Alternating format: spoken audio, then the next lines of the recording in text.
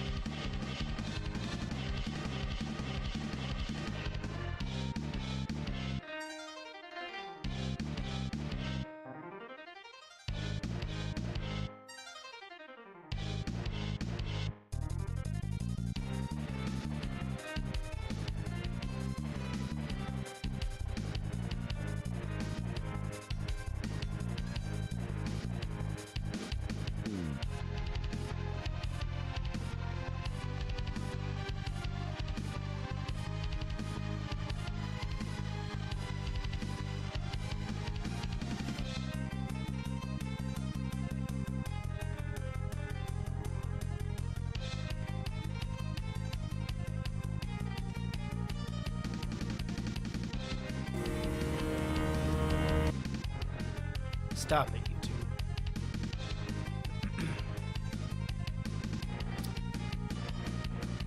Music and visuals are AI generated and fan made. Ugh. Worst. Where are you stretching off to, Mr. Good Boy? What you doing, silly?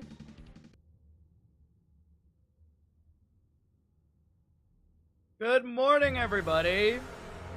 How we all doing today? Good frickin' morning. Ashmantle, congratulations on first. Nika, congratulations on last. Rob Dog, congratulations on second or whatever. Kylo, congratulations on second or whatever. Why is there not a redemption until Baha'i is perfect? Because it would get spammed too much.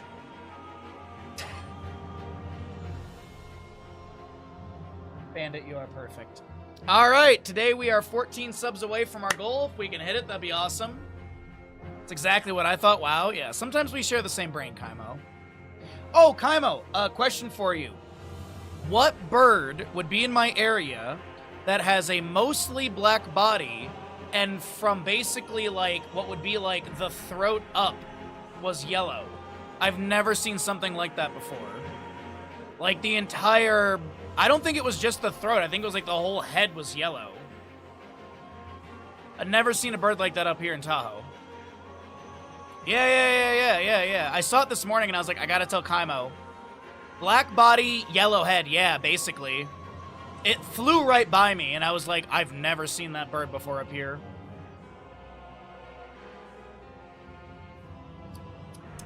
Good tea. How many assholes we got on this ship anyhow? Yo! I knew it. I'm surrounded by assholes. All right. Well, Kaimo. Casual 14 gifted subs. Just casual.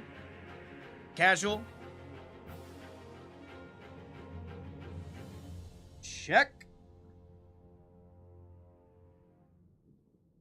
What's up, Broken Wing? How you doing, bud?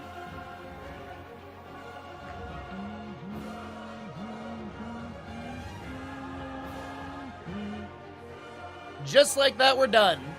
All right. Well, that's the stream. No, I'm just kidding. Oh, the thing didn't go.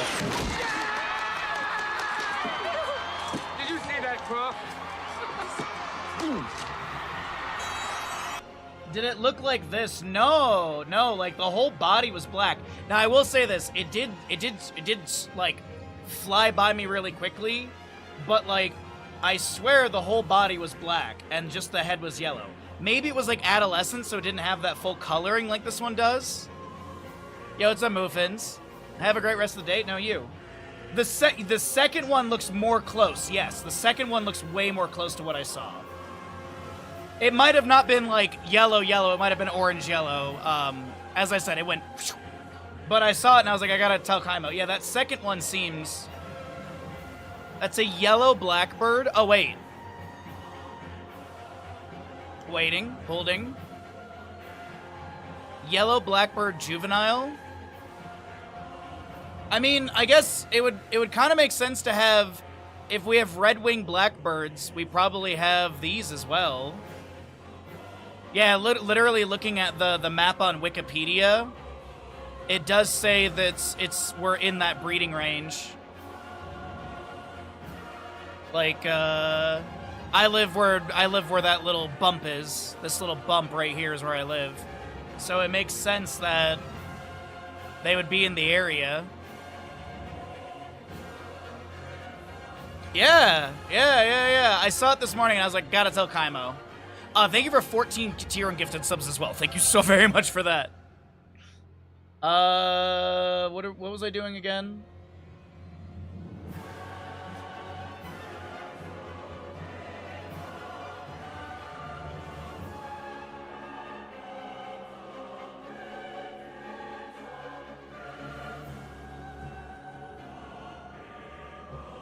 Okay, that one goes there. So we have to get food and stuff. Okay.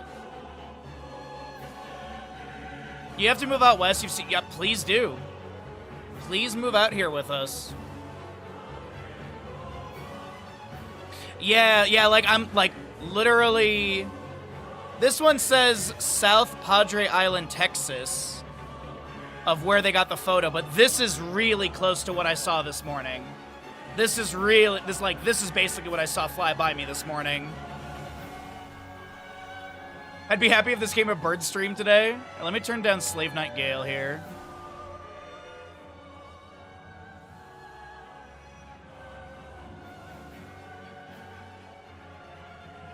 It's a yellow-headed blackbird adult. Oh, I see. Yeah, yellow-headed blackbird. What's up, forget what? Kel! Yes. Congratulations on your 190 watch streak. Yeah, I was just looking at the gallery section, and this was the one that looked the most familiar to me. But yeah, here's, I guess, Wyoming. There you go. It's a bad day. I'm sorry to hear that, bud. Well, hopefully the stream improves the day a little bit or something for you. Let's see. Is there a spot on this where it actually has the sound they make? I know there's literally song right here. Maybe it's in the references? Was that 12? 12 and 11. 12, behavior, that's a book. 11 is something from the radio. Hold on, we're listening to bird calls at the start of stream today, apparently.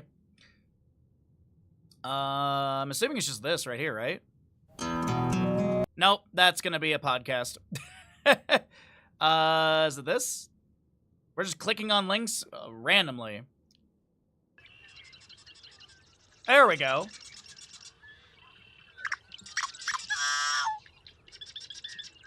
I don't know if I've heard this before.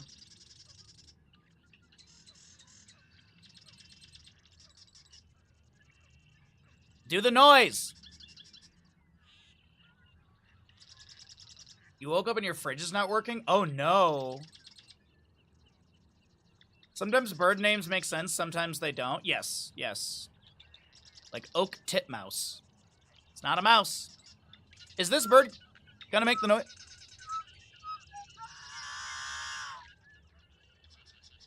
I don't think I've heard this in Tahoe before. But either way, there you go. You can't get a new one until next Wednesday. Oh, I'm so sorry to hear that. Forget what? Yes. Congratulations on your 69 watch streak. It's massive.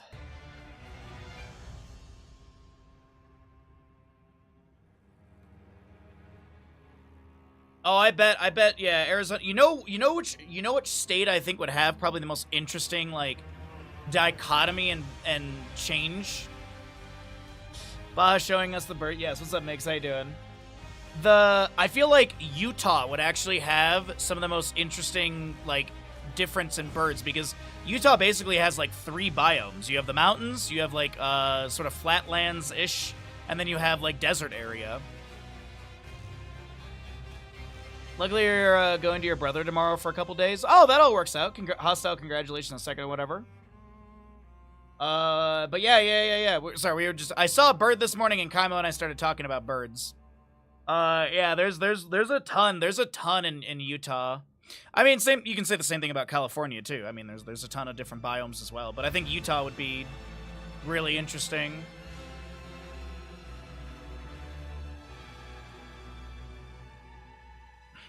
Yes, and for 6 seconds, then the compressor fails. Just replace the compressor. Easy. Just replace the compressor, forehead. Oh, I'm sorry, bud. Oh, Kaimo, he doesn't need to catch it because it's only getting 6 seconds away from him.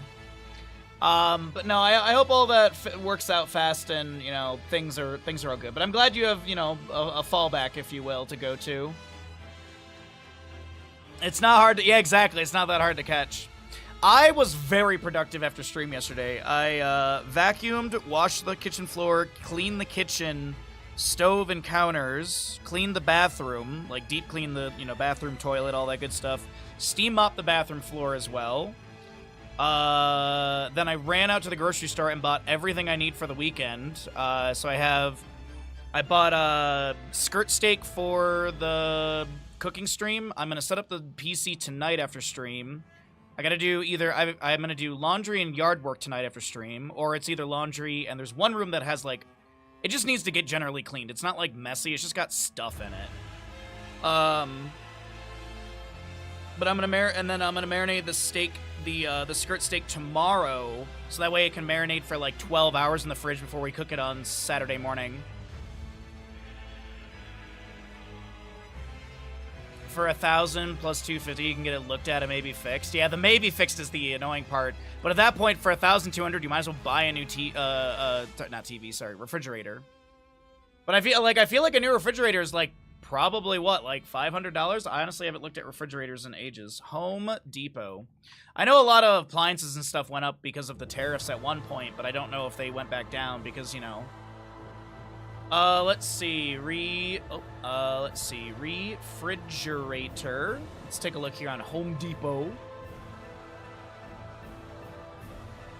Let's see. What's like a general side-by-side refrigerator? So that's, yeah, side-by-side refrigerator, so you have like freezer on one side, refrigerator on the other. So let's see. For Frigidaire brand is 1,000 about. Samsung is 1,000. Wow, these fridges got really expensive. It's over $1,000 a fridge easily. At least if we're looking at like 27 cubic feet, which seemed like the standard. Well, no, there's 36-inch 26 for 1,000. Man, fridges are expensive. Fridges are wicked expensive. Because I remember looking at a dishwasher not too long ago because my dishwasher broke and I thought I'd have to buy a new one, and those were not that expensive, but... I have 78,000 bandit bucks I need to spend on gambles. Oh, we'll have some gambles for you today, Koviers. How you doing today, bud? We're just sitting here chatting at the beginning of the stream. We started talking about birds, and yeah, we were kind of on that. Now we're on refrigerators, apparently.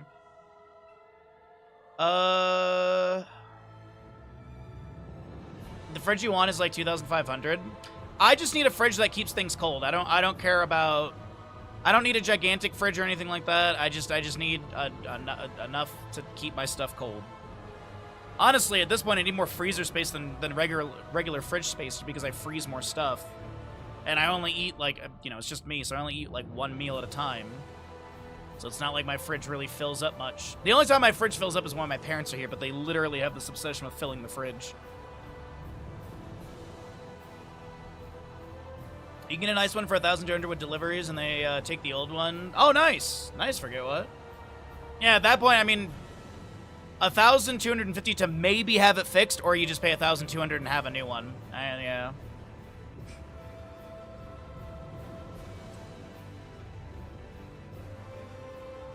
I was just looking to see if there's any scrims today. We're gonna try and grab a scrim if there's one. I do be farming the uptime. You still have all the fingers and toes you woke up with. That's very good. That's very good. What's up, Lard? Good to see you. How you doing today, bud? Ahoy, ahoy.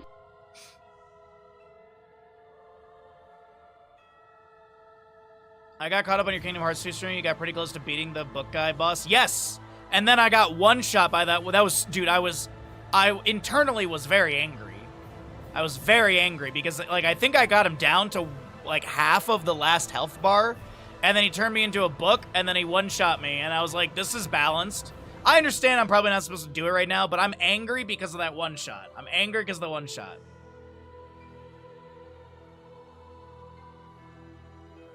You want a 4-door that has a drop freezer? That's too many things. I want a fridge that does this. That's all I need.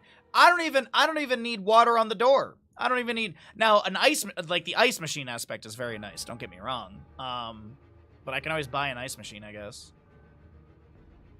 10-gallon drop freezer. Yeah, I don't want to buy a second freezer because I don't have anywhere good to put it. And before someone says your garage, bears. I literally walked by a bear this morning. There was, Simon. I saw Simon in the neighborhood this morning. And Simon was about 20 feet, or I was doing the math on the walk. It's like 6.5 meters away or something like that. So, yeah. Like, I was just like, the bear stopped, let Bandit and I walk by, and then just continued walking as well, so. It was chill. But yeah, it was like 20-ish feet away. I did not take a video because I was very focused on not getting attacked by, not getting attacked or anything. Let's see, bracket. Is this player part of... No, this player's not part of the tournament. Sorry, I saw someone go online. I wasn't sure if they were coming online for a scrim. But they are not on a team for this tournament, so...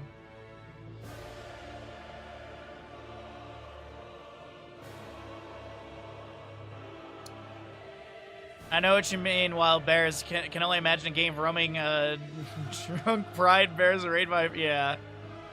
I was waiting for someone to make the joke. Garage drop freezer would be sealed enough to not entice bears? You're wrong. Do you want to know why? My neighbor. With his steel door. And all that stuff got broken into. That's why I know. Yeah, your should be is wrong.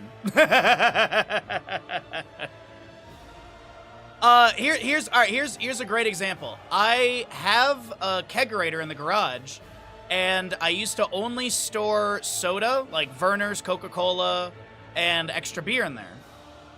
Nothing ever spilled. You know, I would literally grab a soda, open it in the house, or whatever. A bear went into the garage, opened the fridge, took the soda out, smashed it on the ground, licked it all up. I have never since kept any soda or anything in the garage. No bear has ever tried to get in my garage. I don't even keep trash in my garage. I don't even keep trash in there. Because there was one time I did, and if you... I'll try and take a photo of it one day if I remember. There's literally gnaw marks on the side of the door frame of where the bear was gnawing at the door frame. So, yeah. Yeah. And those garbage cans are brand new bear cans that, you know, we all had to pay for. They're not bear preventive. I have seen multiple bears literally knock the garbage can over, and that breaks or opens up the mechanism, and they can get into the garbage can. Our bear-proof cans that we all had to, you know, pay for and everything don't actually do what they are supposed to. Yeah.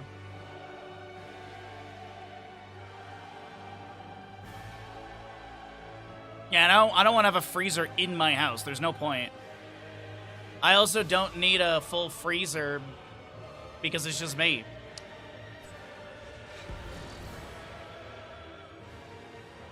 It's just me.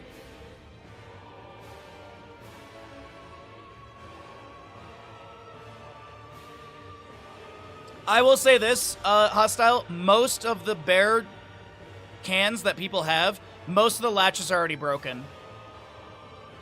Like, I go to walk Bandit on on our trash day, and I'll, throw a Bandit poop bag into a garbage can, and I will literally spend a good 2 to 3 minutes trying to relatch it. And then one guy came out one time, he's like, oh yeah, mine's been broken since I got it. I'm like, oh, you should maybe tell them. He's like, it's whatever. Yeah, that is one of the best quotes from a forest ranger whose job it was to design bear boxes. That is a quote from a U.S. forest ranger on designing a bear box. There's a significant overlap between the smartest bear and the dumbest tourist, or whatever.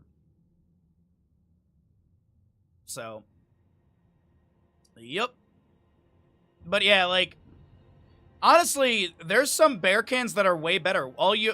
The ones that are the best are they are infinite spinning top. You have to line up 2 holes, and then you can actually pull the top off. Otherwise, it just literally indefinitely spins. Those are the best ones, but they literally got these branded bear boxes that have a bear on the top. Yeah, they're not good. They're not good. The latch is just super bad. That's the big thing, is the latch is just super weak. And so because of that, it breaks, and there's no way to reinforce it. I guess you just reach out to the local whatever and say that you need a new can that works properly. I don't know. Mine works, so it's whatever, but...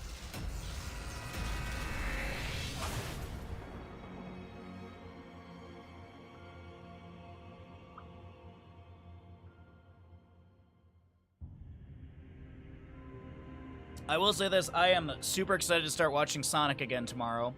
We'll be watching Sonic as Discord movie night for the next 3 Fridays. Sonic 1, 2, and 3. So hopefully you come on by for that. Tomorrow is more Kingdom Hearts. Saturday is our cooking stream. And Sunday is going to be the last chance qualifier for the Murky Cup tournament.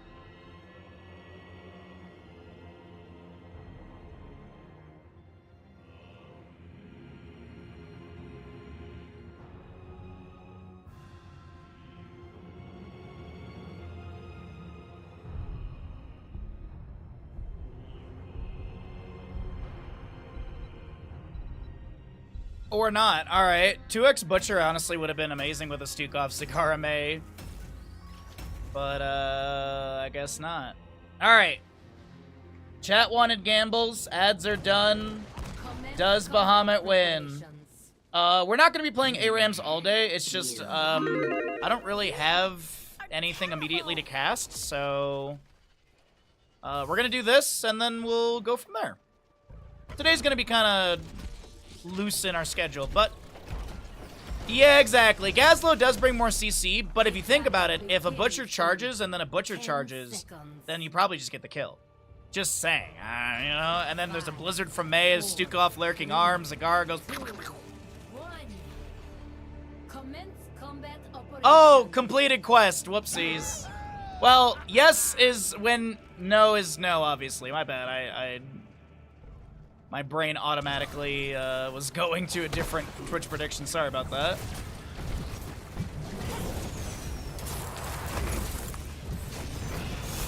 Completed quest is winning. Completed quest is winning. For those wondering, I slightly messed up the prediction. I feel like I need to get away. The quest is winning the game. Yeah. That I meant to do that. Yeah. What's Rainer? He's not gonna be going stacks, okay? I'm gonna heal. I'm gonna get this globe. Globe! Nope, just creating space for Butcher. I don't care about my health bar, I care about Butchers. Learn from this and come back. Butcher, strong. please. Baby boy. Trying. Give up. You know the quest for Baja. Baja's quest.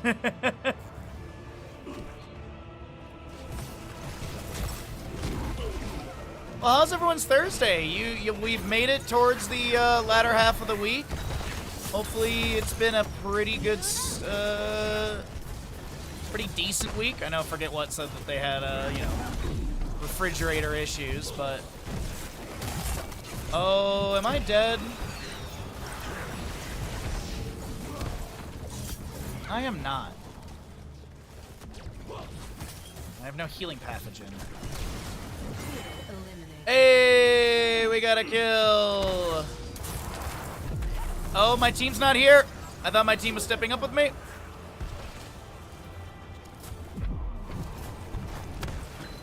Thank you. That and that. Fetid Touch is almost done. That's nice.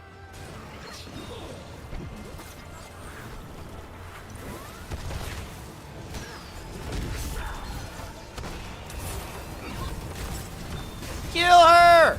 Or not. Or our Butcher just dies. I'm gonna go this way.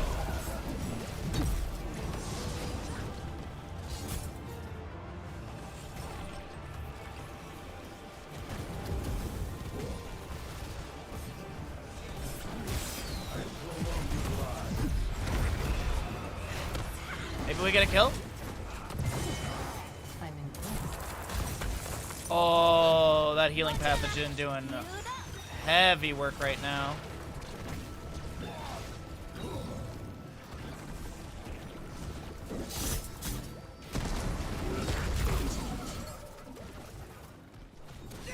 I don't really have much here. That tickles. I really want that glow, but it's not worth it.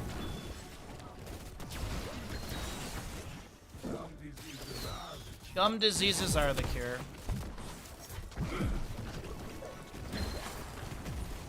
Shows a talent. Oh, well, the nice thing is my jaw is basically back in realignment.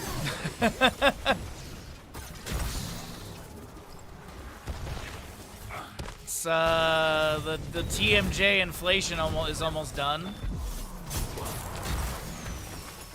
Still have a little bit, but things actually line up again in my jaw. I don't know what it was. I honestly think I just slept weird. Good old getting old. We're not winning. This is awkward. I don't know what this Jane is doing, but she should be dead. Lily? Girl? Okay, that was a choice of things to do.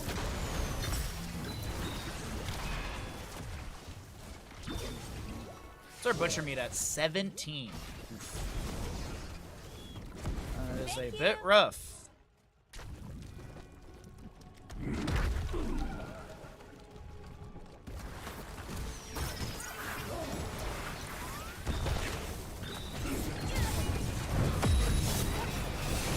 I'm hitting buttons. Do not let your My battery backup didn't trigger there. I blame the lag.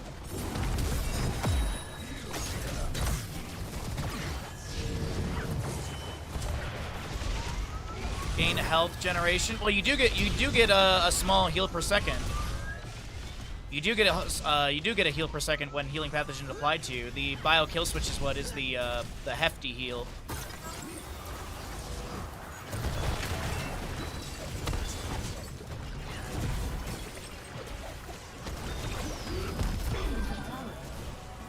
And in theory, you can get a shield at level 4 with the physical armor.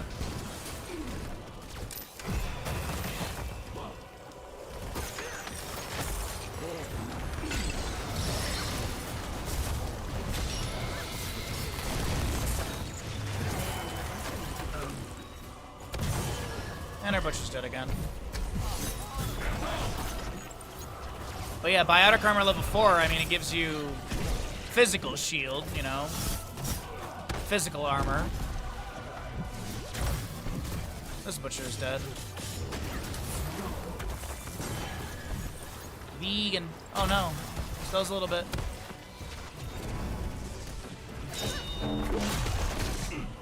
Yeah, it's just physical armor. I wasn't using the right terminology.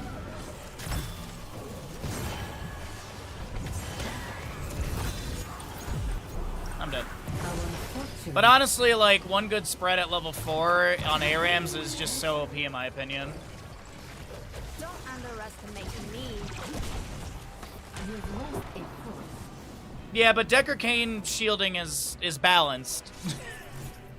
Overcome all obstacles. It's balanced. I don't honestly think Stukov needs anything extra, really. Stukov is in an extremely good spot. I'm hitting my button.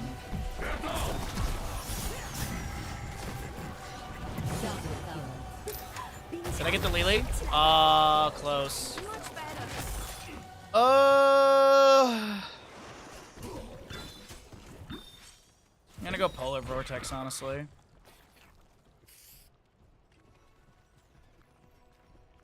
Have I? No, Blizzard has not reached out to me, and I'm legitimately not trying to yuck it up or anything. I have not been contacted from Blizzard.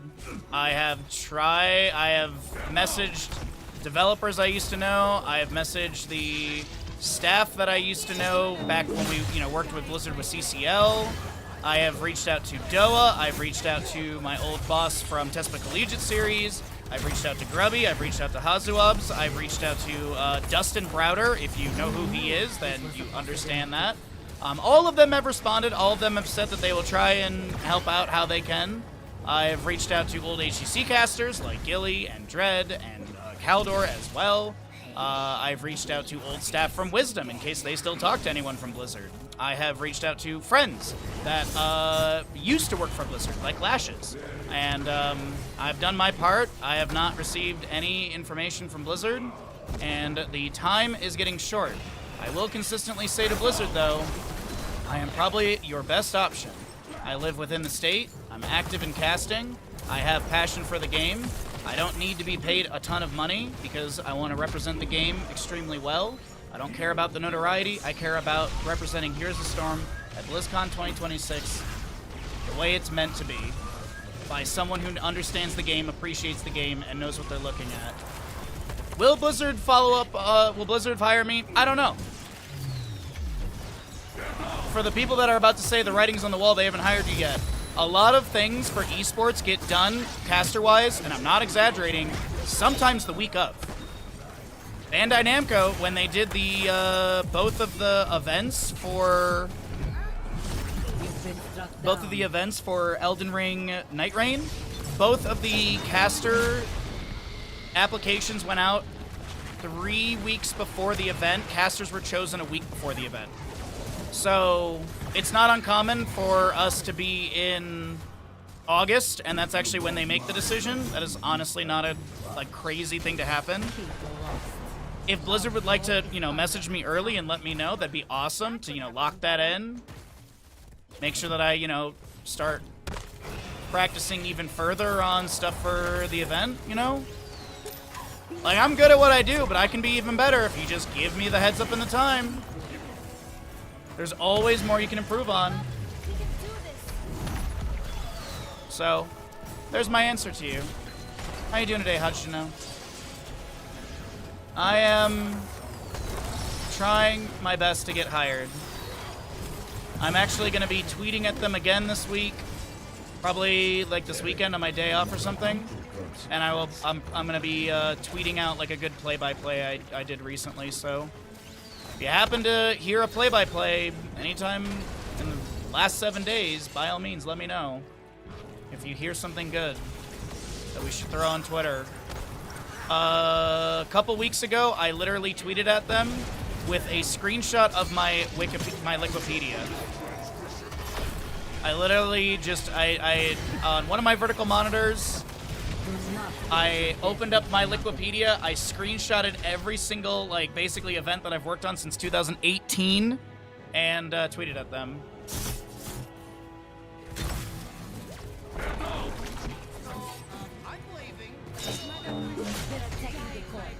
Yeah, exactly, Coviers. Yeah, the level 16, not Super Strain, is the Universal Carrier is really good. Universal Carrier is more of like a bluish. But I hope Blizzard makes the right decision too. I mean, all I can do is just keep staying on their radar, keep making content, keep posting, keep, you know, tweeting at them, and hope for the best. That's really all I can do. Ball's really in their court. I mean, you think you would hire the guy that's worked on Heroes of Storm since HGC Open Division. I've literally been active since then. I haven't stopped. No guff to any, like, no guff, but like if they were to hire two like ex-HGC casters, that'd be really, really weak in my opinion, because there's only like at the top level of casting, it's pretty much just me and Kaldor. And whether you like him or me or not, that's not what matters. It's what can be represented for the game. Our personalities are one thing, but our knowledge and skill of the game is active, and that's the big thing. If you were to go and get like solid Jake and Jayhow, that would be, in my opinion, a horrible idea. Nothing against them, but it would be a horrible idea. The amount of time to catch up in knowledge is... Time's a ticking. Like, we're in June, we're like earliest June. So we have July, August, September, we're in BlizzCon. You know? We got like 3.5 months. So. All I can do is sit here and yell to the universe. Simon! Yes! Congratulations. Yeah, and it's early September too, isn't it? Actually, like the second weekend in September. So technically we're like, what, 4 months away then? Like June to July. July to August. No, we're like 3 months away, basically, yeah. I think we're actually 3 months away at this point. I did not win that game.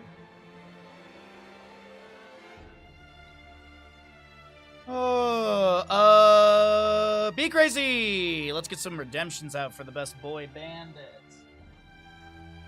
Mr. Bandit, did you sneeze in my face this morning? Did you sneeze in my face this morning? Did you roll over like a big whale and sneeze right into my face? Yes. Do I love you regardless? Absolutely.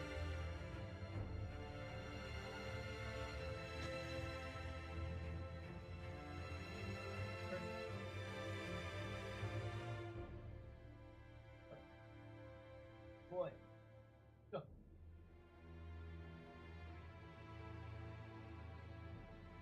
Yeah. What are you gonna do about it? What are you gonna do about it? Do about it. What are you gonna do about it, bud?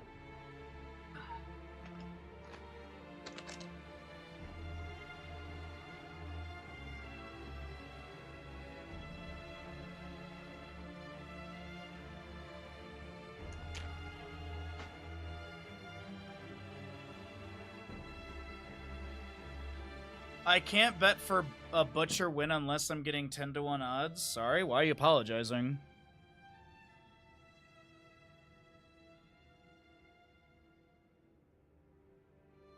September 12th and 13th. Yep, that's like 3 months away. TikTok, Blizzard! Because you don't believe? Okay, that's fine. I don't care. If you want to doubt me, I don't care. I'm not going to be upset. Now, if you doubt Bandit, that's where I draw the line. My skills are, you know, I'm no Hazuabs. You know, I'm not innately good at the game. But yeah. No, I seriously never feel bad about doubting a prediction against me or anything like that. I take no slight for it or about it. I'm gonna send you some bread via the mail. You test on me? Sure. Yeah, by all means, Lard. Do you have my address? If not, we'll talk during D&D and stuff. Are you gonna follow the World Cup since it's in your region, or is World Cup not your cup of tea? I follow the World Cup every time. It's not. I don't follow it super close. But I follow it every single time the World Cup comes around. I always follow it.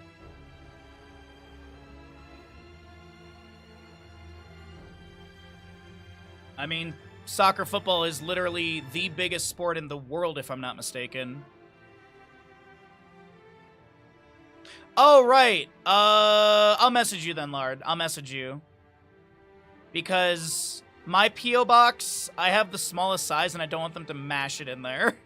There are bigger boxes they can put stuff into, but I'd rather it just come directly to me. So I can give you my address. I trust you. For now.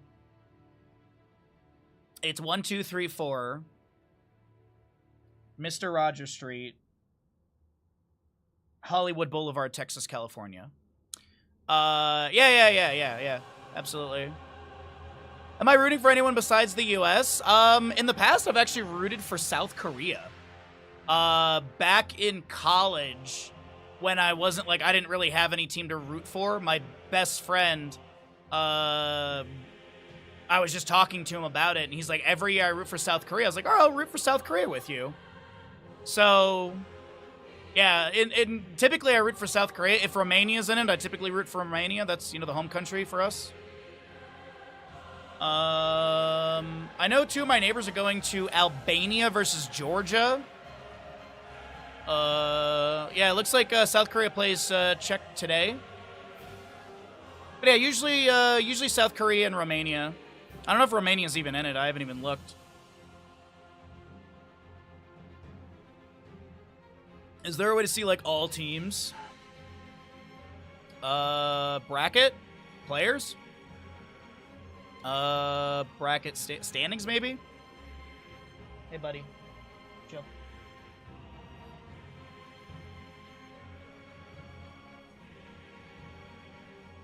What's up, Shy? How you doing, bud? Sun's Last Dance, so let's hope they do well. Sun's Last Dance? I don't follow... As I said, like, I'm not really, like... I don't follow it all too closely, so you might have to catch me up, TT. Let's see... Argentina... Uzbekistan... Yeah, I don't think Romania's in it. I think they got knocked out.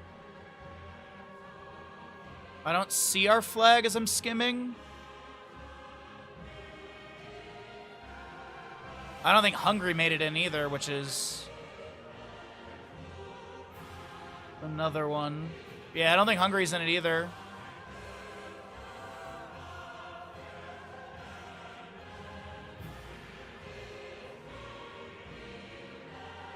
Yeah, the two countries that I would root for probably, they're not in it. So South Korea for me. Is there a legendary forward player you use? Oh, okay, thank you. I appreciate the explanation. How's your day going, Shy? Thank you for that. But yeah, like right now, like in group stages, I'm not gonna follow it super closely. Like maybe when it starts to get down to like the actual like bracketed stage, that's probably when I'll start paying a bit more attention to it. Like, yeah, it looks like late June, early July is like a lot of the early bracketed stage, and then it looks like quarterfinals are early-ish July, semifinals are like mid-July, and then like mid to late July. July 19th is the finals. What day is the 19th? Is that it's a Sunday. Okay, so I'll probably go out to like a bar and watch that because it's at noon my time. So I'll probably go out to a bar and like watch the finals and like, you know, cheer on whatever team is not being cheered for the most. Ice cream check just went by. Spent a fortune. Honestly, did not think ice cream checks were a thing outside the United States. I honestly thought that was like a United States thing. But we're doing good. I had a stomach bug on like Sunday and Monday. I had a really bad stomach bug. I powered through the stream on Sunday, and then I was like, oh, if I go kayaking, I'll feel better. And then no. And then Monday I was awful. Monday I slept so much on Monday. I didn't do anything either, but feeling better. I bounced back. I bounced back on Tuesday. Yeah, yesterday, Tuesday I was feeling a bit better. Yesterday I felt a lot better. Today I'm feeling great, so Today is more productivity after stream. I gotta do laundry. I need to set up the PC cooking stream for Saturday. And also, happy early birthday, Shy. And then I need to either rake the backyard and fill up the 2 bins, or there's a room that just has, like, clutter in it. It's not, like, messy, but it just needs to... It'll take a little bit just to, like, clear things out. I've got a bunch of boxes that I've saved for doing painting shipping stuff. It's a homemade, home ice cream. Oh, really? Yeah. We're not gonna be... Unfortunately, we're not gonna be doing the big, viewer day on Saturday because of this tournament. So the big viewer day is gonna be in July. It's gonna be like a Saturday in July. Probably not the 1st, because I think the first Saturday in July is 4th of July. So it's probably gonna be like July 11th is what I'm aiming for. I feel like that'll be a good day for people to be able to, like, play games and stuff. And I thought about doing it Sunday, but then I feel like some people will need to leave early or something because, I don't know, maybe we do it on Sunday the 12th. That could be good as well. We'll see. I haven't fully decided yet. We got a month for that one. Yeah, we're gonna be doing HOTS. We'll do Here's the Storm. We'll do Helldivers. We'll do StarCraft if there's anyone that's interested. We'll do some Jackbox trivia maybe. And then I think there was another thing that I was looking at. I can't remember. Oh, we'll do some marbles as well. There'll be a point where I need to eat some food, so we'll play some marbles. So, alrighty. Let's get into another game, everybody. I was just chatting a little bit between games here. Also, I keep looking at my friends list in case someone's popping online for a scrim, but I don't think I see anyone, so into the next game we go. Thank you again, Ash Mantle, for the redemptions a little bit ago. Appreciate it. Oh, dude, Coviers, I wish I watched last night. I was, because last night when I finished stream, I watched through Vox Machina because I wasn't sure how I was feeling. Because I have this weird, I slept on my ear weird, so that hurts, and then my TMJ was going, so basically my jaw was off, like, basically this side of my jaw didn't close, and this side did. It was, like, super inflamed. So I was like, I'm gonna chill out for a little bit. I watched all the new Vox Machina episodes. Really, really good. Some of my favorites, actually, that I think they've ever made. And then I vacuumed the house, and while I was vacuuming, I had another streamer on, and their chat was talking about how the game was getting, like, really close or something like that, and it was, like, a 1 point difference with 1 second left, and blah, blah, blah. So I heard through the grapevine that yesterday was pretty intense. So I kind of want to watch the game on Friday. I might put it on the background while I just do some, like, general choring after we do Discord movie night. Because I'm going to do laundry tonight, and then I'll put it away tomorrow. Unless I'm productive and I put it all away tonight, which is rare. Unless I actually put away the laundry tonight, which we'll see.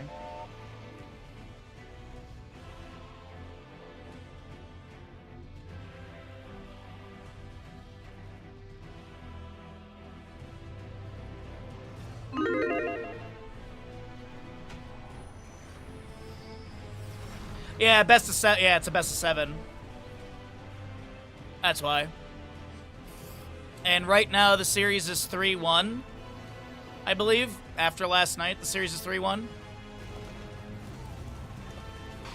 Yeah, it's NHL is best of 5s. I don't know about the Stanley Cup. I don't know if Stanley Cup is best of 7. I might be wrong. It might be best of 3s and then best of 5 grand finals. Step.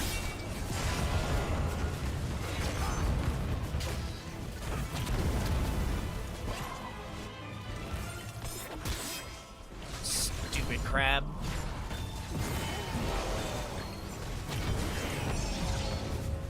I thought about stabbing, but I would have died if I stabbed there, I think. Do we have a healer? I didn't even look. We have Uther, okay.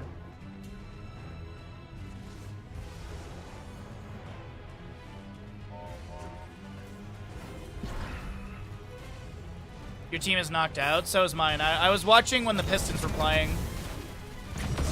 I enjoy watching, like, grand final stuff of this scale. Like, it's really... Like, I might not understand it, but, like, you know, League of Legends and Dota when there's like the grand finals for like TI or Worlds. I love watching those.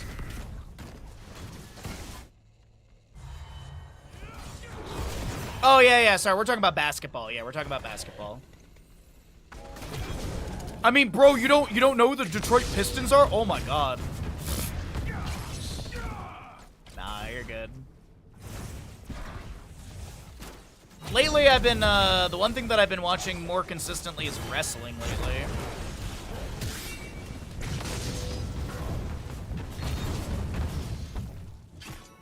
It's usually, it's honestly, for me, it's a nice background thing. It's usually one of those things that I'll throw on, like, the TV if I'm quite literally, like cleaning the house or cooking something. I feel like it's, can I please kill you? Jesus Christ! He's Headhunter, so he didn't get extra stacks off that. Cool. Well, you're in rough shape. Try drinking at a fountain. Need spears to... Oh, I'm trying to stab. I'm doing my best to stab. It's full stab build. We have a pretty good comp. It's just I gotta respect the Garrosh more. He just used toss as well. Oh, I'm dead. But we kill Zul'jin and deny him stacks? No, we don't.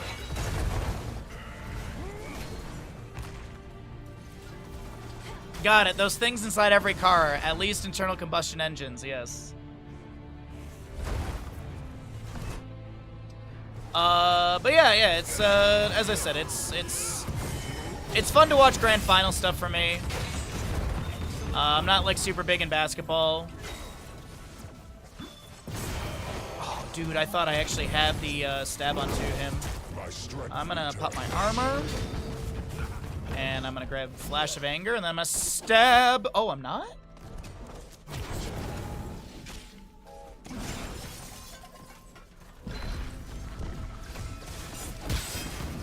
I don't want you to play the game, Zul'jin. This is awkward, this is awkward, this is awkward. I was about to get run down by a crab. Is this Moonlit? No, this is Elden Beast, isn't it? Yeah, this is Elden Beast. I'm gonna stab from this bush. They're never gonna see it coming. Oh! I found the enemy!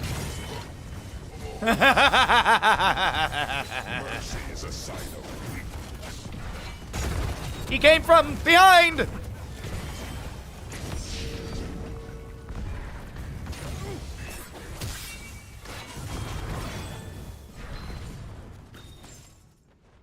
Mind if I interrupt? God, this playlist is making me want to play a Souls game now. Big ol' Sky Suplex, please. I know Lard and I have talked about doing another randomizer bingo thing.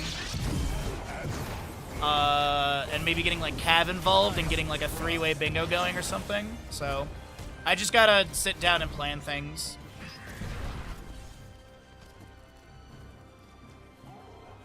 No, you know, I've watched a bunch of BioShock games and never played them.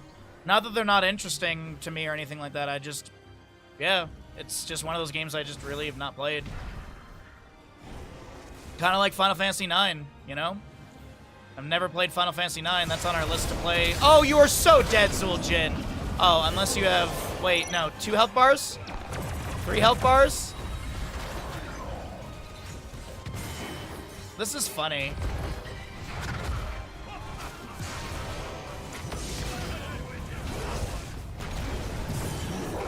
Wait, how did I... Oh, he dark flighted. Try and break vision. Mount up and get out.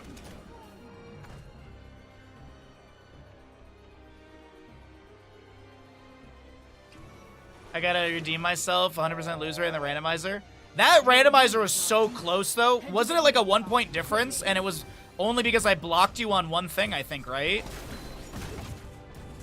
I'm, like, pretty sure that would have been you, like, if I didn't block you in some aspect, I think it was. Because I think I ran for one of the checks, And I was like, if I get this before him, I think I'm okay. Or did we tie? We didn't tie. I think it was literally a 1 point difference. But I had a really good time. Not that because I won. I just had a really good time. That was really fun to, like... We set, like, a 3-hour limit, and it was just how many squares can you get in 3 hours? Or can you bingo? And there was some really good, like, tactical blocking and stuff between us. Like, as I said, really fun time. Can you die, please? Jesus.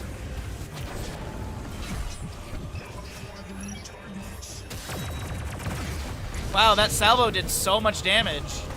What an amazing heroic ability.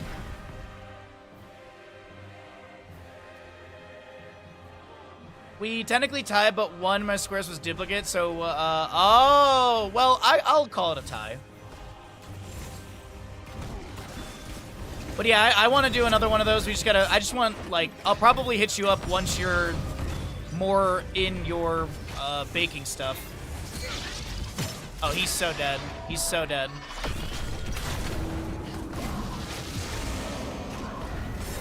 He's not dead. I was talking about the Garrosh. The Garrosh is so dead. The Garrosh was the one that's so dead. That's who I was talking about. Step!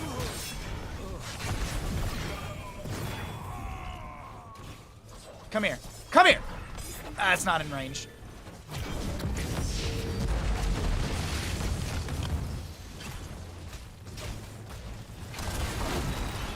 Oh, Steph! You are so dead.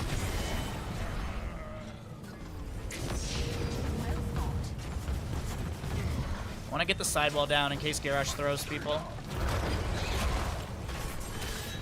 Oh, okay. Is Falstad W build? No, he's Q, okay. I've been seeing him hit a lot of W's on people, so that's why I was like, wait a minute. Steph? That missed. That's awkward. Oh no! Oh no! Ow! Ooh! Oh! Ooh! Ow! Ooh! Ow! I think I should back up here. I'm not gonna stab.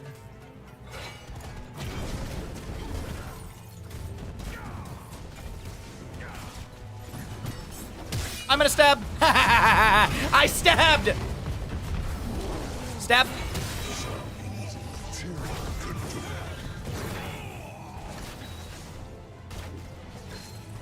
Yeah!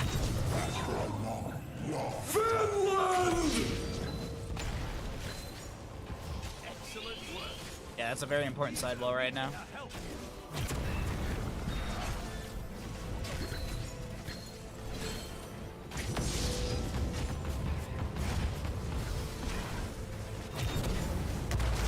Summer's when your availability returns? Cool. Alright, so we'll plan it for summer then.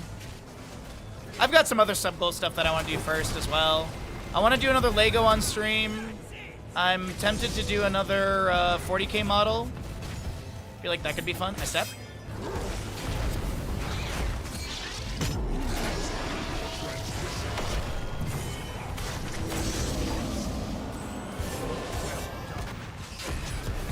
What you gonna do about it, Greymane, huh? Huh? Huh? What you gonna do about it? Nothing. Do you expect thanks for fulfilling your duty? Yes. Also, you said duty. Stand up here.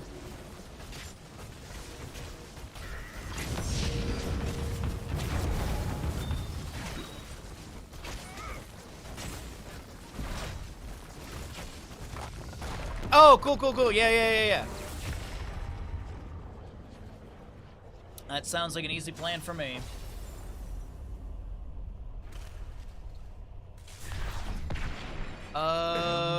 Oh, it's Mesmer. I was like, this is really quiet. Oh, GG.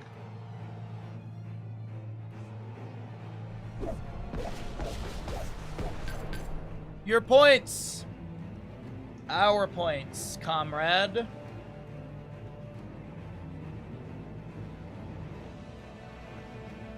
You believed in me? Well, I appreciate that. Thank you. You don't. Yeah. You don't lose points here. You're just sharing them with the economy. So, you know, we're a great example of socialism. You know, that communist thing.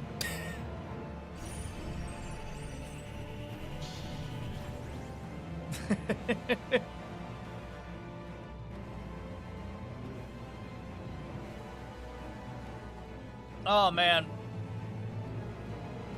I'm also, next week, so today we have a Minecraft sponsor stream later on.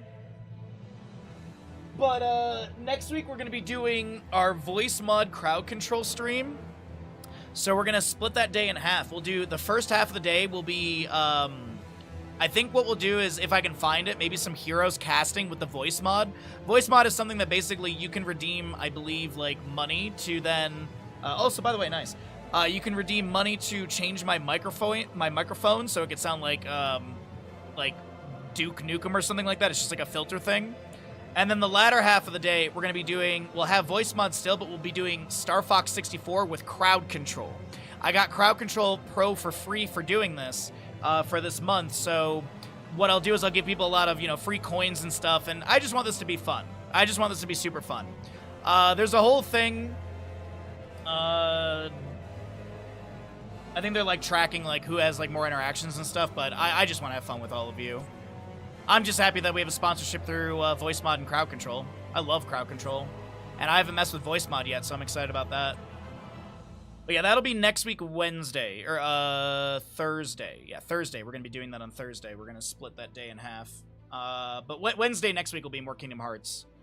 I don't think we'll be done with it this Friday. I think maybe next Friday we could be done with it. It just really depends, but I don't know. I don't know how far along we are into the game. I don't want to know either. I said yesterday my educated guess is we're either a third or getting close to a half, but I don't know.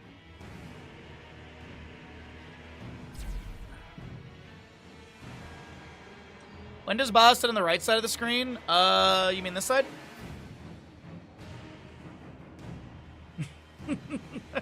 This one? You're 100% of the way to the point you stopped at last time. That's true. That's a good point. Yeah, you make a fair and correct point on that. Okay, sorry, I was just checking something. Yeah, we will be playing more Kingdom Hearts tomorrow, though. I'm looking forward to it. And we have Discord movie night tomorrow. Sonic 1 tomorrow. Exciting stuff. I'm gonna finish up, tonight before I go to bed. I think I'm gonna be finishing up, Spider-Man Noir. I think I've got, like, 2 episodes left. Level 9 silence account. Yeah, level 9 silent account is, we're up against the level 227 account that's silenced. We'll see how that goes. Or no, we're with.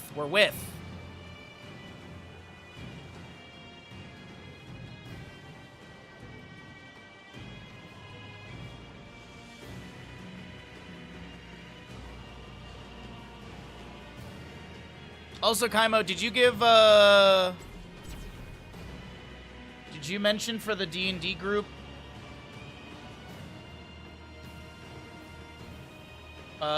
what you want to do in the area that apparently we're going to be staying in?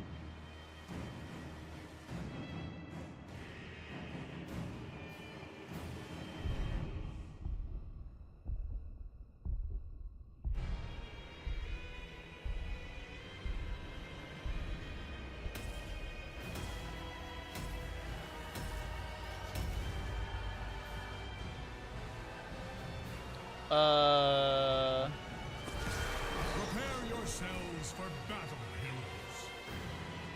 I thought I was done suffering fools. Get going before I forget inside me. Just have a full session at the restaurant, just eat for 4 hours. Well, I know there was, like, other stuff that he wanted to do. I sent my list of stuff so that way Stark knows what's up. Do we have a healer? We don't. They have a healer. Alright, cool. I'm gonna take third wind. 2, 1. We cannot tarry. Alright, no healer.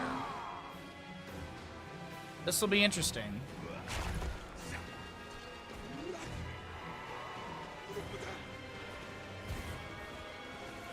I mean, in theory, we could legitimately spend an entire session in that restaurant with how many people have interactions with other, like, NPCs and stuff, so... I thought I could Dwarf Toss out. I thought I'd be able to Dwarf Toss out there. Let them win quick, silly game, no healer. Oh, that sounds like a you problem, bud.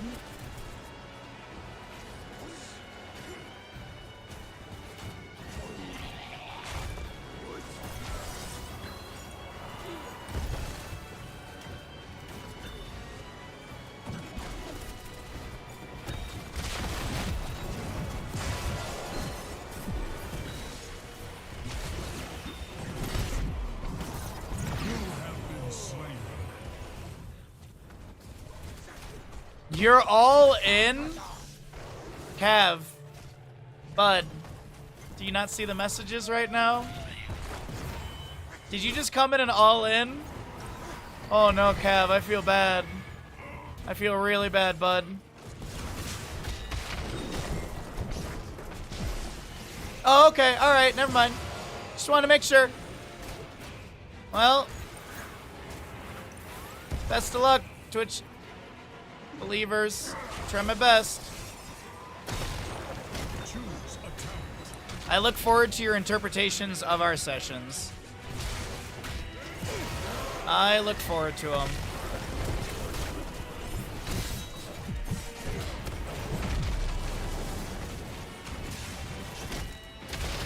I'm dead. Your resilience cannot be shaken.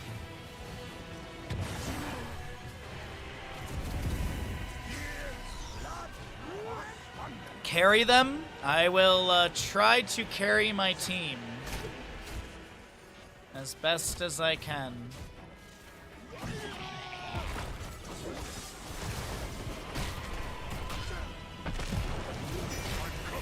Oh, that's awkward. I don't know why, but my brain read your message as parry it from Expedition 33. There was someone, there was like a meme on, I think it was like Instagram or something, of someone cosplaying as her from Expedition 33 as Mael. And she was, like, to the camera person, like, handing them something, just saying, carry it! It gave me a good chuckle. I'm dead. I'm not dead. Your spirit is strong, mortal. What level 1 did Thrall pick? He went Maelstrom. He went a Maelstrom. Choose a talent.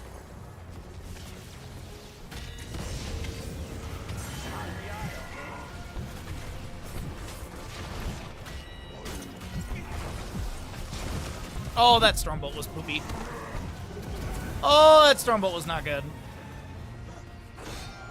Yeah, and I know, like, NGS doesn't start up for a little bit. I think it's, like, July, actually. I think NGS starts up. And then I know Heroes Lounge, the next season of Heroes Lounge starts up, like, 22nd or something. So it's a little bit of time for that one. But we have some variety stuff that I wanted to do between then and that, now and then, so that works out pretty well, I think.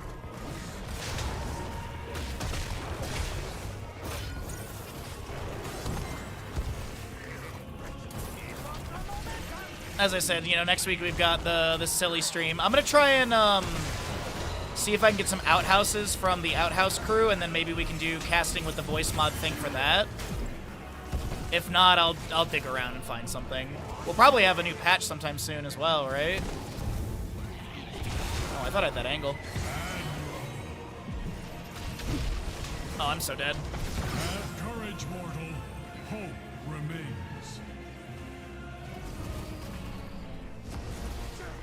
Trying to get my stacks, and I'm almost there, which is going to be big for us, honestly. Choose a talent. Our damage, honestly, is not bad. It's just our team needs to stop typing at the beginning of the game.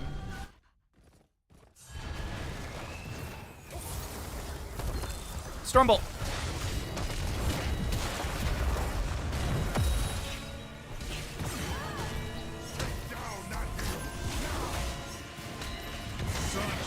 Alright, I'm at 55. I don't need that. I don't need that. Is he Bone Slicer? No, okay, you just threw that at me, okay.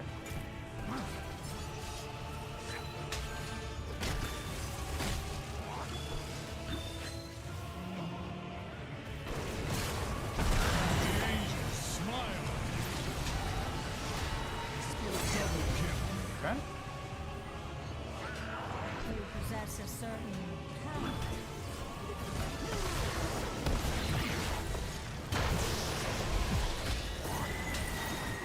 Lobes, please.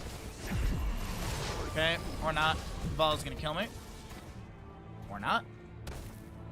Trait first. Heal Then well. yourself now. Trait, trait, trait, trait, trait. Okay, now we can well. Assist me quickly. And what? Chasing?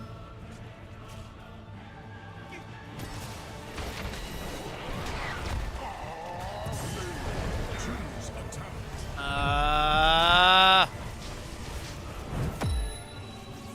Bronze Spirit Rage will be nice. Trait kicks in. It's coming here. I'm gonna grab Globe. They're dead. They're dead.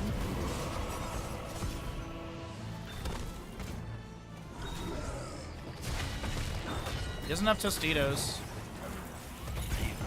I just wanted armor. Stormbolt. She should die. No, she won't.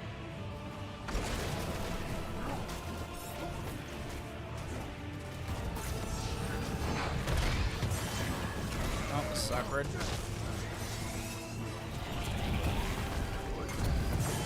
Okay, super awkward.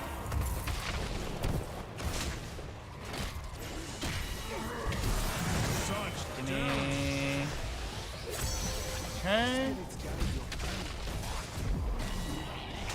I need to back off. Suljin's chonking me.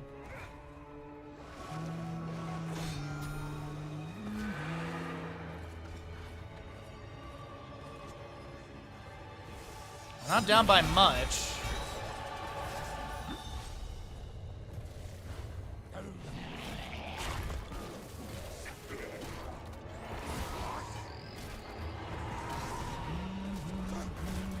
I have 89 stacks. That is not too bad.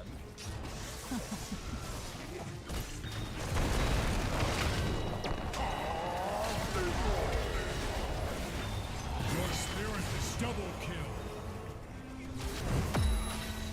Well fought. Oh, I should have gone stone for him. Killing spree. Enemy slain. I took the imposing presence because of the Vol and Zul'jin, which I actually think is kind of smart, but.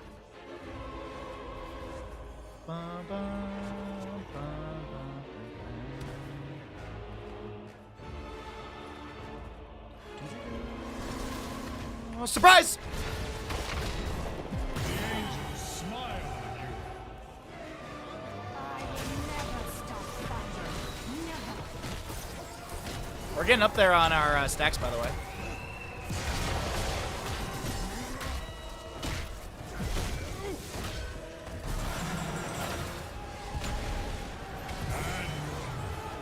I'm so dead.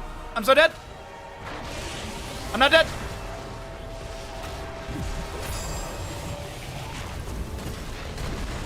I'm dead. I'm not dead. Enemy slain. Well fought. Assist me quickly.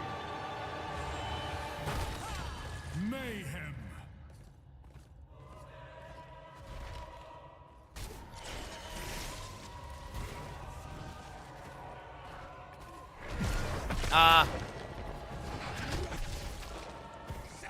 I guess it was wrong. Maybe if you play the game. Crazy.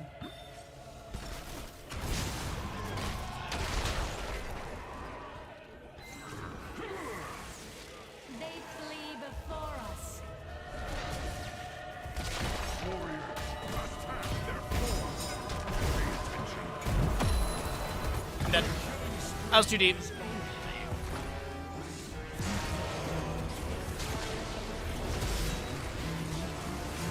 I just wanted the stacks, honestly.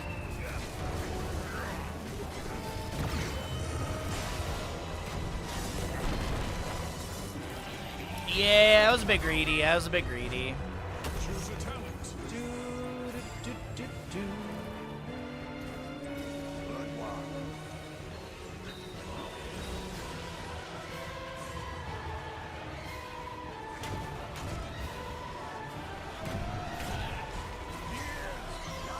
10 seconds on this camp, which I can do really quick.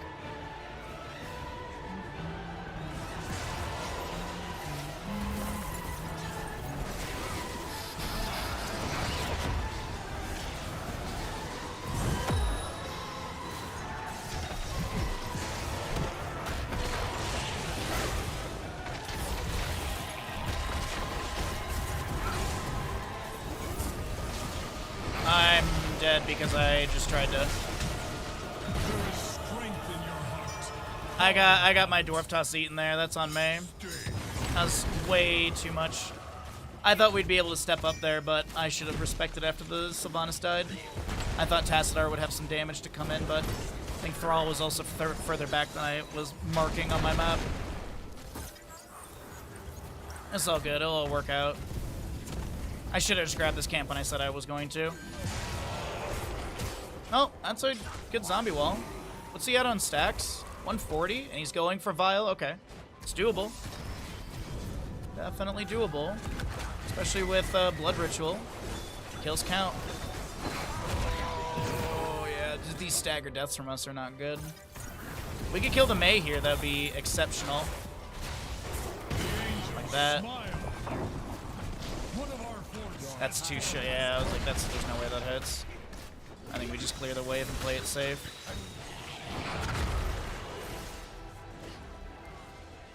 Alright, so left side camp is up in 28. I don't know where I'm pathing. I am on my way to you.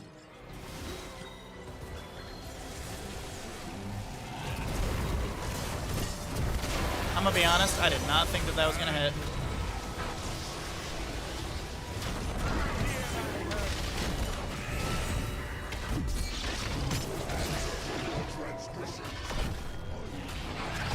Oh, that's bad. She dies, though? She dies, though? She dies, though. Thank you. Yo, Stark! Yes. Congratulations on your stream streak. It's huge.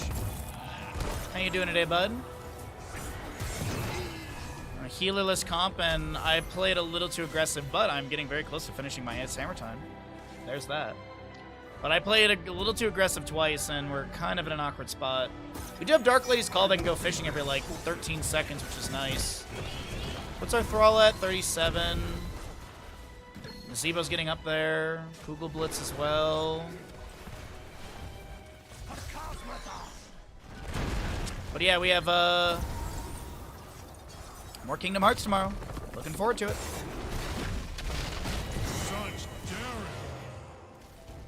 Can I...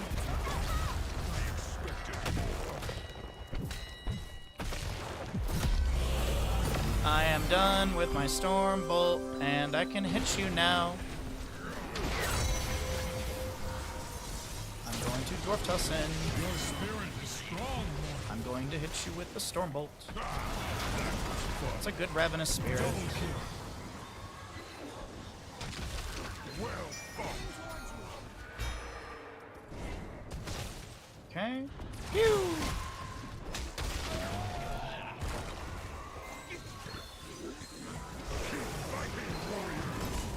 Stormbolt.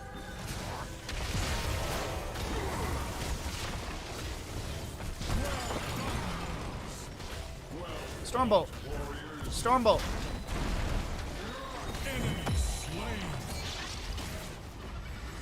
Stormbolt. Stormbolt.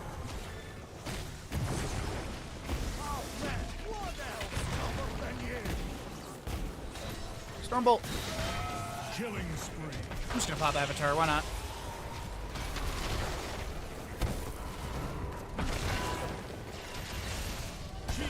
Stormbolt.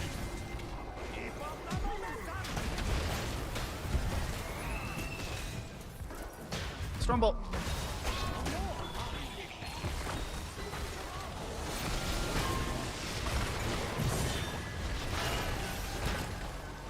Stormbolt. 1,411 damage, if you're wondering. Stormbolt. Stormbolt!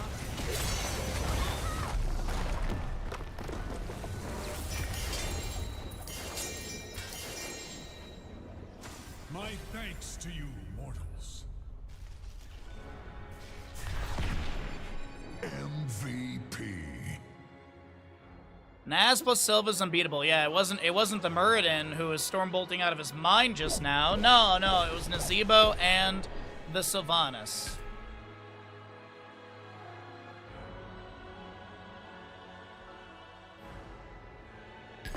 Epic.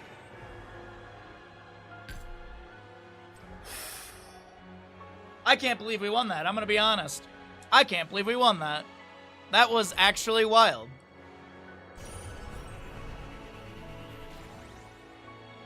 Any scrims?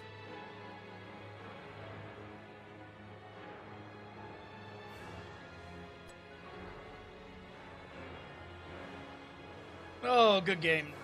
Good game. I can't believe I won that. Some great storm bolting out from your boy. Oh, man. But yeah, later today we have a Minecraft sponsored stream. I really, really hope you all stick around for the Minecraft sponsor stream so that way we can make more money off of that. We also have a sponsor stream on Saturday as well for another movie sponsor stream. I do not see a payout for the other movie, the By Any Means one, so I think that might have not been counted.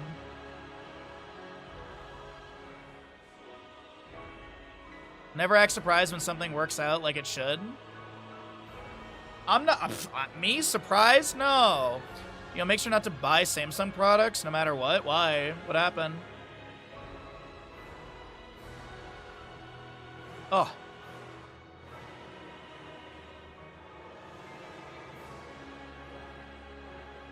Give me the drama. They claimed it was not available, and I'm willing to bet you can probably find the part by Googling the number or something. I think that actually happened to my dad, and I believe he fixed their Samsung dishwasher through Amazon. Yeah, exactly. Yeah. Well, I mean, forget what. It's like there's an Ace Hardware up here. It's actually it's Langenfield Ace Hardware. But it's an Ace Hardware, basically, and they were the ones who came to my house and told me that I would have to buy an entirely new snowblower to, because the part that, the guy who works there, he's the end-all, be-all, know-it-all when it comes to snowblowers and fixing them and parts. And they were like, we can't find it. Be Crazy found 6 of the same part on different websites within, I want to say, an hour of me finding the actual manual. 6. And it probably took an hour because it was, here's 6 different websites so if you have options. So yeah, there's some things that have burned me like that, and I'm like, never again. I don't even shop at that Ace Hardware. Like, someone one time was like, oh, we don't have that product, but the other Ace, the Ace Hardware over there has, and I'm like, I'm not going there. No, never. That's kind of the thing with, like, small town stuff, too. There's a burger place called Burger Lounge, and I will never go there ever again. I placed a to-go order physically there, and they forgot me. I was sitting there. No, honestly, I really do feel like it's a combination of people not giving a shit, and also, I'd be willing to bet there's probably some part of the training manual that encourages people just to buy the new product rather than suggesting where they can find replacement parts. But from my understanding, Amazon has, like, anything and everything when it comes to replacement parts. Like, I found my snowblower belt. Well, actually, Be Crazy found my snowblower belt on Amazon. They tried to sign you up. Yeah, like, it's like, bro, I don't want to sign up. I just want to get these parts. I don't need the Samsung newsletter. Yeah. Yeah, Kev, your boy came out on top of that one. Your boy storm bolted his brain out. Yeah, what's up, Ninja?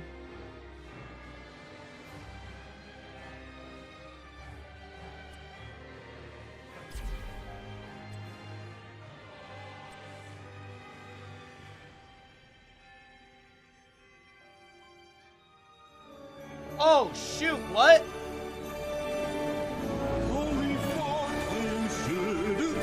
Tier 3 sub. Jesus Christ, what the fuck? Oh my fucking god. Dennis! Tier 3 sub. Holy shit, what the fuck? Holy jeez, Dennis, good to see you, bud. Yeah, it starts a little quiet. Wait, where is my sub sound? I feel scammed. Dennis, thank you for the tier 3 for 18 months. How have you been, my friend? It's good to see you. Thanks for coming by. You had a boring burger for every lunch this week? That sounds... I'm gonna be honest, that sounds a little unhealthy. You should eat like a salad today. I do not condone eating a cheeseburger for lunch every day.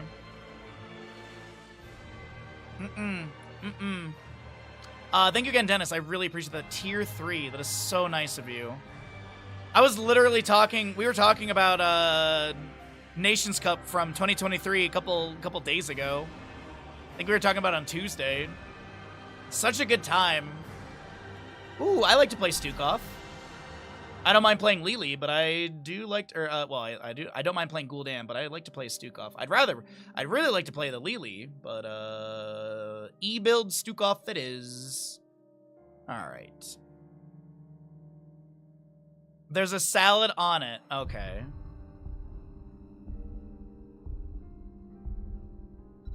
Yeah, it is. It's like it's such a like positive thing to think back to.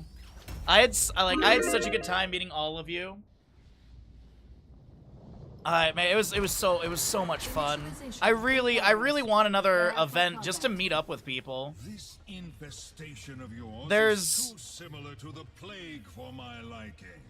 There's BlizzCon, but I don't know if I'm getting hired for BlizzCon. And if I don't get hired for BlizzCon, I don't know if I'm going. I'm gonna be honest. I kind of feel like I'd rather save my money than travel down to BlizzCon. I also feel like if I don't get hired for BlizzCon, it is going to be a bit painful for me to be at BlizzCon for whoever they end up hiring to cast. Is there a hype train going?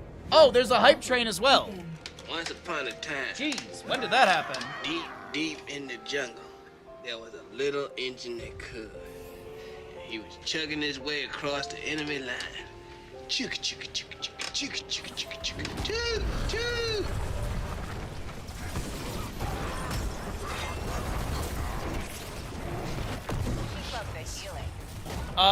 Dennis, thank you again for the tier 3 resub. And apparently a hype train has been kicked off because of that. If you'd like to take part in the hype train, the minimum amount to get a reward from the hype train is 100 bits. I missed the weighted pustule onto Ana. I would have got the kill. I need level 4 super bad. Spread. No?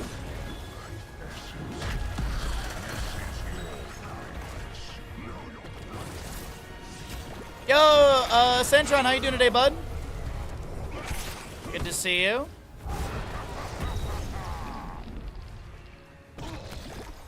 I gotta be honest. The last night of the event where we all went out drinking afterwards, my biggest disappointment was that they literally ran out of beer. They ran out of Warsteiner. I know I'm probably pronouncing it like nails on a chalkboard. I apologize. I'm doing my best with the knowledge I have of the German language. But they had like this. They had this other beer that was kind of like their version of like Corona, called like Desperado. I got one of them and I drank a little bit and I was like, this is awful. This is your doing, The end was blurry as well. I want to say I left the bar at like 1 or 2 in the morning, and then I took the tram back to my hotel, which was like 30-40 minutes. I stopped at that liquor store that we all kept drinking, like going and getting beers and shots out of before I got on the tram because they were still open. And I bought like 5 big beers. I drank one of them I drank 2 of them on the tram ride to the hotel. And then I drank another 3 when I got back to the hotel room. And the only channel that I could really, like, understand, kinda, they had Discovery Channel at the hotel. And it was always, for some reason, whenever I was watching it, it was always this mining TV show. So literally for like a week, I watched like in German, because there was no English. It was just in German. I was just watching this mining TV show, which was dubbed over. And I was like, this is great. I love this. And then the next morning, I woke up. The hotel staff thought that I had to check out. And I was like, no, no, no. I had 2 hotel reservations. One was mine, one was from the event. And they combined them into one, and the lady was like, no, it's not. And I'm like, oh god, this is just painful. And then I stayed awake because the PC gaming show happened that next day, and that was the day they were showcasing Stormgate stuff. And then I went out and had lunch with the French and American team, and we were gonna go to like Checkpoint Charlie and stuff like that. And then I literally, like, after the lunch, I was like, I have to go lay it back down. I feel awful. It turns out, the entire time I was in Germany, I had the flu. I had the flu the entire time I was in Germany. Because I got back and saw my doctor, and they were like... something is the first step towards being sort of good at something. No message, Kayla's. Thank you for the 100 bits. I appreciate that greatly. Wait, I saw my doctor. They were like, you've had the flu for like... It sounds like you've had the flu for basically since you were in Germany. I'm like, oh, that's great. Because the funny thing is like, I actually had antibiotics that I took with me to Germany. And I was like, I'll just take these in case I need them. Like, somehow, some way, in case I need them, I have them. And at one point, I legitimately was like, I should just take these antibiotics. Because what's, like, it's not gonna, like, harm me. It's not, though, you know, it's not that... It's just funny to me.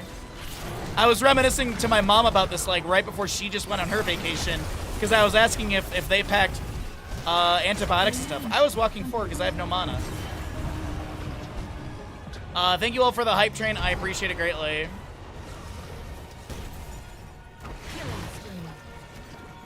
So, yeah, it was a good time, man. I really, really loved that event. And I think it was really the people that I got to meet and hang out with. It was so cool to meet so many people. It's an anxiety roller coaster for me because, like, that many people that I don't know and stuff is scary, but God, it was fun. The only thing I was bummed out about is that the Team Sweden, literally after they lost, they just disappeared. And I was really hoping to, like, hang out with Lauber a bit more, but I think they literally lost and then they went and did their own thing. Because I don't think I heard from them the rest of the time I was there. Imagine the stories that I'd have for all of you when Blizzard hires me for BlizzCon this year. Spread the pathogen to me, please. Thank you.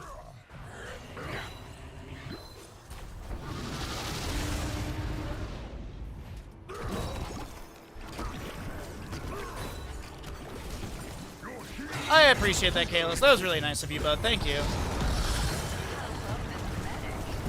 Oh, these flailing swipes are coming out giga late. That's on me, dude. That's on me, man. Oh, Nova, good job. I literally, someone came by stream earlier and was asking, they were like, are you hired by Blizzard or can you not say anything? I'm like, I'm not even yucking it up. Like, I have no contact from Blizzard. And as I was literally doing the math, we are effectively 3 months away. Like, we are, like, just about 3 months away from BlizzCon. It's in September. 12th and 13th. That's about 3 months away. Blizzard? Blizzard! Hire the guy that knows the game, please. That was awkward. Enemy defeated. Also, I know how to cast with anybody and everybody. The first time I casted with Kit Trixler or Kaldor was literally when I casted with them at Nations Cup. I've worked with J-How. I've worked with Haloran. I've casted with pretty much the entire Heroes Hearth team. Like, I've worked with a lot of people. I'm easy to work with.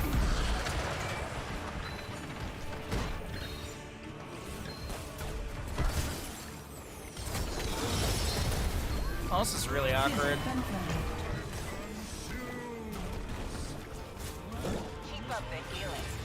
I just don't know. I honestly don't know why they would be waiting any longer right now. That's my biggest stressor.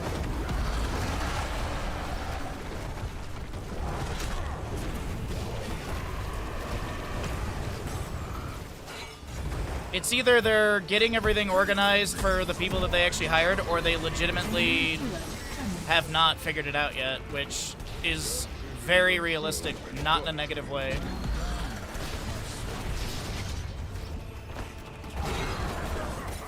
Also, later on, we have a Minecraft stream, as I keep mentioning. Please, please, please, please, please stick around for the Minecraft stream later on. Viewership is... payout is based off of viewership. No, I didn't mean to do that! Okay, I thought I was going to not let... Yeah, I thought this dude was going to die. I love that noise. I love that noise. Triple kill. I love this noise. Oh, it didn't do it. We want Universal Carrier because now we can just literally hover around people.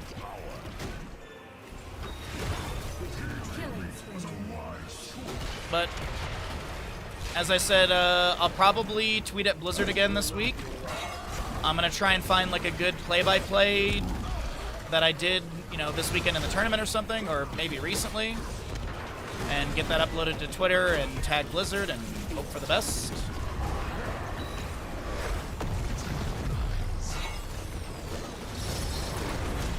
I'm so dead.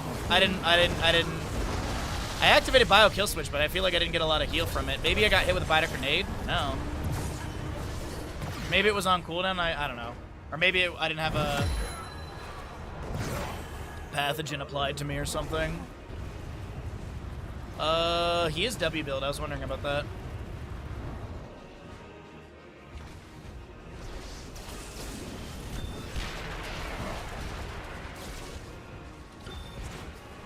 And False State gets this kill, and he's up to 47. Alright, I'm going to throw down a Lurking Arm and try and zone the enemies back. I'm going to grab this experience.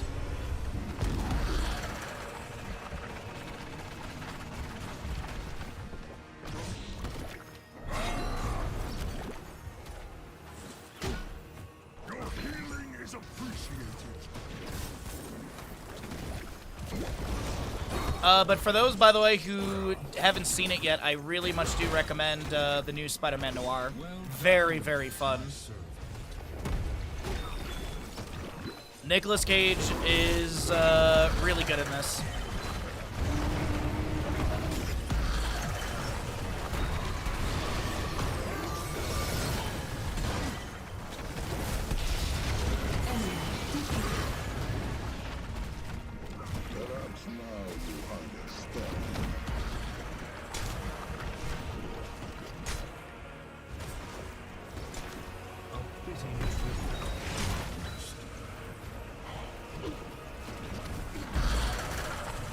I thought low blow was going to get that kill, honestly. I thought that low blow kill was going to happen right there.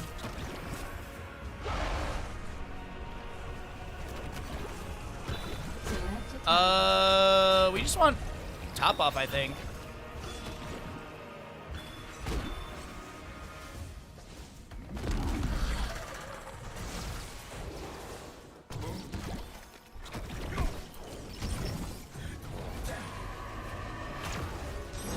Onslaught forward. I'm gonna put this right here and hope to get a reset.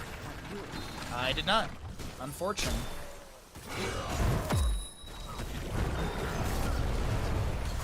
Weighted Pustule. Activate. Be slowed. Lurking Arm. Kill. No, but I got the reset.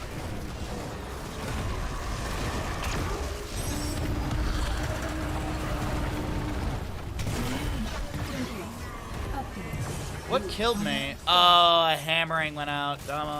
Bummer. Novus Knight? Auto?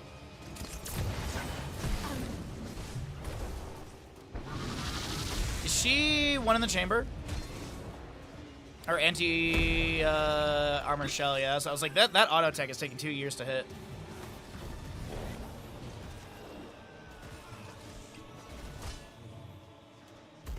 I should probably position a little bit better. We could probably be winning a little bit harder if I do.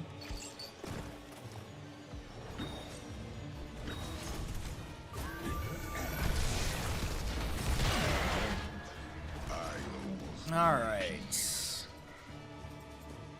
Bottom camp is not being worked on by the enemy. We'll just start spreading pathogen. Are they working on the bottom camp? I'm afraid that they're gonna steal this from us. No, okay. Glacial Spike is out.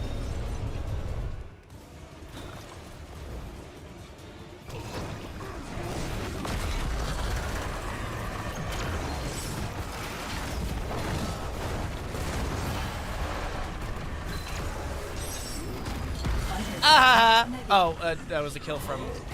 Okay.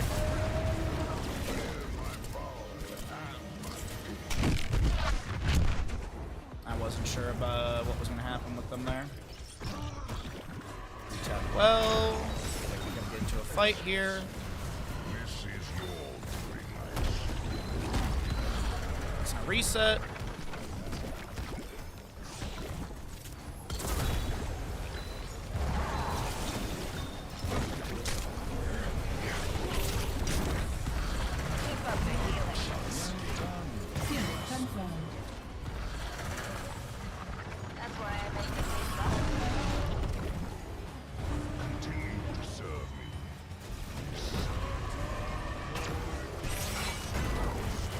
Oh, that's not gonna hit. Unless... Okay, whatever. I'll take it.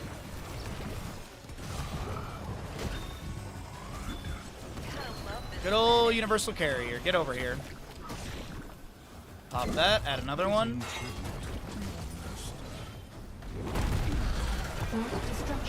Okay, the fort's taken down. Unfortunately, we didn't get a reset.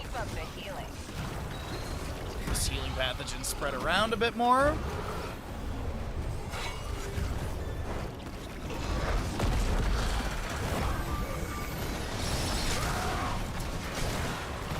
Lurking arm, let's go! I'm gonna pop this, add another. Get this healing pathogen over to you. Can I, right here, lurking arm, almost get the kill? Wow, I did not anticipate him to die there, honestly. Okay, thank you for the reset.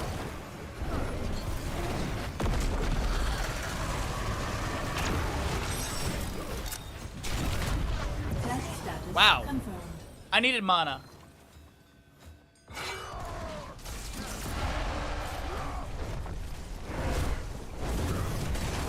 Garrosh needed mana. Wait, Kael the Zod gets that kill with Shadow Fisher?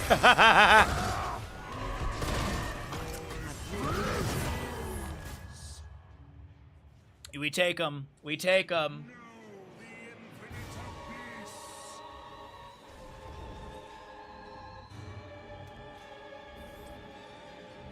Falstad's almost done. Kael the Zod's about to... Oh, no he's not. He almost did. 5 stacks for Arthas. This is a little surprising.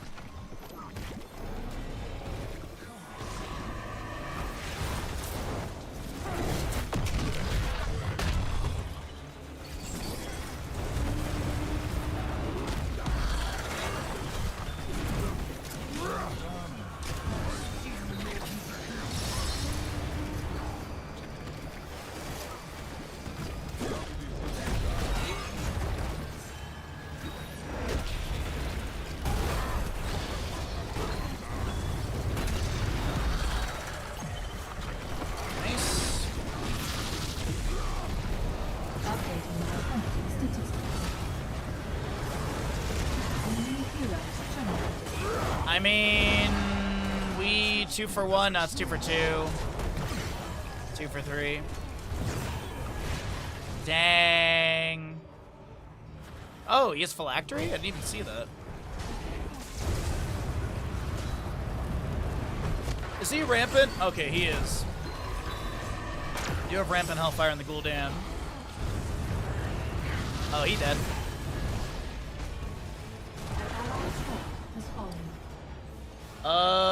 It's a little awkward.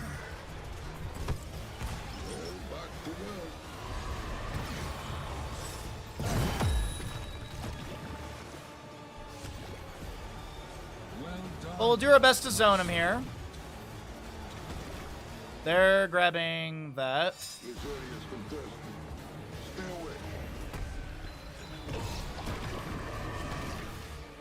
Alright.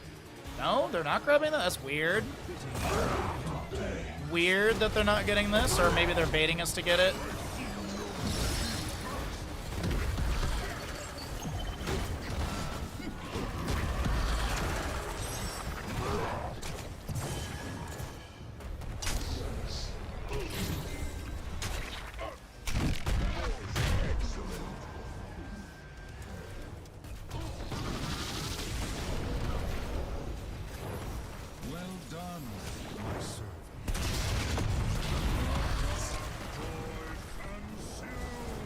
He's dead.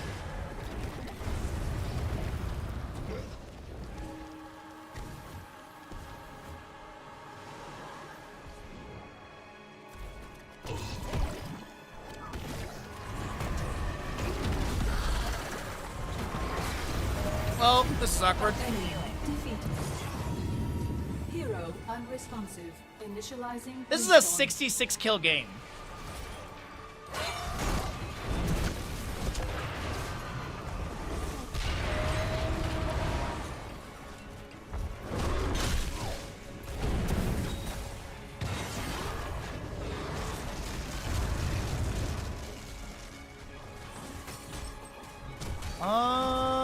Make it a 67 kill game.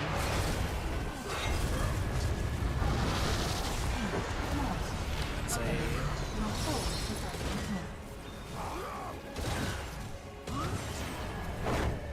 68.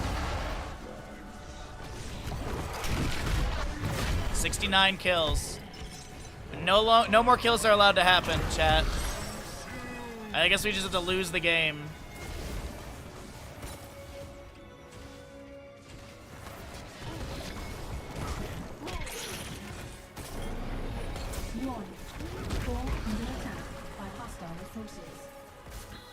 Keep up the healing.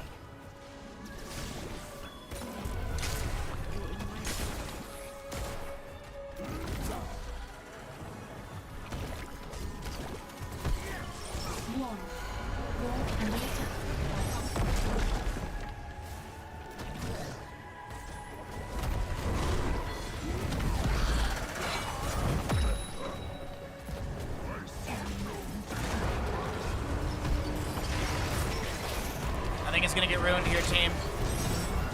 I think the 69 kills are about to be ruined. Falstead ruined it. Blame Falstead.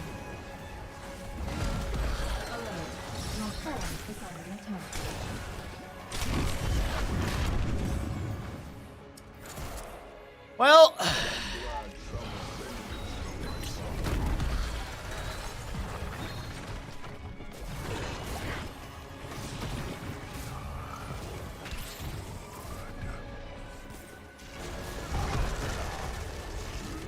oh, okay, I thought you were gonna zig when you zagged. Alert. Your form is under attack. Encouragement activated. You will do better next time.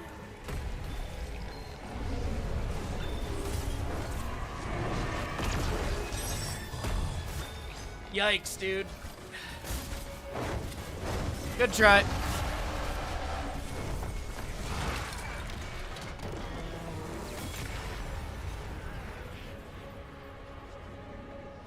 Life signs negative. Heroes unresponsive. Okay. MVP. Well, that's unfortunate. Oh, look at that. 87 seconds of silence time. I made the board. I'll take that at least. And Stukov level? Yeah, I mean, even if it's a loss, it's still a lot of experience there. My gosh. Well, we tried on that one. Take a look at our friends list and see if there's anyone floating around we can poke.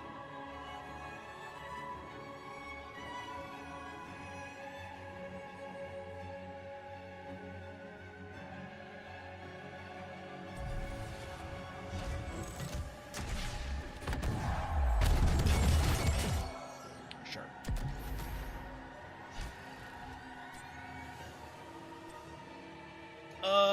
Let's see.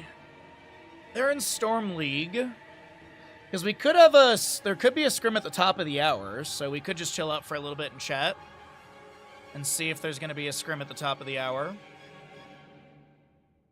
Because we have 3 best of 5s on Sunday. And the last chance qualifier, the top 2 teams from the last chance will make it into the playoffs. So we'll have 16 playoff, which will be starting on the 20th. Yep.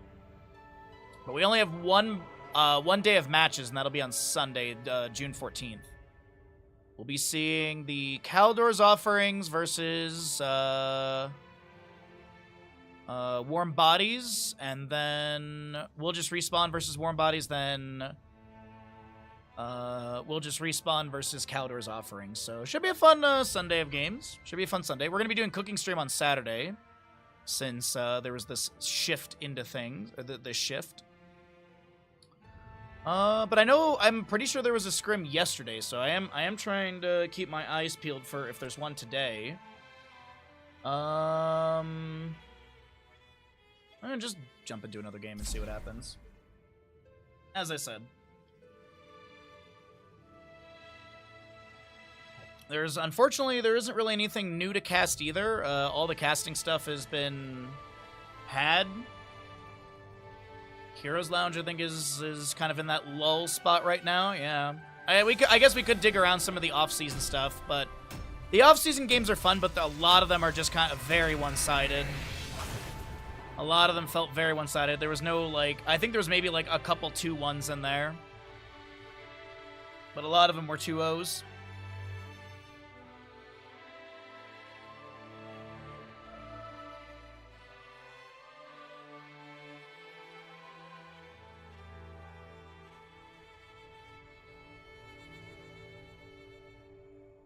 What is this?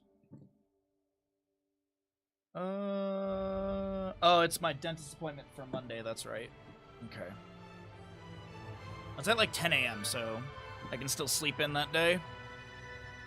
I have plans to play more Baldur's Gate with some friends on Sunday afternoon after the casting. I'm excited. I think we're progressing through the acts pretty quickly. I think we might be getting into the last act soon. I'm not 100% sure. I haven't looked up what the acts are, and I don't remember which one we were at. But I think we just finished the Underdark, so I think that's like more than 50% through the campaign. I know there's an itch from us as well to play Diablo 4 campaign when we're done with this, because I haven't played any of the. I've played relatively low to none of the Diablo campaign.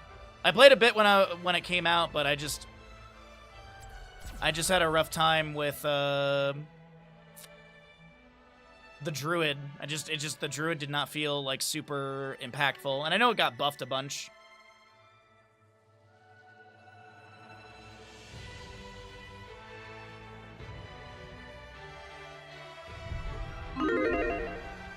Alright, Morales game.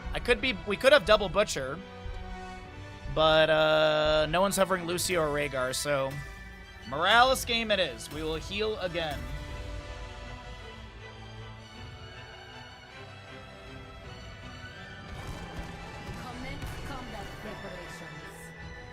Alarak, oh my god, that is a scary enemy team.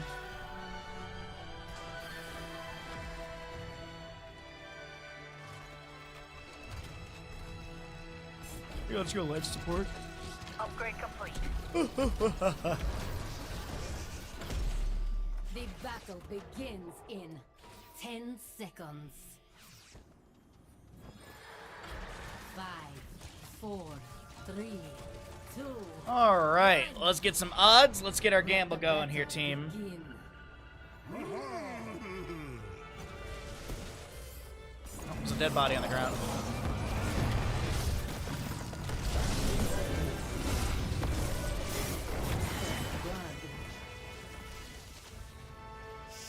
Massive bomb.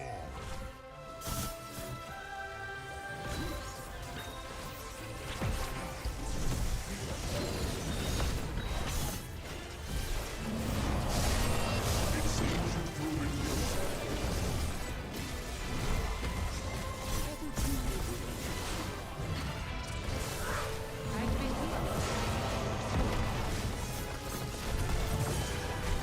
Now I got one healing beam, team. Let them. Oh my god, dude. People are rough.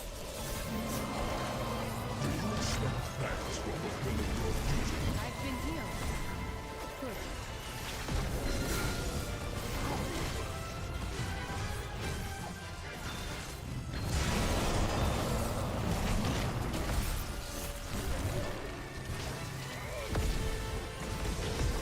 Why would you go back in, Kira?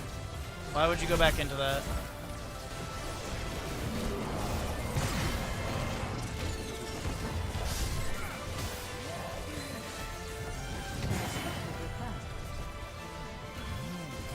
Someone notify the next of kin. It seems you've proven useful.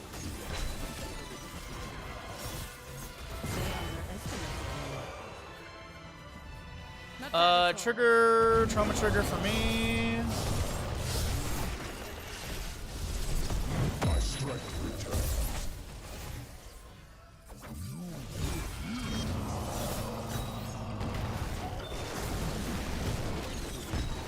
Imagine someone dies. Ah, it's a Chymo cleanse.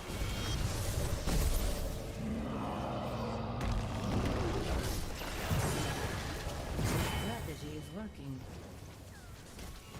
A valiant, an opportune intervention, friend.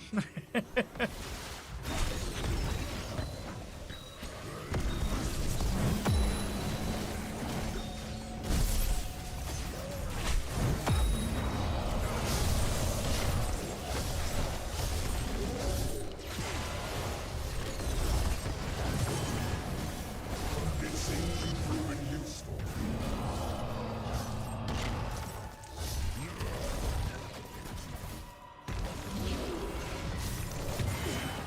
I'm impressed. Do you expect thanks for fulfilling your duty? Killing spree.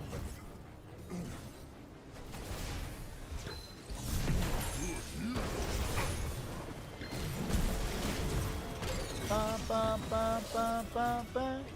Where is it? Where is it? Where's my button? There you go. That's the song that's on.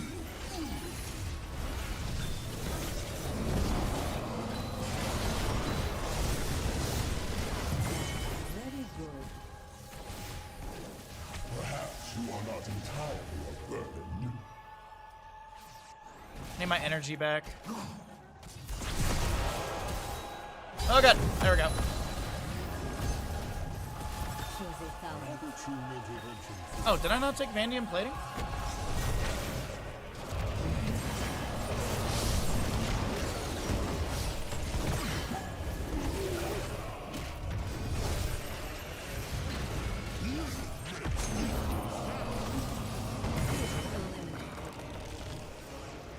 Yo, Sculpey, what's up, bud? How you doing today? Good to see you on this Thursday. Hopefully the day is treating you well. We got our sponsor stream coming up a little bit later as we're going to be doing that Minecraft stream. And we're having a chill day. I had a really, really, really productive night last night after stream. Vacuumed, washed the floors,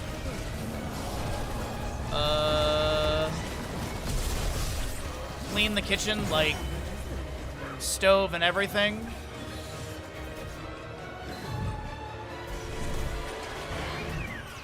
Movement speed buff. Movement speed buff. I also went grocery shopping for all the grocery stuff we're gonna need for the cooking stream on Saturday for the fajita stream.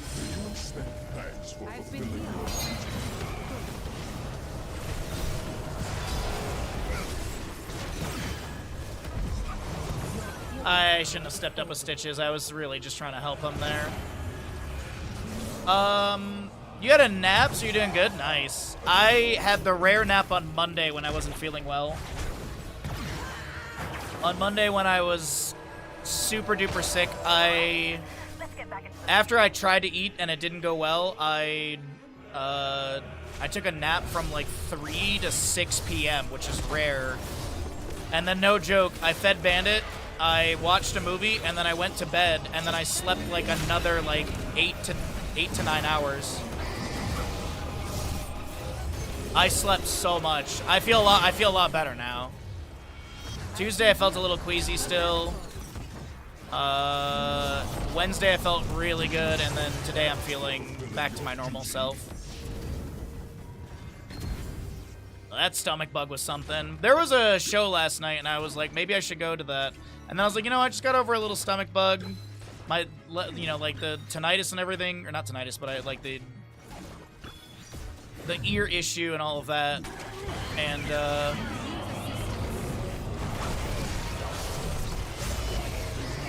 I just thought loud noises would be not a good idea.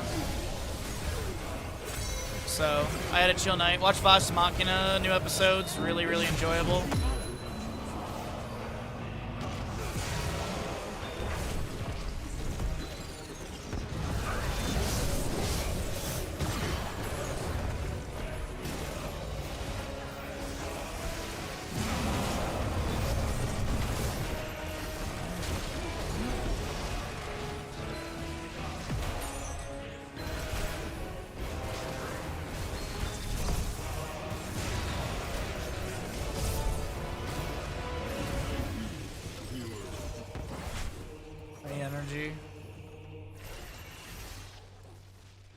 But tonight I've got more chores to do. But I'm just trying to get all my chore stuff done so I can be extremely lazy this weekend. Because, as I said, I got plans to play games with friends on... There's D&D Saturday. My strength returns. There's casting and then games with other friends on Sunday. And then Monday, I don't know what I'm doing yet. Yo, what's up, Damage Janet? Only goes your Thursday. As I keep mentioning, we do have a sponsor stream coming up a little bit later for Minecraft, and I hope you all do stick around for that. Because it is, the payout is based off of, you know, people being here and clicking on the ad link and blah, blah, blah. So if you can be here for it, it is super appreciated. It costs you $0 to give me money. Think about it that way.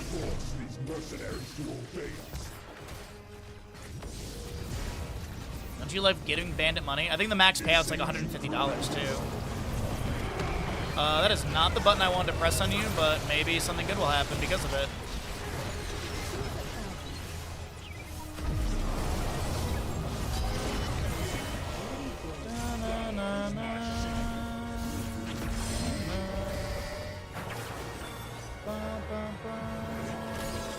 Oh, it's so early.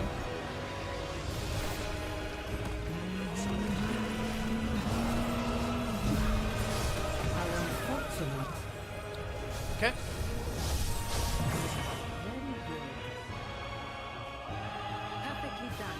Busiest time of the year, so you're working and lurking, but he wants to say hi. I appreciate that. Thank you so very much. I hope your workday goes well, and hopefully it's manageable busy. You finished listening to the Time Warp again, but have you done the Time Warp again? In theory, you never stop listening to the Time Warp.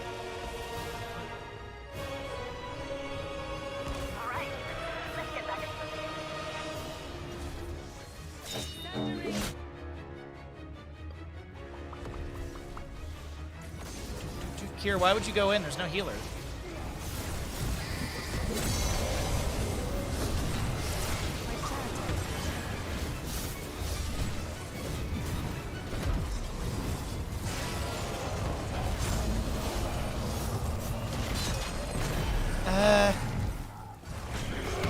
live! Struck down.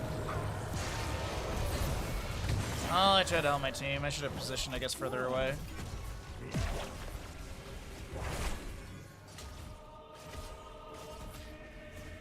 Less than ideal.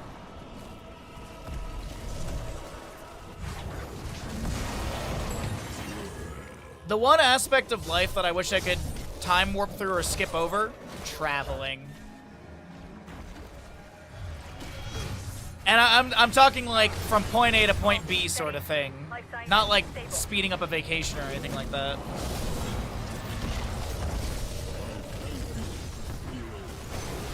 But like if I could like 2x a travel day, that would be amazing.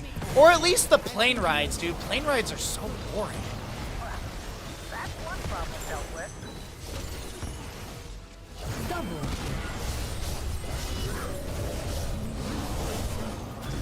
I just think we just need Goku's instant transmission. Let's be real here, team.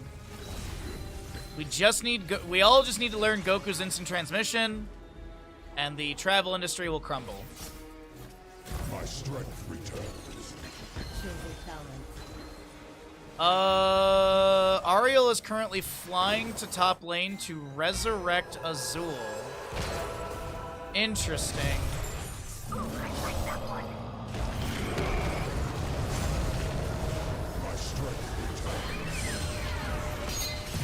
Go get him, Kira.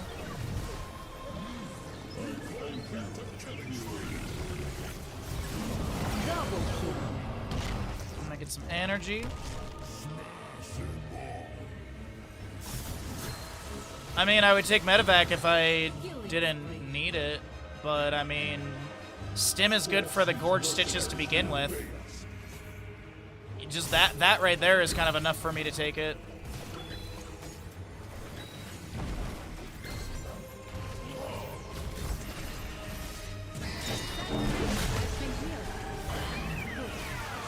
A level 20 upgrade for the cooldown is really nice as well. Auto attacks go burr, movement speed go faster, and Uther is dead now. Oh, okay, we didn't help him. I like it.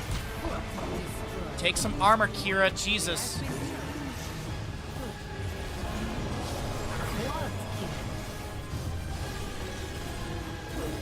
I'm gonna go stand over here.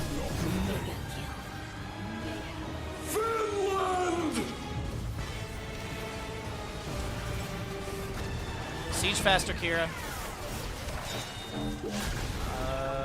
Huh?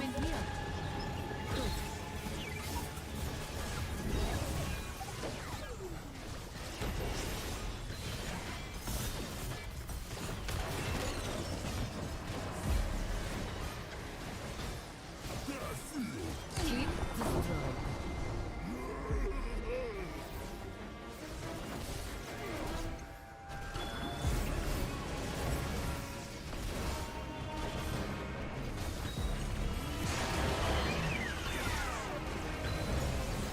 Beam go burr.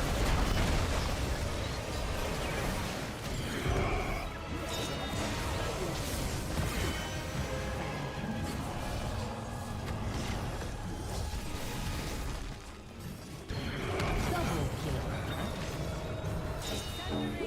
Perfectly done. By charitable killer.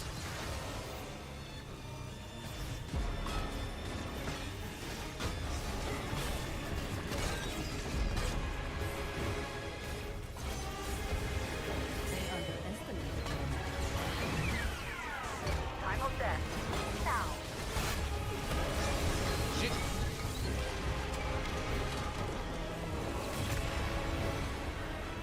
Oof, a little bit of a hard one, but we won it. Victory.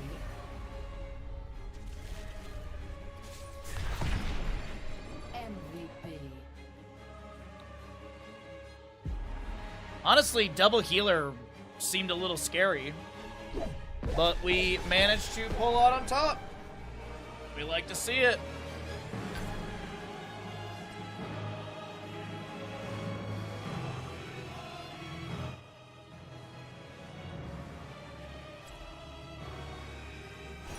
Ooh, some good games. All right, let's see. Is anyone in a lobby or anything like that?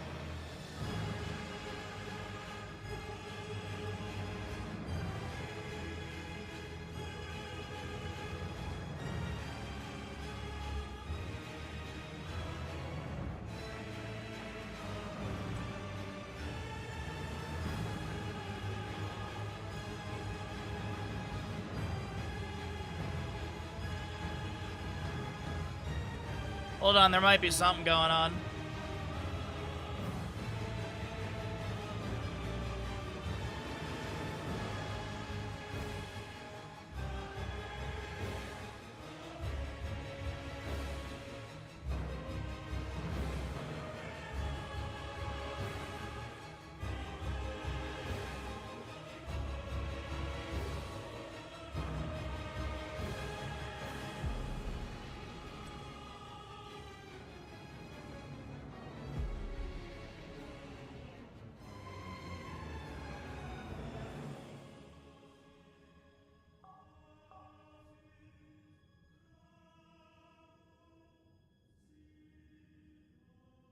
Wait, what? No official. I'm looking.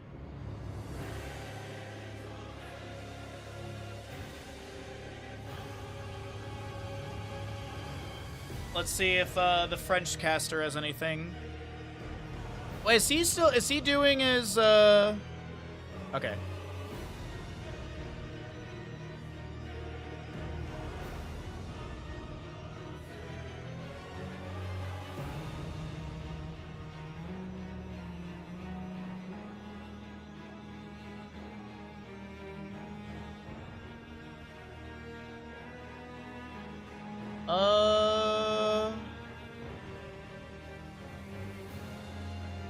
Is it the Heroes Pulsing too?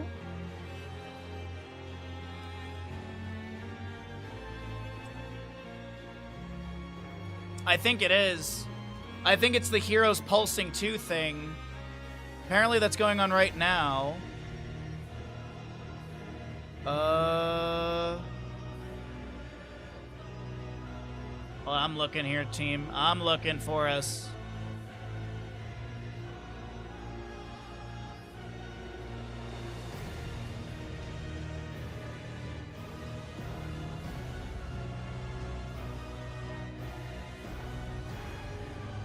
There is an event going on right now if we want to try and get into it. But I'd have to wait till after map 1, it looks like.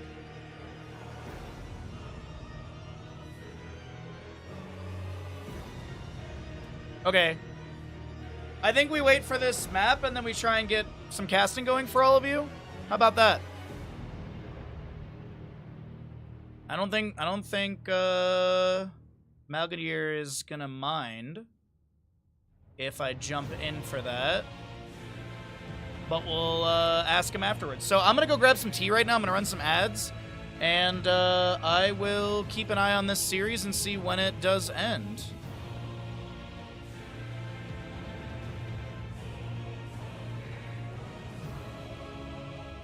Ben Star thumbs up. I don't know if it triggered, honestly.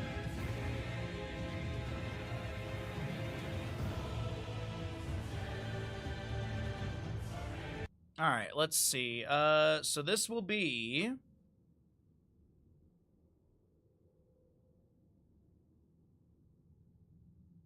So we've got... Let's see. Is there more about this event that's in English? Let's see. Heroes Pulsing 2. Maybe if I just Google Liquid. There's a Liquipedia for it. So, let's update that. Apparently my bird camera broke again. Why is the bird camera constantly breaking? Bird cam. Okay, I'm gonna have to fix it in a moment. It'll be Munchies versus Deckard's Gym Buddies if we can get into this. I don't think that they're gonna say no, but we'll ask. Gym Buddies on the right side.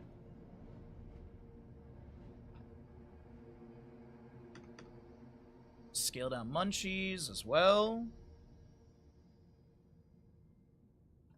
Alright, that looks good to me.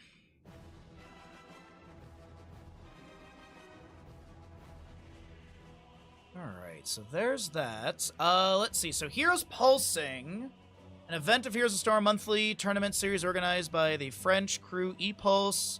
Second edition of the series features international teams and is cast in French.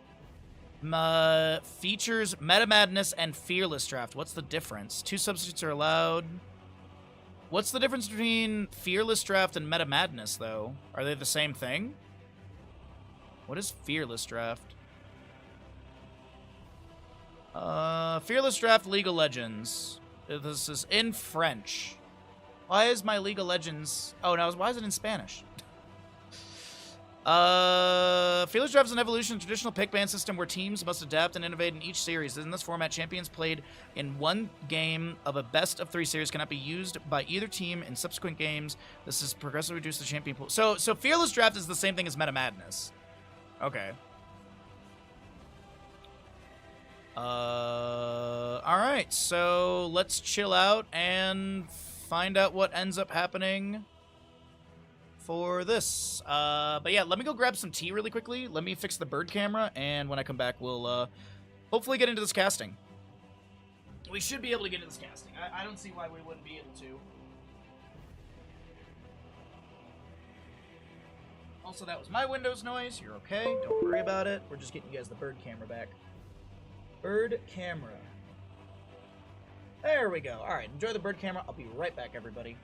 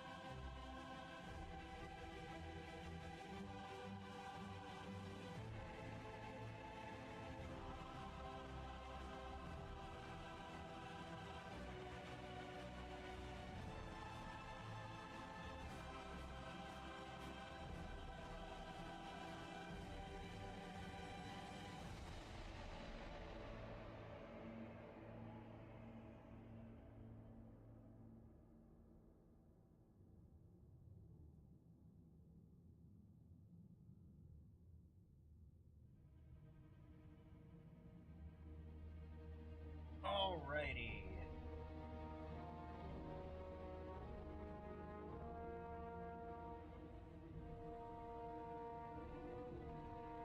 Oopsies. Alright, we're all good. Alright, so we'll wait for the first map of that series to finish up, and then we'll see if they if we can jump in for this. Not sure if they want to have exclusivity for the event, which I know some casters do like to have that exclusivity factor, so we'll see. But we'll ask when they're done with map number 1, and then we'll go from there. As I said, we got Minecraft stream later on, but if we can get a bit of casting going for this middle section of the tournament, or middle section of the stream, that'd be really good. Otherwise, I don't know, maybe I don't want to just sit here and play ARAMs all day.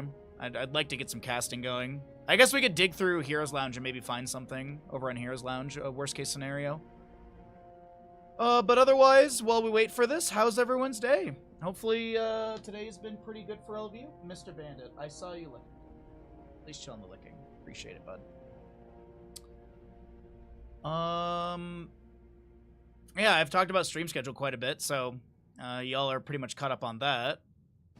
And next week we have a sponsor stream with the voice mod and crowd control. We'll be doing some hero stuff in the first section, and then we'll be doing Star Fox 64 with crowd control in the latter half. Though I might look through crowd control, and we might just literally do an entire day of crowd control and just do a different game. Like, we might do, like, half the day of, like, Baldur's Gate or something, and then, like, half the day of, Star Fox 64. The reason I want to do Star Fox 64 is just the hype for Star Fox coming on the Switch 2 in literally, 2 weeks to the day. It's supposed to release on the 25th, right? Let's see. Star Fox Switch 2. Let's see. According to the Nintendo website, releases on 6/25. So I did buy the physical version. I hope I won't get bit in the butt for it. I really hope that that won't be an issue. I would love it that if you buy a Nintendo product, you're able, and like, you know, you don't have it arrive in time, you can like download the digital version or something. I really wish that was a thing, but obviously not the case. All right. So as I said, we're just waiting to get more. We're just waiting for the first map to be done in the series. Are they best of 3s or best of 5s? I want to say they're okay. Quarter and semifinals are best of 3. Grand finals best of 5. Okay, so these are all best of 3s. Let's see. So we'll put in the Fearless Draft BO3. Put that in the stream title as well. And as I said, we'll just chill out here and wait for that series to be done, and then hopefully get into casting that this little event. It'll be something fun to do while we until the Minecraft stream, because I don't want to do the Minecraft stream super early. Also, Cav, I was waiting to see you again. I did see that Bandai Namco did release a price for the Tarnished Edition for the Switch 2 or Elden Ring, $79.99. But it does include Shadow of Erdtree, and I think $79.99 for Elden Ring plus Shadow of Erdtree plus whatever stuff they're adding in now. Not bad. Honestly, not too bad, right?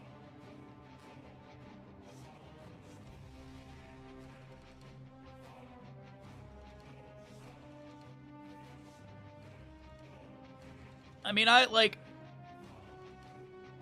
think it's worth that price. But that's just me.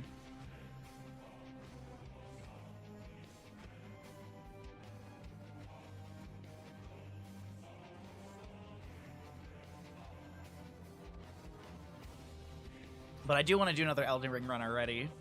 It was like 2 months ago. We did magic only, and that was pretty fun. We did do magic only. That final boss I had to really lock in for that final boss. That was difficult. I think it was Placidusax, I think it is. And I don't really know their moveset, so what was the first boss? The first boss was easy. I can't remember what it was, but I remember it being like really easy to get through. Or maybe it wasn't that easy. Oh man. Oh no, it was not easy. It was the giant finger creature. That's right. It was the finger boss from the DLC. Which really, the first section, it wasn't that bad. It was just trying to make sure that I didn't get hit by a lot of the stray damage of it. That was really the hard part for me, was just learning that one. Because I think when I played the DLC, I did a Dex build, and I think we did like the Great Cold Katana, and it was so freaking strong. So that is, yeah, that's definitely. I don't know. I'm looking forward to more Elden Ring stuff, and the Tarnished Edition's adding in 2 new classes. I think one of them is like literally like an Unga Bunga character, and then I don't know what the other one's stats are. But I think it's like Faith and Intelligence maybe that it leans into, like the Prime Core build that a lot of people do. It would be interesting if From Software literally is like, oh, okay, like everyone likes to play these styles, like let's just add in 2 classes that are quite literally those styles of play. If that's the direction they're heading, that'd be kind of cool. Though Night Rain is pretty much built like that, right? You know, you have a character that's very dex heavy, bows, and you also have, you know, you have your Raider, which is basically, you know, your tank lad. But yeah, as I said, we're waiting for a map in this series to end, and that way we can figure out if we can get in and cast this. The big thing is that if. I don't think there should be an issue, but we'll see if there is. As I said, some casters do like to have the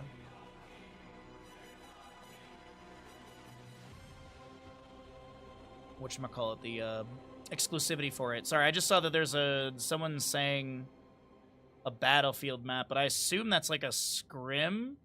I don't think Heroes Lounge is going on.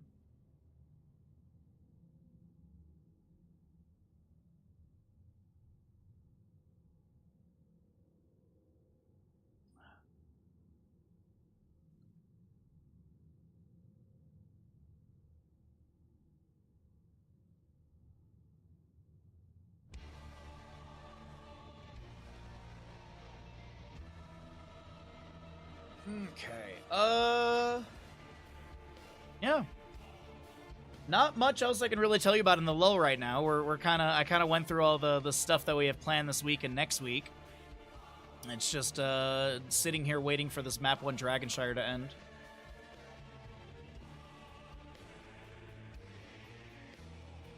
Though it does seem like it's on that trajectory. Or at least getting close to it.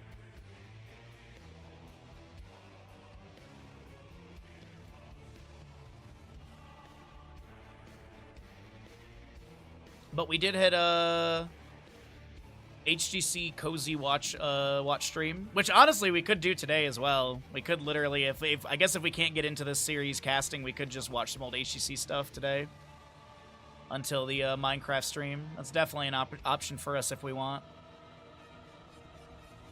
But I would love to get into this Heroes Pulsing. Feels like there's some fun teams here. Munchies versus Deckard Gym Buddies, which is, I think they're 2 Division 1 teams from Heroes Lounge, if memory serves correct. Also, I don't, like, talk to him a ton, but, like, is Cure, like, stopped streaming? I feel like I haven't seen him streaming in, like, ages.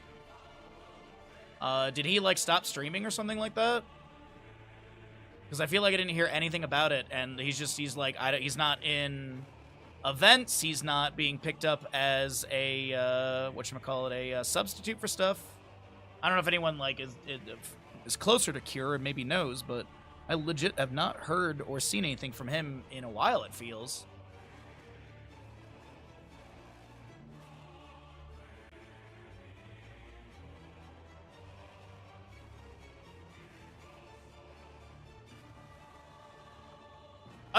Be crazy, I'm not even exaggerating. It popped in my head like a day or two ago. I was like, man, I haven't seen Cure around in a while. Like, it literally just popped in my head randomly when I was like walking Bandit or something like that. I was like, I wonder what like Cure's up to, because he was very, very active, doing a ton of stuff, and then he just disappeared. So I wasn't sure if it was like, did like Blizzard accept different players for the Classic Cup, and so he saw no more reason to play the game or something? I don't know.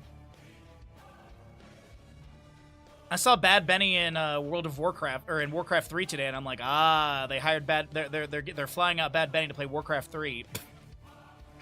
You know, Bad Benny, a notable Warcraft 3 professional player.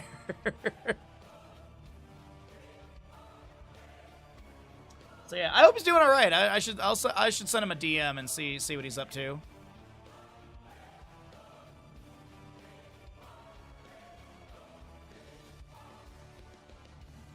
Hopefully, I assume everything's going good. Maybe his schedule's different. Maybe that's why I don't see him online or something.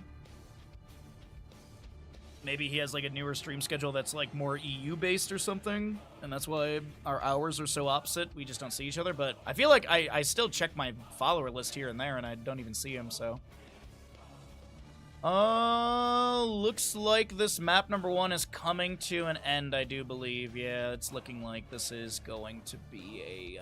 Oh, actually, no. Core shielding's still up. Blue health bars are getting low, so maybe not.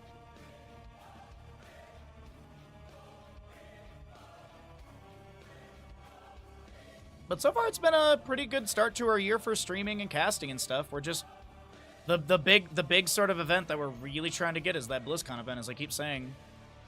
Trying just to get anything going for that.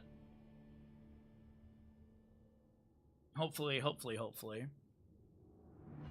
It would be really amazing, honestly. It's literal bucket list for me.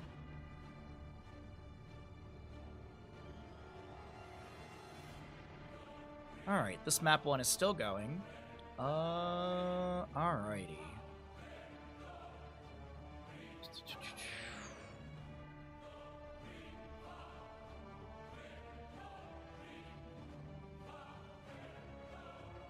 versus... Oh, okay, Lower Refreshment. Who's Lower Refreshment? Helcon, Master Dwarf, Coffee, Claude. Because I did see that Skibbity Exodia is in this. Yeah, Skibbity Exodia plays against Lower, so we could get like 2 best of 3s, and then we could probably do our Minecraft stream. So long as we can get into this, that'd actually be really cool if we could.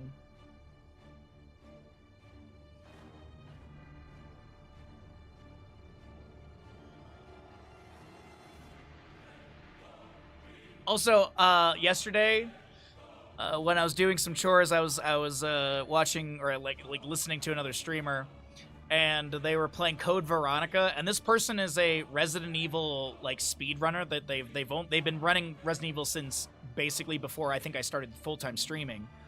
And they finished Code Veronica, they closed the game, and they go, "Man, I get why people like it, but that game has so many issues." And I'm like, "Yep, yep."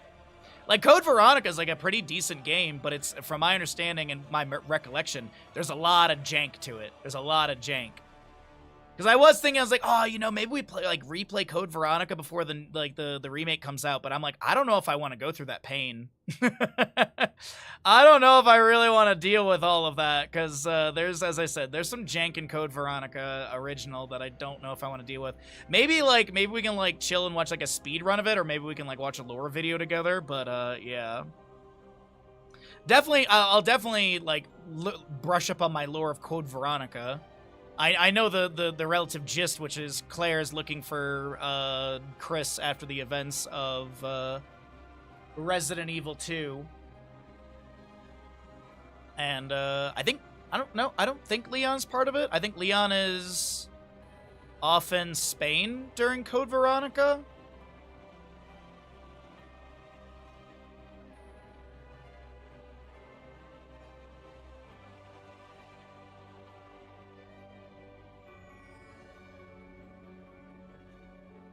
So, yeah.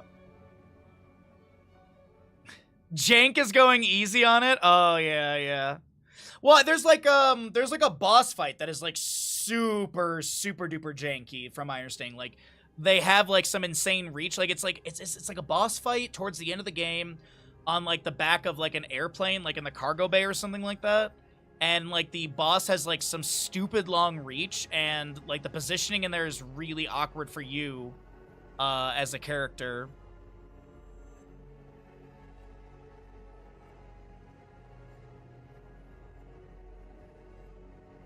So, yeah, that was what I heard yesterday. And then also there was some people talking about the NBA finals, as it's currently a 3-1 score in the best of 7. As it looks like the New York Knicks are one match away, or one game away from... I think it's like a big deal if the New York Knicks win or something like that. I think there's like a... I think it's been like a long time since they've had like a run like this or something, so... It'll be interesting. It'll be interesting. I saw like all the chaos after there was like the other team beat them a couple nights ago. So, yeah. Alright, looks like this map is done. I am going to send a message to the organizer.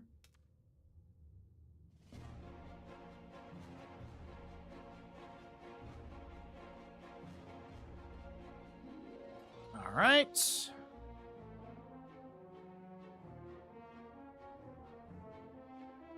Alright, so that's all good. That's all set. I have sent a message to the tournament organizer to see if I can cast their game. Hopefully they say yes. The early 70s, really? Okay, so that makes sense.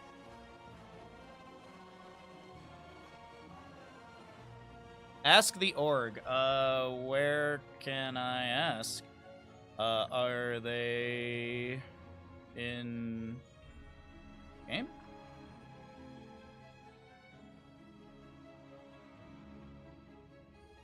Ask the org. I don't know who to ask of the org.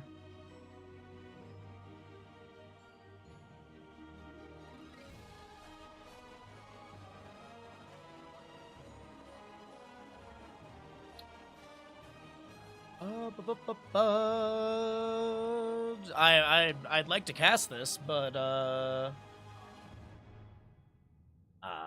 okay, that's a scrim. Okay.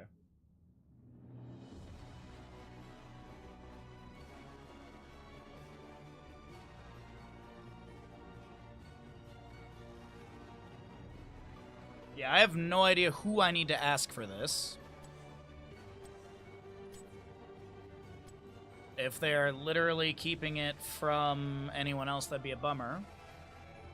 I have to join a whole Discord and everything. I have to join a whole Discord and everything.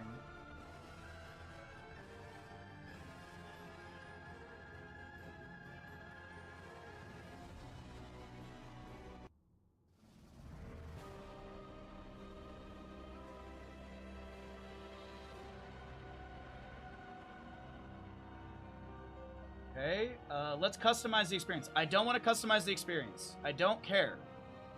Sure, whatever. Next. Skip, finish. Sure. Who is the manager? Message. Hello there, I'm a Huts caster.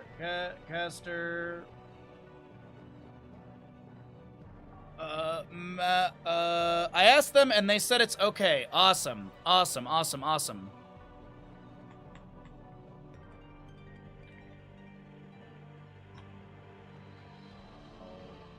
Join off you. Alright, we're good to go, everybody. We are good to go. We are here in this next series. We're going to be casting this E-Pulse. It is the Fearless Draft. I'm just going to put this Discord over here for now. I will join off of them. Leave that whisper. All right. We're good to go, everybody. Heck yeah. Love to see you cast some Heroes Hearth games. That's not a bad idea. The issue with a lot of those is there's no, like, clean feed that I could go off of. So I would have to either cast silently or we'd have to basically, like, sit and kind of watch party it and... literally, like, listen to the other streamer, the casters, or quite literally, cast silently, so that's kind of the awkward thing.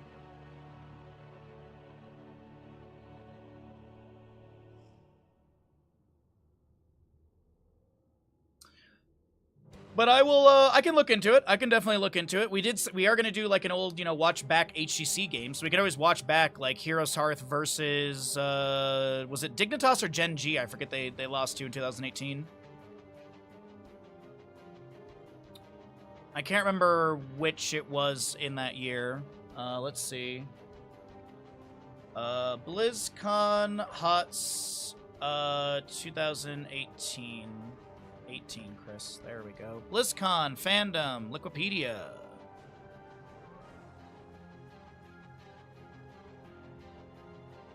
Let's see here. StarCraft, Hearthstone, Heroes of the Storm Championship. There we go. 12 teams. Scroll. You know what? It was the Heroes Hearth versus Team Liquid matchup, I think was the one. That best of 3. I'm pretty sure, because I think I have some photos of, like, the player's family in the crowd.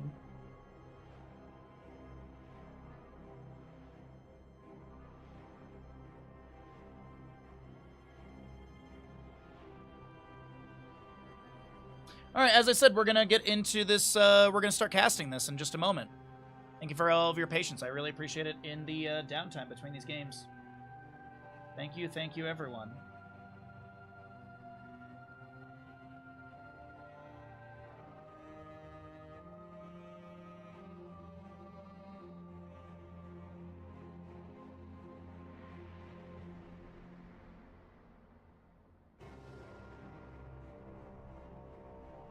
We'll probably do like the HGC watch thing like next week.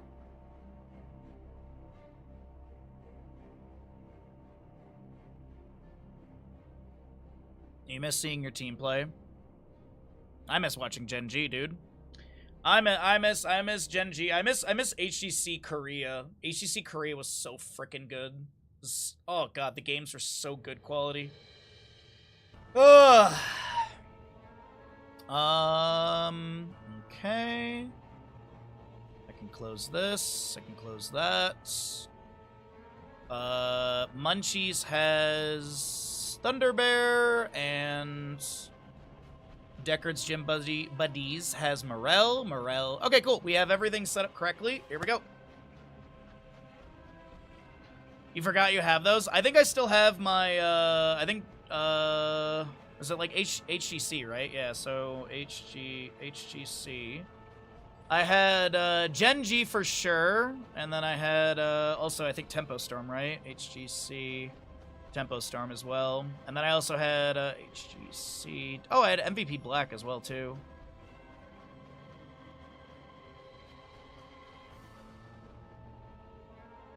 I was a big Gen G fan, and I had a lot of friends that worked for Tempo Storm, so I rooted for them. Garden of Terror. Why is this logo still on? There we go.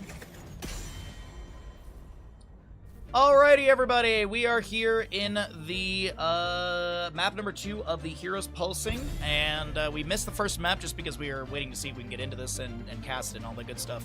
But we are here ready to go, Garden of Terror. It is the Meta Madness or Fearless draft style, so heroes that are picked and played are unavailable for future maps. I did scout out that there was like a Falstad, a Zeratul, a few other things played obviously in map number 1. But we're going to be jumping into this as it is a score of Munchies leading in this best of 3 series. We're going to be rolling through the bans as they don't add to that Fearless draft restriction. It's only heroes that are picked and played.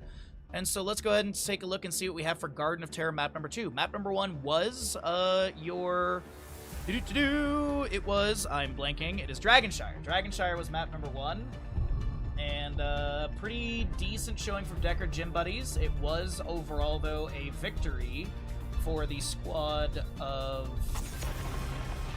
Munchies on the left-hand side, as they did end up taking the series, or the map number 1. So I was just updating the YouTube side of things, just updating the stream title over there, as we have a different stream title for this. And Hogger will be first picked on the right-hand side for Garden of Terror. Not a bad start whatsoever. Good mobility from Hogger, good camp clear as well. You do have strong heroics in your Shockwave as well as the Hortipult. Stukov, though, is going to be the answer back with a Junkrat. Alright, so that just means that you have good poke. You've got lockdown potential as well with Steel Trap and, excuse me, displacement with the Concussion Grenade, or Concussive Mine. And then Lurking Arm Sounds is from Stukov as well. Hogger Blaze Garrosh. That is a thick front line on the side of Deckard Gym Buddies. This is a very evident hypercarry draft because they still need a healer and they need damage. So obviously it's going to be...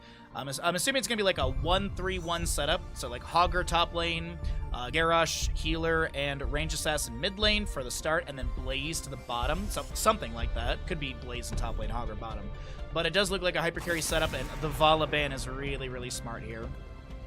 The Volibear is very on point, as she is a strong hypercarry hero. Good mobility from her. You could still see other things as well. Jaina hypercarry is a thing. Cassie hypercarry can definitely be a thing. Greymane falls into that category as well. We'll see what they want to lean into for Deckard Gym Buddies. And right side ban from them will be what? Maybe a main tank that they don't want to deal with, like Varian. It's going to be Deathwing. They don't want to deal with Deathwing's unstoppable factor. I was thinking Varian for like Shadow Throw because there's a decent amount of armor stuff. Lockdown with Taunt is pretty strong as well. Ming can be a hypercarry for sure, absolutely, yeah. It's a lot of different heroes that can fall into that hypercarry category, so we'll see what they want to lean into for Deckard Gym Buddies, as the next 2 picks on the left-hand side will be coming out with the Stukov Junkrat. Diablo's going to be picked into the Garrosh, which is a rare thing. Not that you can't, but it's not a very common pickup into Garrosh. You don't typically want to dive straight into his face. As there's a hypercarry Tracer. Will they grab the Malfurion as the last pick? I don't think he was played at map number 1. So Malfurion plus Tracer is a really good combo. They could go Morales if they wanted to stim the Tracer. That's definitely a thing. But yeah, Malfurion.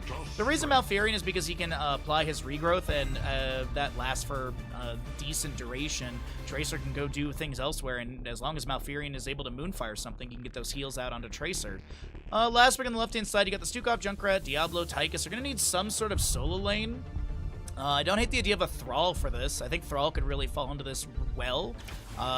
His percent base damage can be strong at level 7 with the Ancestral Wrath or the Rolling Thunder, but it will be a Malthael.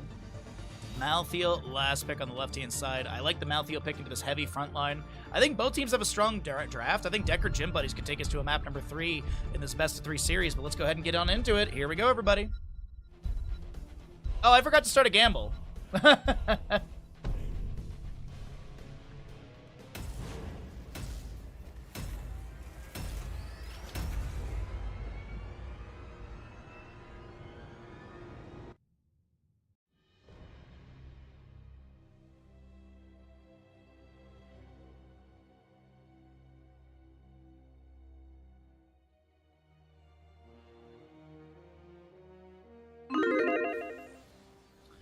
On the left-hand side, we're looking at the members of Munchies. Stukov, Malthael, Diablo, Junkrat, and Tychus.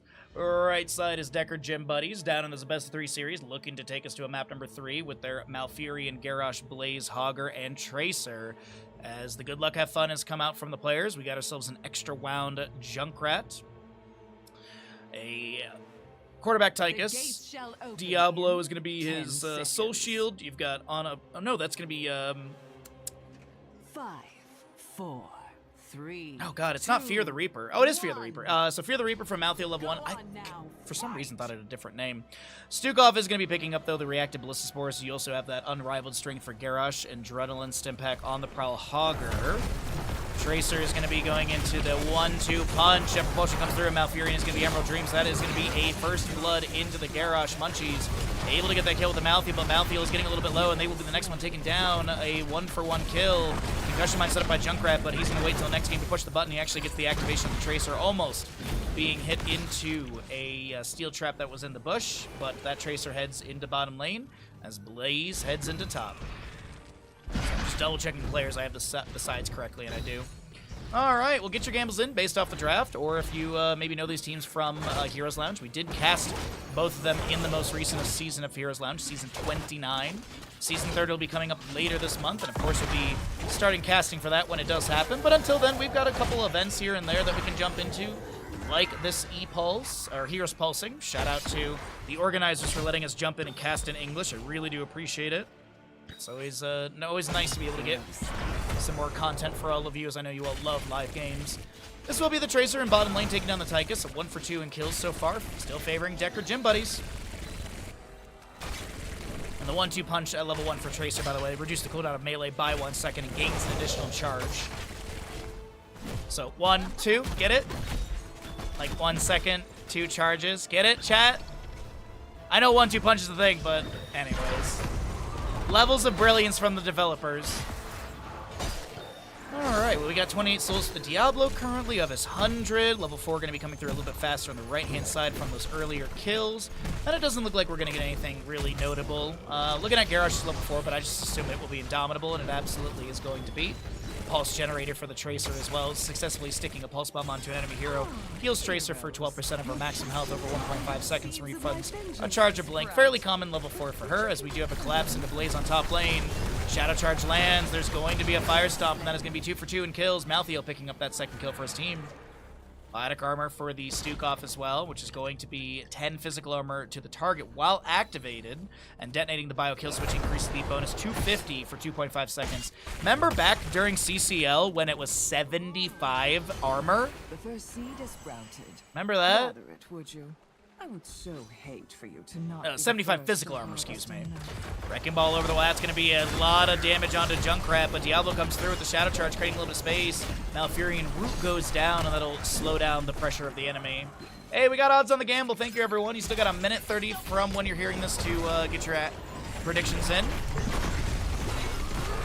I know Kovier said earlier they've got a lot of channel points burning in their pocket, and this is going to be a Malthael takedown onto Garrosh as well. The third kill on the left-hand side, the experience should be starting to move over in favor of Munchies. There's a few more grenades from Junkrat will fire out to the enemy. There's going to be a Shadow Charge overpower from Diablo. Concussion Mine blasting the enemies around. The first seed on the left-hand side. Time Bolt getting a little bit low on this Tychus.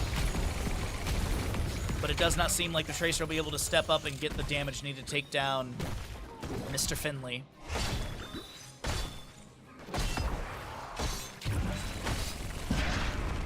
flames go out as well once again. Looks like Blaze will just get a few autos onto the wave as well. Hogger in top lane, just doing his best to soak things up here and push out the wave into the fort gate. Malthael's going to rotate up as well. This will be just a small amount of damage. Bottom lane rotation, though. Diablo Shadow Charge onto the Tracer. The Gem Promotion lands from Blaze to the back line onto the enemies. The Pulse Bomb onto Diablo. Soul Shield is active, but he will be taken down by the Nexus Forces. 3-3 in kills. 7 up on both sides in our talents. As Blaze Propulsion comes through. Apologies, little NA lag there. Groundbreaker landing onto the enemies. Wait, really? Wait, I'm at 176 ping. That's weird. Must have been a render lag then. Oh, I did have some render lag, I see now. There's my precious All right. seed. Go and get it, would you? I blame Windows. I refuse to go to Windows 11. So I'm assuming things will start breaking on Windows 10 because you know that's how things are. Groundbreaker onto the Stukov. The Concussion Mine will miss. There's going to be a nice root onto Stukov as well. Gaku is going to be able to back away afterwards. No fatal damage applied. We got the 10 Talonteers coming up for both teams. Let's go ahead and cycle through the other numbers, get an idea of what the damage shield experience looks like in map number 2 of this first best of 3 in the Heroes Pulsing number 2 event. Malthael trying to get the channel. We'll be able to get the second of 3 seeds. Tracer with a few autos out onto the Diablo. The Chattering Teeth will chase her out. And it looks like we're back into lane soak for level 10. Where is our next tribute going to be? The seed, I mean. It should be left-hand side of the map, if I'm not mistaken. And it's going to be bottom left of the map, positioning favorable to the side of Munchies. We'll see if they're going to be able to get Garden Terror summoning and find some heavy siege into the enemy, because as I'm looking at the lanes, these gates on the right side have not taken as much damage. Actually, mid lane, yes. Bottom lane, no. Rotation to top lane. Malthael playing safe behind the gate. This Hogger Bounce is going to be active here on the right-hand side. Malthael steps out as the wave gets close to the gate, and seed is available. Who's going to be able to grab this? Grenade goes out from Tychus into the garage. Another fire stomp out from Diablo as well. That seed is ready for gathering. I suggest you do it now. Let's see, 10 talent tier, Decimate, Hortipult, Sticky Bomb, Tranquility, and Bunker Blaze is maybe Time Bullet in bottom lane. This Tychus is not going to be taken down because the Bunker did not have the fatal damage, and man, that's a little unfortunate. A bit of a misplay from the Blaze player as they summoned Bunker to tank tower shots, but the damage wasn't there to get the fatal hit onto Tychus. As Insomnia will have the channel with this Hogger. Diablo does have reduced soul consumption. Lightning Breath pickup for him. Flailing swipes off of his Stukov. Odin as well. Malthael. Wait, is that a Rocket Ride? Wow, okay. Hello, Junkrat Rocket Ride. Milla going for the... Alright. And we do have Tormented Souls to the Malthael. We have been seeing a bit more Tormented Souls popping up as of late. There was late December, early January, somewhere in that pocket. We did have a change on to Tormented the Fear the Reaper. Or the upgrade at level 20, which is going to be giving you more duration on the last on the Tormented Souls, so long as you have 2 enemies within the radius. Decimate from Garrosh into an Indomitable, another Decimate activation. Lurking Arm from Stukov goes down on the ground. This is going to be another Decimate coming through. The Tranquility from Malfurion to help heal up. There's a Sticky Bomb into Diablo, as well as that Emerald Dreams Malfurion. Thunderbear getting a little bit low, but not taken down. Groundbreaker misses.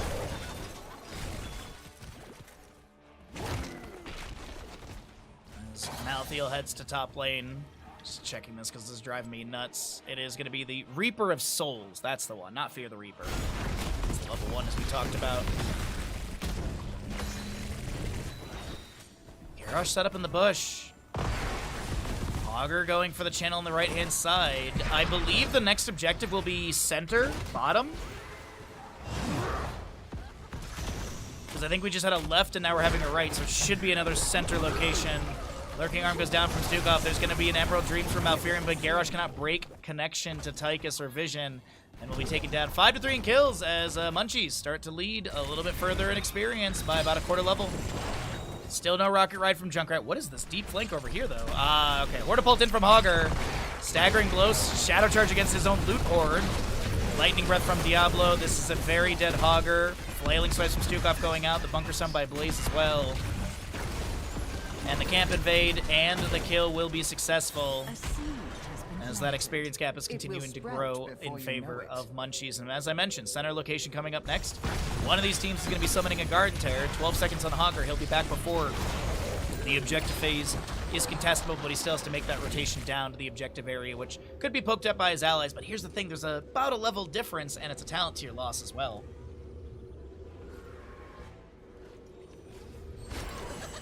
Steel Trap goes out, Shadow Charge into the wall, Firestorm from Diablo as well. Virulent Reaction, trying to get that root onto Garrosh, but it's going to be the Emerald Dreams, or the Entangling Root of Malfurion that is going to be locking down Diablo. It looks like Blaze Hogger, they're just pushing out the waves, and it's going to be a Garden Terror going over the side of Munchies.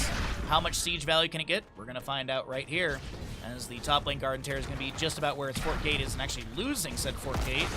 Blaze getting some early siege with the Inspired Minion Wave. Let's see, mid lane looks like Hogger is rotated out. I apologize, looks like Hogger did rotate down. Rocket Ride from Junkrat will be utilized, and Insomnia is going to be chunked, but it looks like there was some healing over time applied. So Blaze will stall, or sorry, will clear out the top lane. Mid lane is going to get some decent siege here. And Hogger looks to clear out bottom lane, and they might lose their fort. There's a very high probability to lose the fort. A little bit low on health, and the Garden Terror is quite hefty with a minion wave available. Easy throw of Dynamite, staggering blow. The fort will be lost. First major structure going down in favor of Munchies as Junkrat looks to push up mid lane, wave a little bit, top lane, bunker summoned by the Blaze.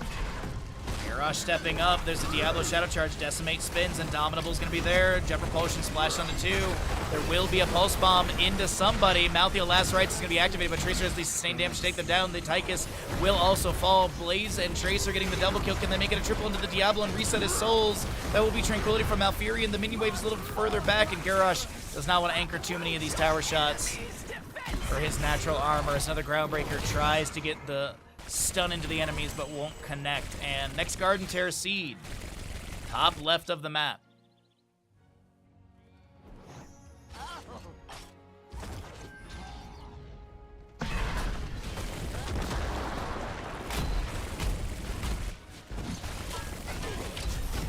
Concussion Mine set up.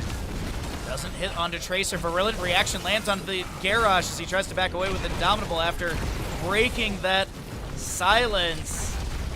As now Garrosh is taken down, Blaze is tanking too many tower shots, and it is going to be a bit of revenge for Munchies, getting the double kill in top lane and equalizing just about an experience as that top left seed is coming out soon. It'll be 1 out of 3 for the members of Munchies. I really think this is going to be Deckard's gym buddies. They reset, they get 16. They might lose their top lane fort here. Hogger setting up for a flank. Ortapult into a staggering blow. Gets the stun of the Junkrat. Tracer blinking in. Minion Wave is not here. Overkill from Tychus with the Spray and Pray.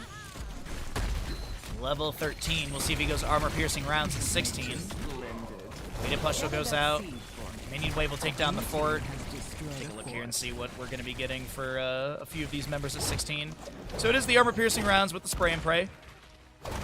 Spread volley for Junkrat, which is really strong, and Stukov will go Pox Populi. 16 on the right side, though. We got Seasoned Soldier, Moonlit Harmony, Juggernaut Plating, percent-based damage with the Headbanger as well, and Tracer will go into the Ricochet. Another English weird word. Ricochet.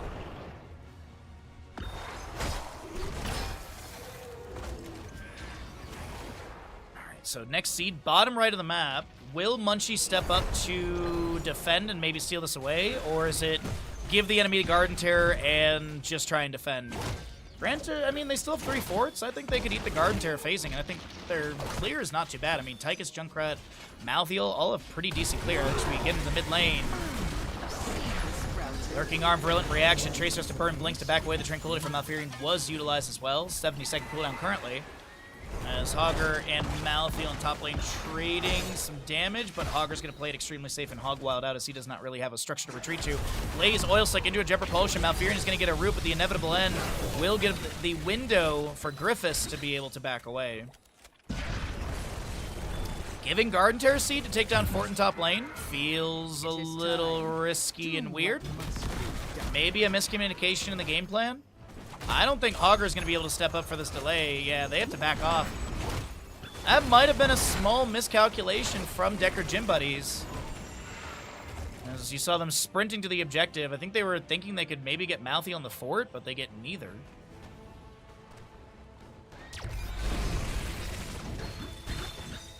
Wave to be cleared out. Hogger still managing top.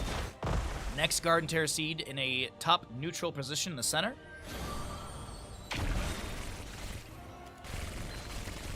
As we get a bottom Siege Giant camp invade, it looks like. Overpower from Diablo into the Shadow Charge into the wall. Blaze looking to back off from some of this pressure. Stukov way to push, will bunker some by the Blaze. The Sticky Bomb goes on to the backline, onto this Junkrat, connecting onto a couple enemies. There's a Jet Propulsion going in, but it doesn't get the stun. The Flailing Swipes create a little bit of space during all of this. As Junkrat is the first one to be taken down. Thunderbear, Diablo does have full souls, and they will be having those consumed. The camp is going to be only 50% done. As the Oil Slick slows down Tychus. Suppressive fire at level 7 for this Blaze, so no nanomachine coating, slow attack speed debuff, but that is a multitude of kills coming through in favor of Deckard's Gym Buddies as Malthael. There's no way he can grab this. I think he's just heading to top lane for the wave clear. Bottom lane does have this camp and such pushing out. Garrosh maybe... Can they step up and get a kill in top lane? No, I don't think so. I think he's just anchoring. And Hogger goes to bottom lane. We still have the concussion mine on this Siege Giant camp as well on the left side of your screen. But Malfurion gets the channel. They will not delay it out in any way. I was just curious if they would, to maybe push up the waves a little bit more.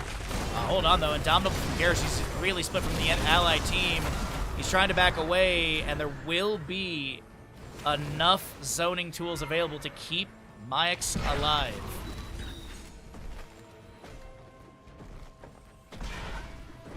What is a half Finland? It's just Finn. What's up, Deet? How you doing, bud? We do like it. Yeah, I was hoping no one caught my misphrasing there, but Shy is on point today. Hyper focus from the ice cream. That's what I'll tell you. So 20 talents here on the right-hand side with a kill lead as well for Decker Gym Buddies. I don't think they're going to be able to get bottom lane forward. Actually, it's Hogger versus Malthael. Hogger's going to go in for it with the staggering blow off the Hortipult. This is a decent amount of damage into Griffiths. Garden Terror's stun will zone the Malthael back in top lane. Looks like Odin clears out that Garden Terror. And we'll have Malthael looking to dive in here and try and clear things out. The Overgrowth plant is active to lock down the structure, and the minion wave inspired by that auto attack from this Hogger. I'd like to see Hogger start backing away right now, and he's going to be able to get that Hog Wild to the side. Tracer with her total recall level 20. Hogger is going to be going into anger management. Decimate slows. That's the Deadly Calm as well. Sticky Bomb, Pulse Bomb into the Diablo, and Malfurion takes the Serenity now. Jet Propulsion flanks onto the Stukov. Flailing Swipes from him will be activated. Concussion Mine pushes Blaze to the side, but the Groundbreaker and sustained damage of Tracer will be enough to take down the Stukov. As mid lane forward, looks like it's the next thing to be worked on by Decker Gym Buddies. Next seed, we haven't had the preview. Actually, we just got it. It's going to be bottom left of the map. As we also could see, speaking of bottom left, Siege Giant Camp stolen away.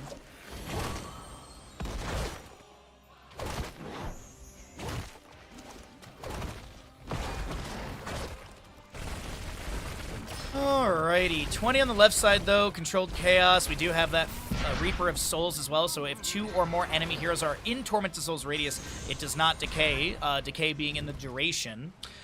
Big red button and the cannonballs for Junkrat as well. No Puckish Skimp, I think is the level 20 name.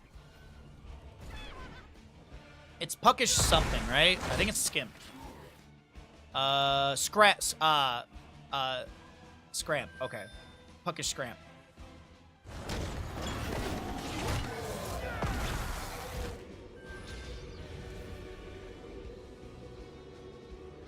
Garrosh. Not going to be seen by the way to Pushel, I think. He'll reposition to another bush. Hogger grabs that camp for top. Blaze on the rotation as well. Does Garrosh delay this at all?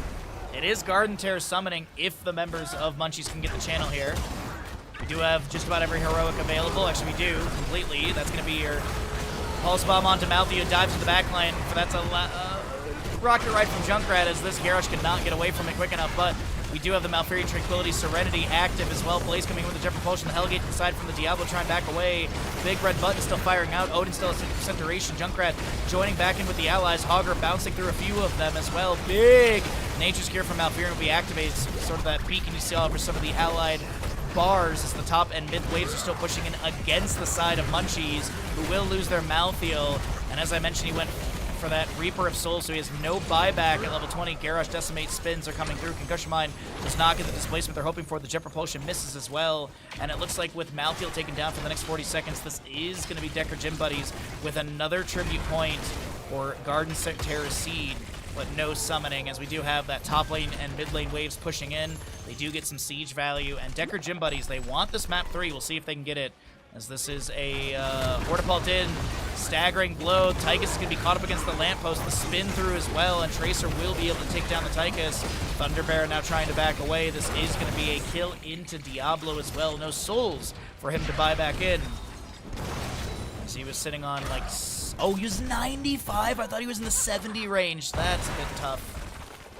The timers are kind of long. It would have been nice to have that respawn to maybe defend a little bit here in bottom lane. But Malthael is back with the Junkrat and Stukov. Keep Gate is being opened up by Decker Gym Buddies.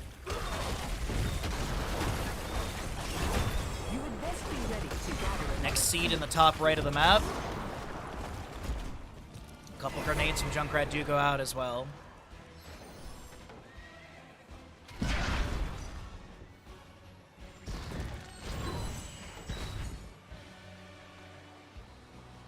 Alright, Master Assassin, 6 of 15 stacks. Diablo, as I mentioned, he's a few souls away. He's about to respawn. I assume this is given. Gather the seed, heroes, quickly. I think the next one's neutral, right? Because the previous one was right here? Yeah. Because we had the whole setup around this. So next should be bottom center. I think we're here for the third objective in this. If I did my math right. We'll find out in about 30 seconds. Alright, well, Diablo is actually still trying to get those last 5 souls. He can get off this mini wave here in mid. And it's going to be bottom center location, by the way. Alright, top siege giants coming through. Seed is sprouting. The anticipation is brilliant. About 45 seconds from when the seed is generated to the next one contestable. I believe it's a 15-second cooldown to the announcement, so 45. If I remember correctly. It might just be a straight up 60, actually. 30 and 30. We'll have to take a note of it next seed, but that might not happen because this is a 2 out of 3 for both sides. This could be a game-winning Garden Terror for realistically either side. Shadow Charge in from Diablo, the Tranquility from Malfurion activated with his level 20 Serenity. Pulse Bomb from Tracer lands into the enemies. And as I mentioned, it is that Total Recall level 20 for Tracer. Augur looking to join in with the allies, taking a bit of a longer rotation, maybe looking for a potential flank with the Hortipult in as well. It is off cooldown. Malthael, Tormented Souls, or Reaper of Souls is active. Rocket Ride from Junkrat chunks onto the Tracer, but won't take her down. The bunker from Blaze is still a little active here. No one's going to be able to jump into that, as it is a fortified bunker level 20.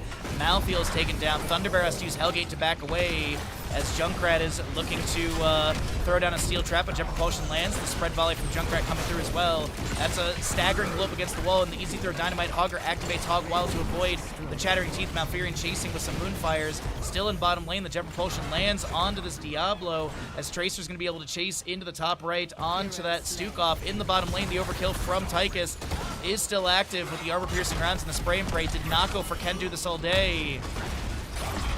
Flames onto Diablo. The Decimate takes down Diablo's souls, and Garden Terrors are going to be spawning pretty far into lanes. Mid lane is on this keep. Top lane is on the core. This might be a 1-1 setup here in this best of 3 series. Hortipult in from Hogger, looking for that staggering blow angle. Just goes in for the Hog Wild. That is the Tychus take down the left-hand side of your screen. GG is going to be called. Malthael with the Tormented Souls is active. Diablo taking down the left-hand side. Core will fall. No Finland in this one, as this is a map number 2 victory over the side of Decker Gym Buddies. We got ourselves a 1-1 score. GG. Well frickin' played.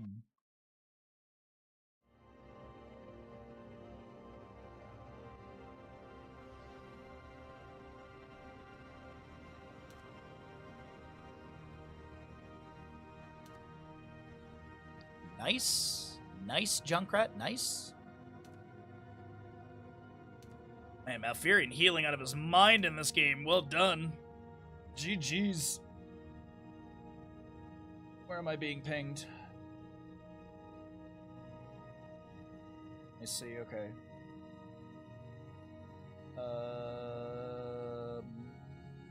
Suppress everyone in here. There we go. And that. Okay, cool. Good stuff. It is going to be Deckard Gym Buddies with the victory, so we'll pay that out. And update the score to 1-1. So ads out of the way.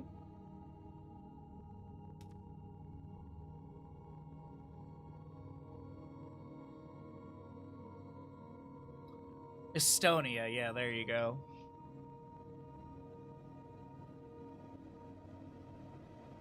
Alrighty. Just want to make sure I don't miss the next lobby, because I'm just joining off of the French caster.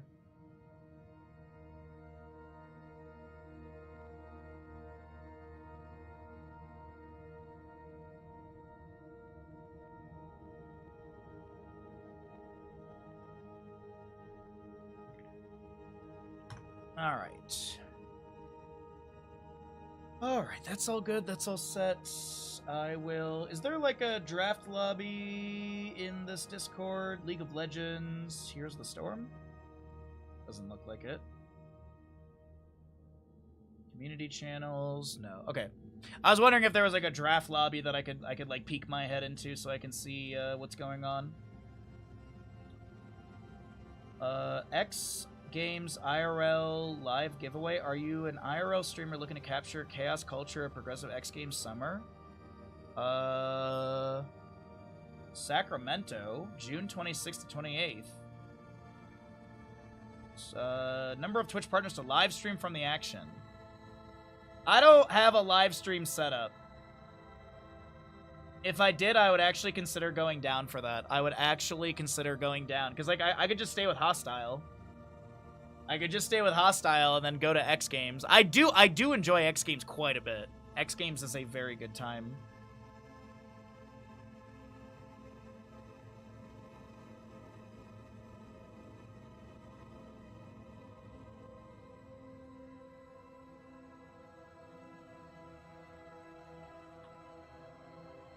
Alrighty, score screen still for them, okay.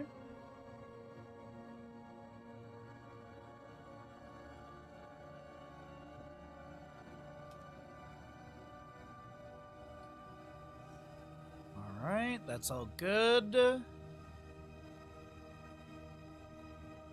Maybe I'll add, Oh, I'm already friends with this person. I should whisper them as well. Okay. Get a whisper out to some of the players here.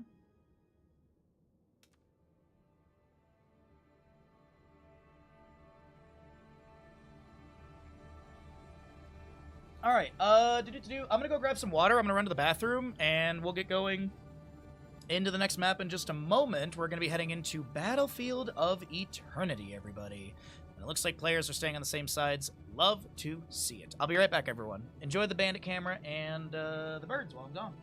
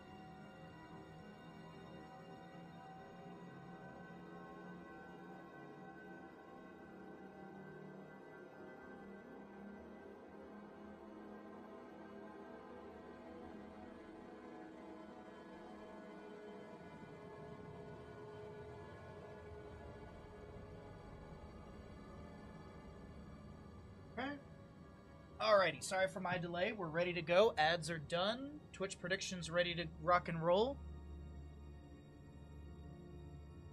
So get this.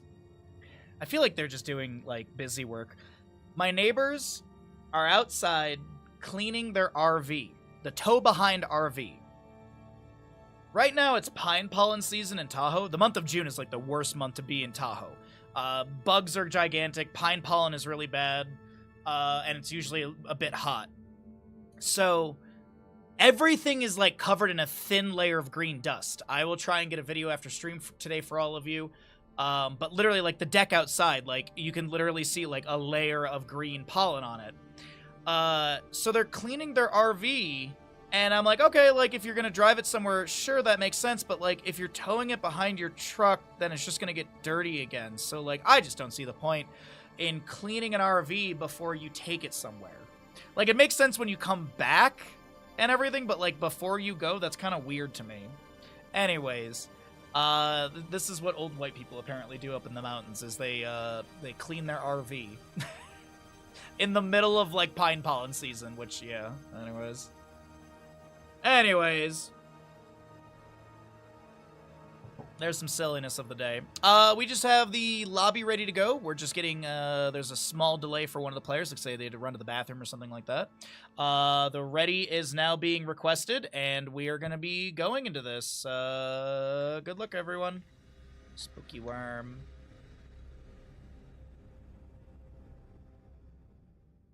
Now. Oh, I thought I had the timing. I honestly thought I had the timing right there. I did not. Battlefield of Eternity. Alrighty, everybody, let's get into it. On the left-hand side, it's going to be Munchies. On the right side, it's going to be Deckard Gym Buddies in this Best of 3 series here in Heroes Pulsing. I don't have a command for it, but if you'd like to take a look at the Wikipedia, there you go. We're going to be casting 2 of these Best of 3s today. And that is going to be Munchies versus Deckard Gym Buddies, and then Lore Refreshment versus Skibbity Exodia, and then we have our Minecraft sponsor stream. Please, chat, please. I hope you stick around for the Minecraft sponsor stream, because every little bit of support helps out. By watching the stream, that gives a payout to Bandit and I, and by clicking on the advertiser link, that also gives us a payout as well. So there's 2 forms of supporting the channel, so please stick around for that Minecraft segment later on today. I really hope you do. Like, even if Minecraft's not your thing, please be at least, like, leave the lurk or something going, because as I said, it's a possibility of $150, which is that's my internet bill and some tacos. Or that's 2 bags of food for Bandit, if you really think about it. It's actually just less than 2 bags of food for him. So please be here for that. But my sponsored segment aside, let's talk about what we got here for Battlefield of Eternity here in the Heroes Pulsing number 2. We have a Vala band once again out from Munchies as we're going into Battlefield of Eternity. This is going to be a Chen removal by the side of Deckard Gym Buddies. Ads should have been pushed out. Looks like it's all good on that end. So thank you again if you got hit with ads. Thanks for powering through those. But let's see what we also ban out from Munchies, as it is the Fearless draft, which is it's the same thing as Meta Madness, it's just different terminology. I believe the terminology specifically comes from League of Legends, but it's the same thing as, you know, heroes that are picked and played cannot be played in future maps within the series. No tournament baseline bans from my understanding, as Sylvanas, Chen, and Vala will all be banned away. What are we going to get for this last ban from Deckard Gym Buddies, as they, as the winning team, are going to be having map choice, losing side of Munchies. Good stretch, Mr. Bandit. Munchies on the left side will be having first pick priority.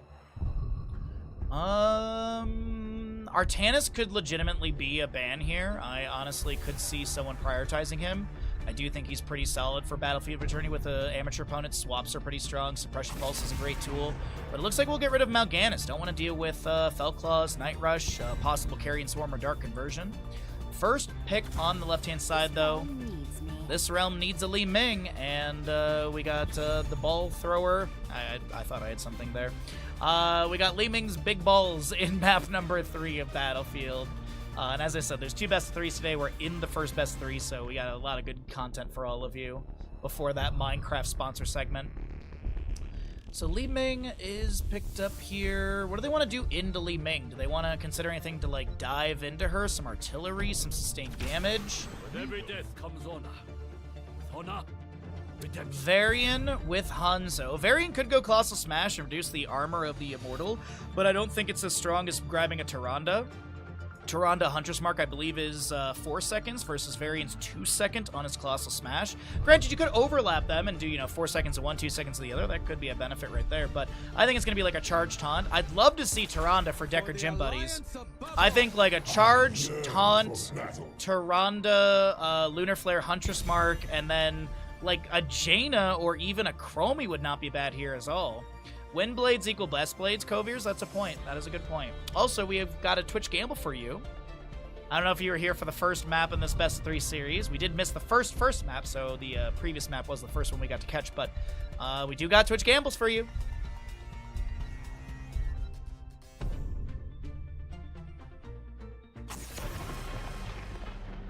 Getting rid of a Nubarak and Cocoon with a follow-up CC of Impale and Burrow Charge. You got some good ones in earlier today? Awesome. I'm glad to hear. So long as y'all are having fun, I am doing my job correctly in my book. And hopefully you guys have had a great Thursday. It was a little bit of a wobbly schedule today, but I think we're having fun. I think it's been really fun. So with the Varian Hanzo on the right-hand side, we already had the Anubarak banned out by them. Is this going to be some sort of mage? They'll get rid of the Greymane, okay. I think the Greymane could work out pretty well as well, with a charge sort of taunt, Greymane, go for the throat situation. Li Ming, Anduin, Imperius. I will say this, it does feel like Cho'Gall is on the horizon. The Greymane ban is also really good against Cho'Gall. Tychus has already been played, so his percent base damage is out of the question. So is Hogger level 16. You have Malthiel's already been played. I feel like we are getting into the realm of a Cho'Gall. Now, granted, you do have Giant Slayer level 16 for Hanzo, which could be a huge pickup. Lunara's going to be grabbed. And she has that Nature's Calling for Race. Uther to follow up the stun. Now, since they don't have a solo lane, it's going to be a main healer Uther, as this will be the solo lane into the Imperius. But I feel like this will be Cho'Gall. Like jokes and like silliness aside, I really do feel like the Cho'Gall setup is here, as the Greymane ban kind of leans into that. But I guess not. Okay, we're going to get an ETC. Imposing Presence is nice and strong, and Thrall as well. Honestly, I could see like an Earthquake Thrall. Earthquake Thrall is a really good setup to be able to follow up for like Chastise, Celestial Charge, Power Slides, Arcane Orbs, Magic Missiles. Last pick on the right side, as I said, is going to be that solo lane into, I assume, Imperius. I think Thrall will be in the 4-man. It's probably going to be a Crash Lightning Thrall. This is the map where we do see Crash Lightning picked up. But last pick into the Imperius, do they want like a Leoric or something like that? Do they want Urel for Righteous Hammer? Ooh, that's an interesting... Maybe this is actually chat. Maybe you're actually 300 IQ, and it is Twin Blades Variant for the solo. I feel like this will be main tank Arthas, because you want that Frost Presence onto ETC Thrall. I assume in the 4, even if Imperius is in the 4-man. This is a great last pick. I love the Arthas pickup. Get your gambles in, chat. You got a good 3 minutes to get your gambles in. As here we go into map number 3 of our first best of 3 in this series. And shout out to Heroes Pulsing for letting us cast this. Appreciate you all letting me jump in and cast some of these games. It means a lot to me to be able to present Heroes of the Storm. 9,420, if I'm reading that right, for Decker Gym Buddies. Nice. Munchies did have a, I did watch it. I didn't get to, cast it, but I did see that the Munchies Dragonshire map number 1 was pretty controlled in their favor, so maybe they can reel it back in here in map number 3 of this best of 3 series. On the left-hand side, it's Munchies with their Thrall, ETC, Imperius, Anduin, and Li Ming. The right side is Decker Gym Buddies looking for the reverse sweep in the Lunara, Arthas, Varian, Uther, and Hanzo. Varian, what are we taking at level 1, bud? And where are you going? Symbol Geometry, Hanzo, Wave of Light, Uther, Impaling Light for the Celestial Charge on the Imperius, Aetherwalker, Li Ming. Arthas, of course, does have his baseline with the Frostmourne Hungers. Killing a minion or hitting an enemy hero with the activation gives you a stack for more damage on the spell aspect and more, or 0.75 increased auto attack damage. Thrall is Crash Lightning, as we mentioned. ETC picks up the Proc Rock at level 1 for Globes, Even-Handed Blessing Anduin. And this is going to be your Varian Overpower level 1, so probably just going to be going straight up Taunt then. Not going to go Twin Blades or Colossal Smash. I guess we could maybe see Colossal Smash still, but I feel like it's going to be Taunt. Arthas with the Frost Presence, and Arthas is going to be up in the top lane with the Uther onto the Imperius as we jump back into the bottom lane. Power sliding from ETC misses, so does the Arcane Orb of Li Ming. We got odds on the gamble, chat. Thank you for that. And the Crash Lightning Thrall at 0 stacks. Crash Lightning Thrall, you get 270 additional damage on the bounces after the initial strike at the 15, and then you get 325 on top of that 270, so 595 on the subsequent bounces, but no initial bounce damage increase. Big thing to mention on that one, as the Anduin's going to be zoned on the left-hand side, the Thrall will take down the Uther. Leap of Faith saves the Thrall. Time Bullet a little bit low, but the damage over time from Lunara will not be enough to take down this Thrall as the Divine Star from Anduin comes out. And by the way, it is a significant amount of stacks lost at 4. 4 feels really punitive. It used to be a lot higher, but they did lower that punishment of death by, I believe it went from 6 to 4, if I remember correctly. Power slide from ETC to follow up. The Feral Spirit lands. Varian goes in with the charge, and Hanzo will be taking down a second kill over the side of Munchies. Want to make this map number 3 a victory in their favor and continue in the bracket for the Heroes Pulsing event. But the next best 3 will be Lower Refreshment versus Skibidi Exodia. Yeah, Lower Refreshment. Magic Missiles firing into the fort gate of bottom lane. Varian charging under the minion wave, just trying to get behind that gate a little bit faster before the poke damage comes through. Unfortunately, it does tank a little bit as we take a look into top lane once again. Uther Arthas head up for this camp. Hanzo is going to join in as well. Stormbow and Scatter Arrows coming through. Kept wanting to say Simple Geometry. This is a left side Fallen Shaman, a little bit early. Typically, you want to grab this, or maybe they're going to finish it and they'll delay out the channel on it, but typically you want it around 2-minute 45, 2-minute 50. That's about the window I see, because you want it to be a little bit delayed, so that way it gets into lane during the contested phase of the objective. And that way you're forcing the split attention of the enemy, and this is going to be a little bit of a later timer, but it'll work out, because here's the thing, the Immortals are going to be out and available, and this Fallen Shaman is going to be like, well, it's going to be literally right there, actually. We'll see what ends up happening. Fallen Shaman bottom lane, as I said, this is kind of the timing that you wanted to see, as it's getting into lane, the objective phase is contestable, and we're going to have a race from both sides. Varian did go taunt level 4, just as a reminder, in case you're like, what did he take? It's on the top of your screen. And the race is going to be pretty equal between the teams. Actually, is about 1,100 or so difference. Let's call it 2,000 difference, about. Just about a 2,000 difference. As the power slide from ETC comes through, this is going to be a lot of damage into the Varian. He's looking to back away. The Howling Blast from Arthas does land into quite a few enemies. Creates the space needed. For all Chain Lightning goes out, but no Crash stack for them. Up to 6 currently on that. 3 of 6 for the Frostwolf pack. But I don't think they're going to win this race here. It's going to be... the 7th? Actually, it was a little bit closer than I thought. But first Immortal will go over to the side of Munchies into the top lane. Arthas with 7 of his 15 or 30 stacks. 15 stacks will get you a 20% range increase, and the Howling Blast roots along the path. And then at the 30 mark, you have the Death Coil slowing for 50%, slowing by 50% for 1.25 seconds.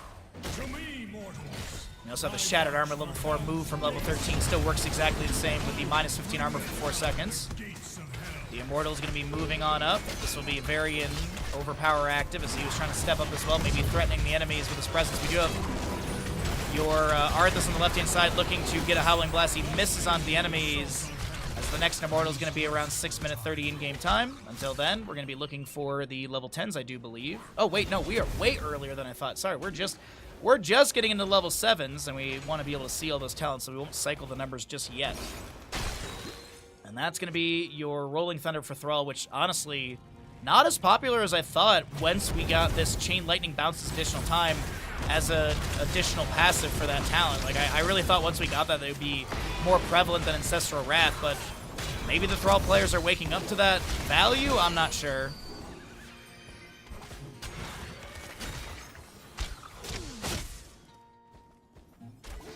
Icebound Fortitude, level 7 for the Arthas. We do have a Sonic Arrow, getting some vision. Leap of Faith will pull ETC to safety. You are going to hear your Seeker, level 7 from Li Ming. That's that magic missile noise you're hearing in the background every so often when all 3 of the magic missiles do connect onto a target. And as I said, about 6 minute 30 for the next objective, so we should be hearing the announcement within about 20 seconds or so. Imperius in top lane, though, does have the Inspired Minion Wave, and that'll open up more of the fort gate. A little bit earlier than I anticipated for the Immortal, but hey, our timings are pretty much on point either way. Solid, you know, casting, hosting, analysis. You know, I can do any of those 3 roles, Blizzard.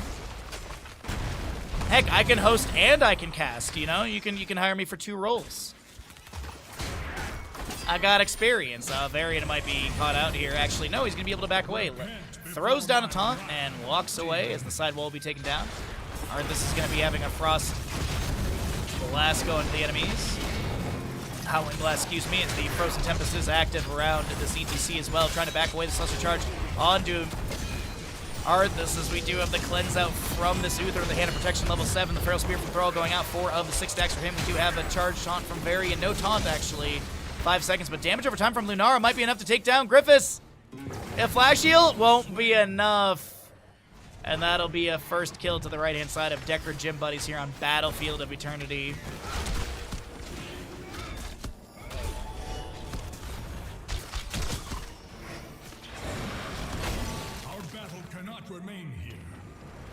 Immortals will be swapping locations. Where are we going to be heading? The race is looking pretty good for the side of Decker Gym Buddies. It is going to be on defensive sides. Li Ming and Anduin soaking top as we do have your Uther Arthas bottom lane. Lunara does have that Nature's Calling level 4. Oh wait, no, she went Blossom Swell with Choking Pollen. Excuse me. Misread the icon for a second there, as that is going to be Frostwell Pack completed by your Thrall. ETC and Varian will be traded. Thrall up to 13 of the 15 stacks for his first milestone. And keep in mind, milestone's cannot be lost upon death. So if he does make the 16 stacks and dies, he'll only drop down to 15. The kill into Varian. Seems like they're going to back away for this small window, giving some race over to the enemy. As Hanzo maybe looks to sneak on the left-hand side and get some race of their own. Uther steps up with a stun into nobody. Never mind, just kidding. Wave of Light is completed. There's going to be a Howling Blast, a couple enemies. The Leap of Faith is going to be good on Tamila. Celestial Charge getting a bit more space as Lunara continues to auto-attack onto this Imperius. The Howling Blast missing the taunt, though, does activate into the Thrall. He's going to look to back off. Dragon's Arrow lands onto ETC. Thunderbear will be able to back away. Army of the Dead from Arthas activated, and those ghouls are going to help race down this Immortals. It is Dragon's Arrow, Divine Shield, Shield Wall, Leaping Strike, and Army of the Dead. As we get into the 10 talents here on the left-hand side, Thrall 1 stack away from that 15 milestone. Wrath of Angiris, Mosh Pit.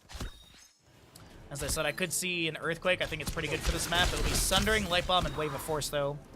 Belith heads in the bottom lane, the second Immortal of the map. And how much siege will Decker Gym Buddies pick up with this? Varian is going to be rooted by the Feral Spirit of Thrall. Needs to back away a little bit. As Hanzo has a couple autos into this fort gate of bottom lane.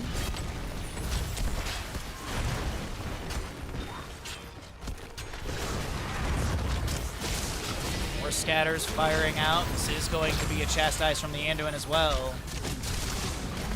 Good sustained damage going out. ETC power slides onto Hanzo, but Uther has a Hand of Protection. And this will be the next Immortal at somewhere in the 11-minute in-game time. Chain Lightning out from Thrall. We'll take a look at Crash Lightning in a moment here. A lot of heroics available. Taunt just now coming off cooldown. 5v5 in bottom lane, it's looking. TC goes to anchor in the bush, and he'll be scouting out. Wait, hold on. Flank onto the Anduin from Varian. Light Bomb goes out, but it has no trigger. Leaping Strike coming in from the Lunara. Mosh Pit onto 3, but Dragon's Arrow interrupts it. There will be a reset for Li Ming as the Arthas will be taken down, but Li Ming is the next one to be taken out by the Hanzo. And Thrall does have 16 stacks on his Crash Lightning. That's a big pickup for him. So he can breathe a little bit, a small sigh of relief as he's like, all right, cool, I can't drop down. But of course, you don't want to lose any stacks ever.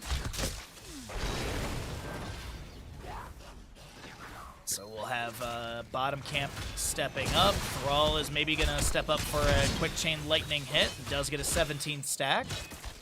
Arthas heading into top lane to defend. About a quarter level difference between the two teams, but Chastising a Lunar will land. Bottom lane fort will go down, and there's going to be the Immortal phase. As I said, around 11 minutes in game time for the contested phasing as we get into Fallen Shamans on the left and the right sides.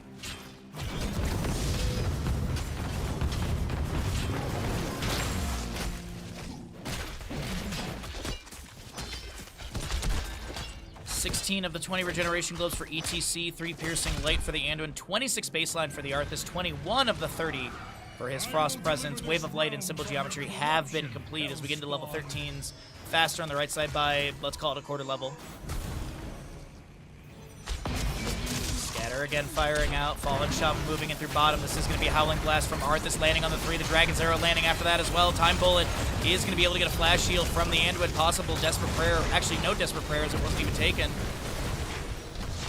We do have Varian still stepping up onto the enemies. This is a Wrath of Ingerius. We do have that Sky Suplex, but I think it was more or less to create space for the allies to back off.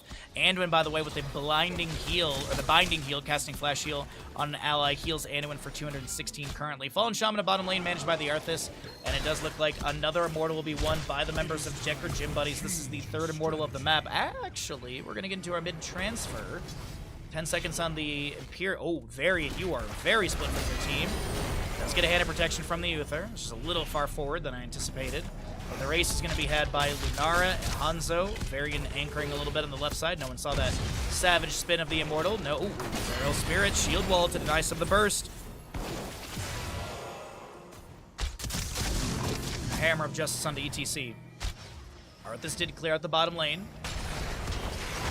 Frost Presence active. Frozen Tempest active. Howling Blast lands and the Frost Presence is completed. Uther trying to get some heals out. The Army of the Dead will be activated.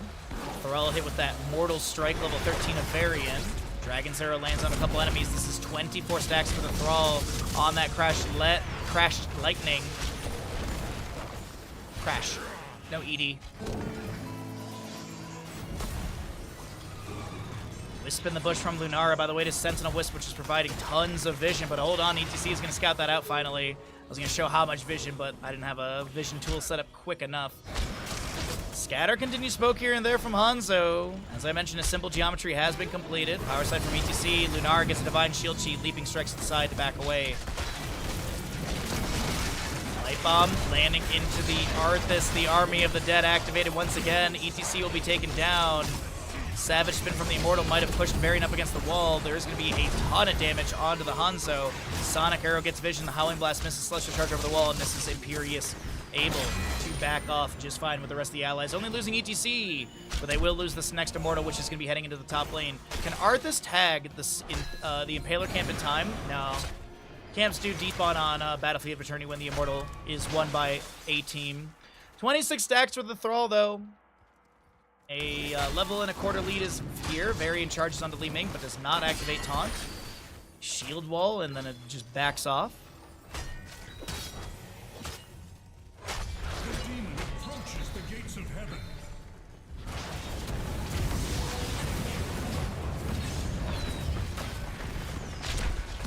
Celestial Charge again goes out. Cleanse onto the Hanzo. Sundering from Thrall as well. The Light Bomb pushed to the side by something else. It wasn't obviously the Sundering there, but that is going to be a good Celestial Charge of the enemies. It's a weird interaction. I think actually the Sundering kind of misaligned that Light Bomb situation. But either way, the top lane 4 is going to be taken down. Time Bullet getting chunked, as it is Piercing Arrow for the Hanzo. No siege, no Giant Killer. Benediction. Banner of Stormwind. You also have the Anti-Magic Shell, and Lunara does pick up her Accelerated Contamination. Thrall Crash Lightning is done. He cannot lose those stacks.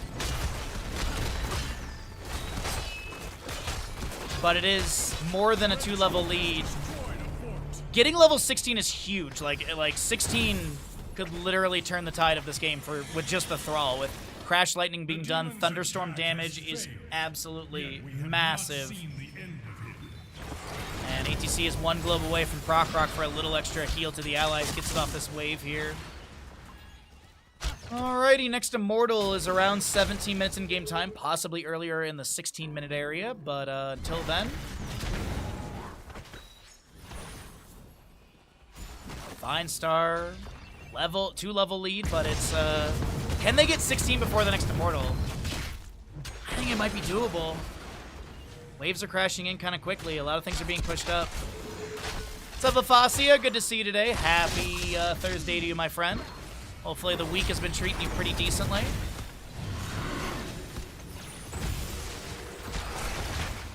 Another Howling Blast going out. DC to see Face Check the Bush. Chastise goes out. Face Melt as well. No Encore level 13 did go into your... Oh, it's not Face Melt. It's the Mic Check. Thank you. Mic Check for 2 targets and the reduced cooldown by 6 seconds. As I mentioned, the next Immortal phase is going to be announced really soon. Man, look at that timing. Blizzard, look at that timing. What a solid knowledge of the game. That would be great to have at BlizzCon this year, as a camp invade is going to be attempted by Decker Gym Buddies. We do have a Light Bomb finding no one. Mosh Pit onto 3. There's no interrupt. Lunara actually lands inside the Mosh Pit from her Leaping Strike. Hanzo's the first taken down.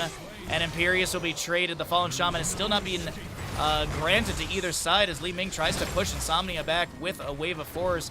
Varian might chase out onto her, gets the taunt. Lion's Fang auto attacks. Mortal Strike is there. Fallen Shaman will go over to the left-hand side of Munchies. Arthas looks like he's going to be recalling, and he'll get back to full.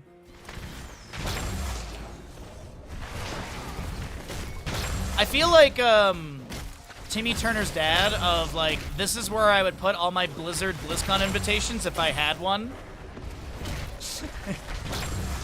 Some of you know the joke I'm talking about. Some of you are very perplexed.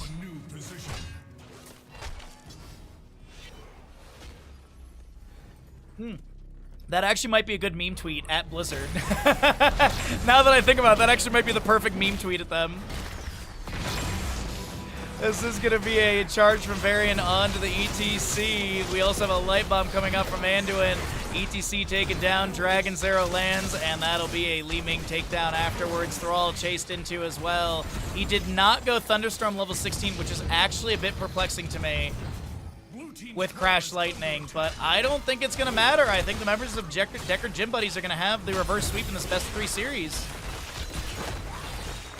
They're already going on to core. Imperius and Anduin are the 2 defenders. Imperius will be taken down. Is this going to be a Finland onto Anduin? Army of the Dead activated. They're going to try and chase onto him. ETC up in 6 seconds. Finland! Is going to be achieved as all 5 members on the left-hand side have been taken down and the core will fall. And that is Decker Gym Buddies moving on in the brackets of the Heroes Pulsing number 2. GG, well played. And the best part is we still have another best of 3 coming up, everybody. We still have another best of 3 for all of you. I love your knowledge of the game. Blizzard can only benefit by your presence on the casting team. Muffins, I think you have literally said it the best. I don't think anyone has said it as good as you have. Seriously. Like, not even trying to, like, yuck it up for stream. Yeah. Yeah, I agree.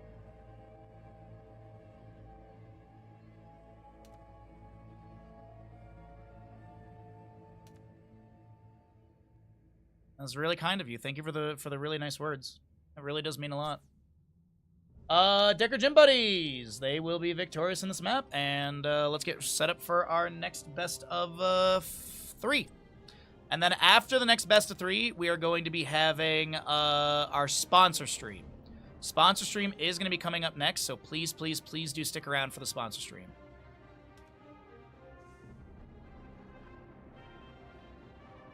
Chat. Without looking it up, does anyone remember what was the 00 number of the 00 agent in the beginning of GoldenEye, whether it's the movie or the game, because I believe the beginning of both of them are the exact same.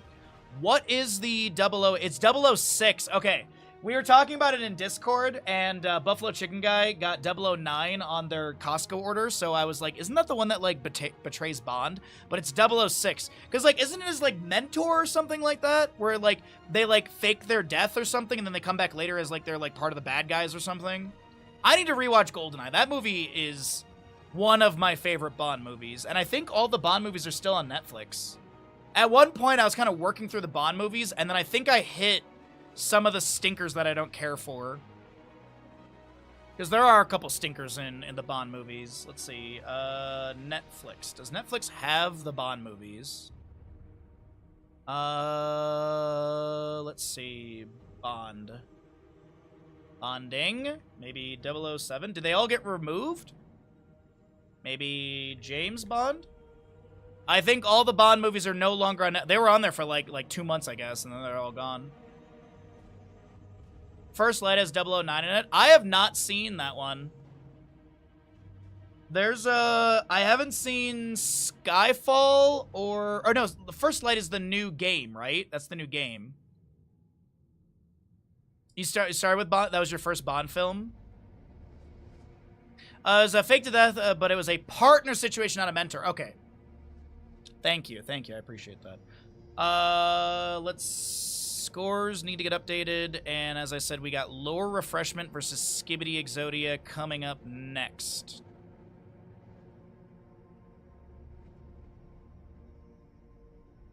Yes. I have a whisper over to Hazu, so I can just join off of him or whoever. But yeah, like, I haven't seen, like, the most recent 2 or 3 James Bond movies. Where is my tab? Let's see. James Bond movies. Take a look here.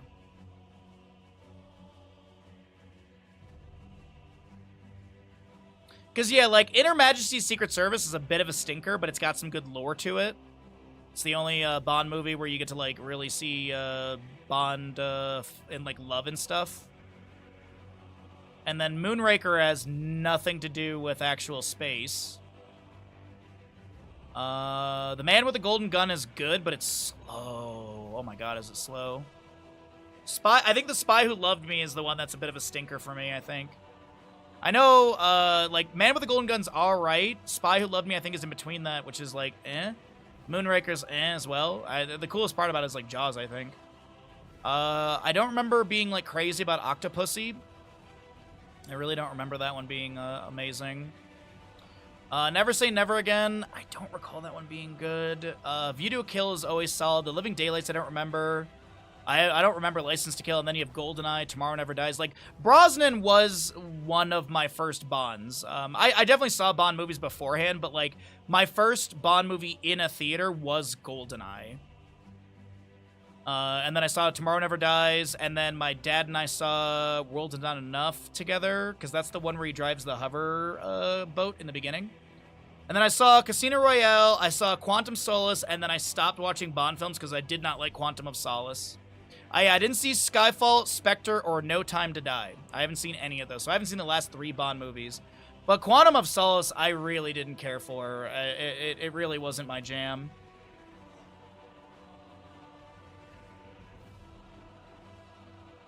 We have our final James Bond watch party next month on 707 with No Time to Die. It took us 3 years to get there because we didn't have any... Oh, okay, that makes sense.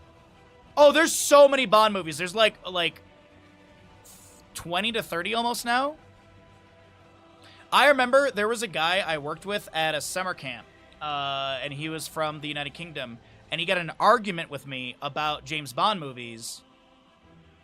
And I was a big Bond fan at that time. Like, I literally had on my iPod, I had a James Bond movie soundtrack playlist because I loved listening to the intros.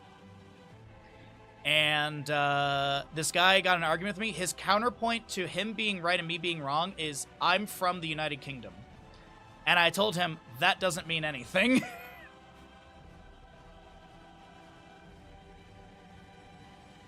Yeah, there's some that are not Ian Fleming. I got to see his house, though.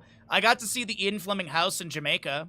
We went down to Jamaica once, and we were on one of those like sailboat tours. We were the only people that apparently went to it, and the captain was super cool, and the captain found out my dad was a big Bond fan.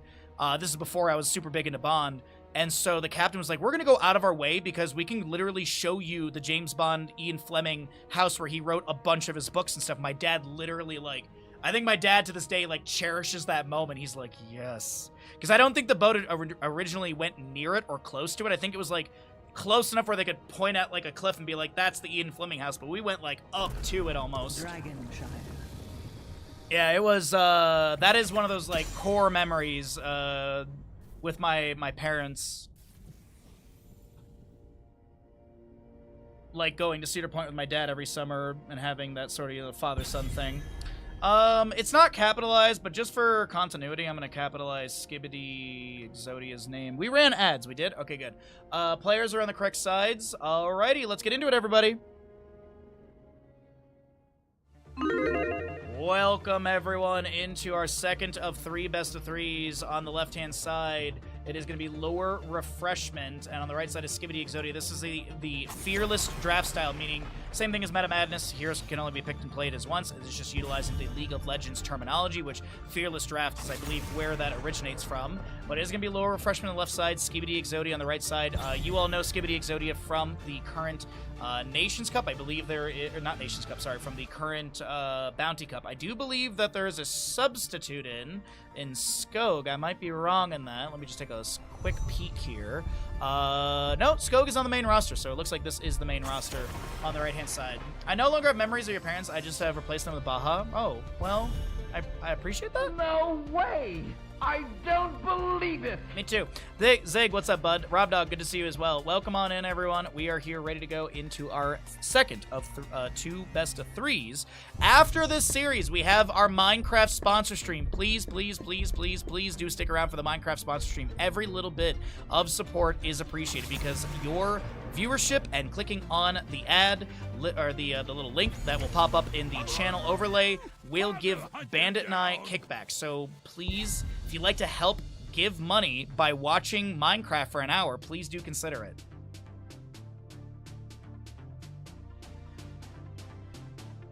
I was hoping to get Father? That would have been good, Zig. The crusade. At least we know Baja won't go out for cigarettes. I did quit smoking, what year is it, 2026? November this year is 11 years without a cigarette. And then May of next year is 11 years with no nicotine. Or like, actually it might be like February of next year is 11 years with no nicotine, but yep. Alrighty, Vikings and Falstead to be banned away by Lore Refreshment. We'll get the Tyrael Anduin removed by Skibidi Exodia. Johanna, Malfurion are going to be the first 2 picks for Lore Refreshment. And we get a Hogger, Blaze, and Lily for the side of Skibidi Exodia in map number 1.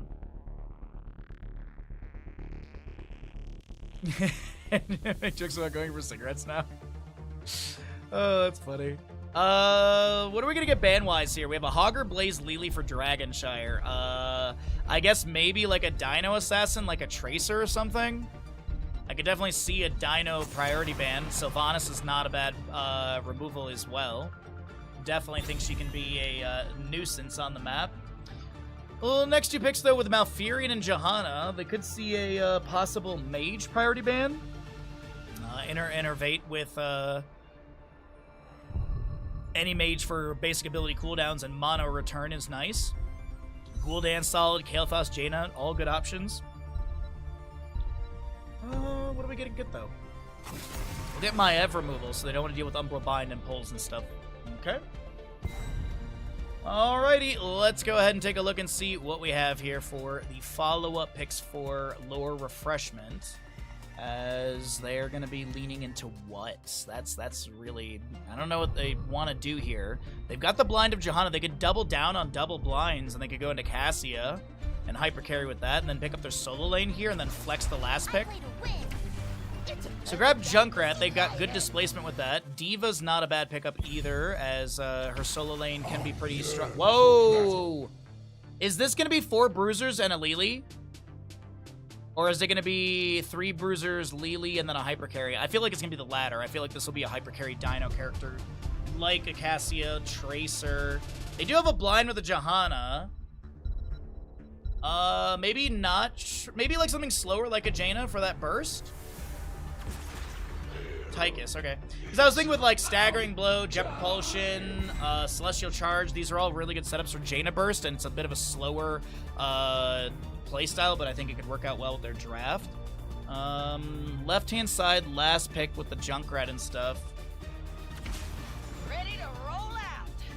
This is actually not too bad, because like Hogger, the way to like close the distance on Hammer is a bit difficult, or sort of telegraphed. You know, Blaze will come with Jet Propulsion, Celestial Charge, Tyke is probably going to poke with Quarterback or Grenade. Lily won't step up. Hogger maybe spins through. I think, honestly, Lore Refreshment is a really solid draft. Let's see what we get going here in map number 1 of this best of 3 series. Hammer has Giant Killer. Indeed she does. Indeed she does at level 16.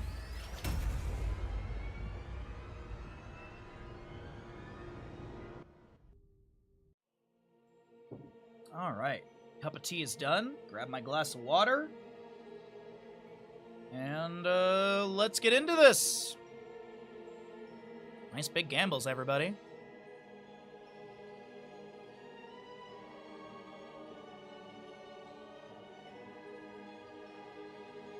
Oh, and thanks everyone for hanging out on this Thursday. I really do appreciate it. Hopefully your day is treating you well, and hopefully the stream has been a very enjoyable time.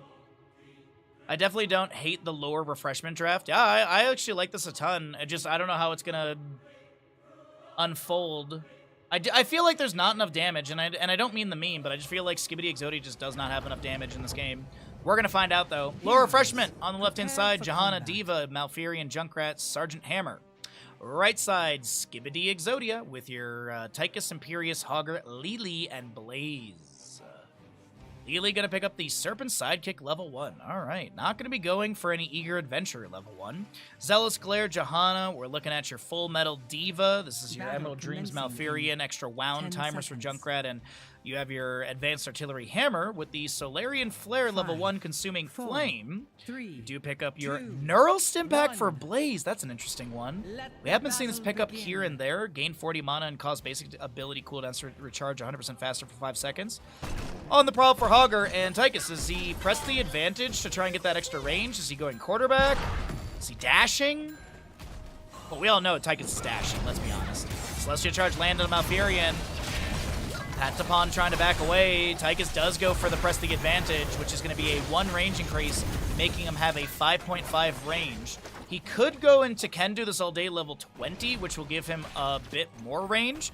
I believe it increases him to a 7.5 as the Can Do This All Day, or not Can Do, the Bob and Weave, sorry. Bob and Weave level 20, I believe gives a 1.5 range increase for a few seconds after dash is activated. Tychus is going to activate his minigun. Kathy is going to be forced to back away. Half a kill will be picked up as the big shot goes out into Dino. Imperius will be taken down as they were looking to invade this camp, and that'll be first full kill on the left-hand side as a half a kill is picked up by Skibidi Exodia. Dino cannot go for this fight, even with Hogger stepping in. He's got, he dashes forward. They take down the Diva. The overkill is active. Hogger is going to be pushed back by the concussion mine. Good activation from Claude there, and they will be able to advance and steal away this camp. I was not anticipating that to happen whatsoever, as I don't know if Diva is going to show the death recap. Can I click on Diva? Oh, it's because of her mech. Hold on, there we go. Overkill from Tychus was 71 with that grenade. You failed, you didn't put me on TV. Well, it's okay, you can do it now. Appreciate the extra viewership. Jet Propulsion comes through. As I see your YouTube comment. Sergeant Hammer taken down by Tychus in the bottom lane. That is going to be a root onto Lily, and she doesn't get the kill onto Patapon, but Hogger spins in. Hogger's dead. Oh my god, a bloodbath. 3 to 4 in kills right now, as that was Hogger also picking up Brute Force level 4. Increase the range of Loot Horde by 25% and in damage by 50. Hitting heroes with Staggering Blow. Permanently increase the basic attack damage by 2. To maximum. Oh, sorry. Sorry, Hazu. I didn't realize that you were setting things up right there.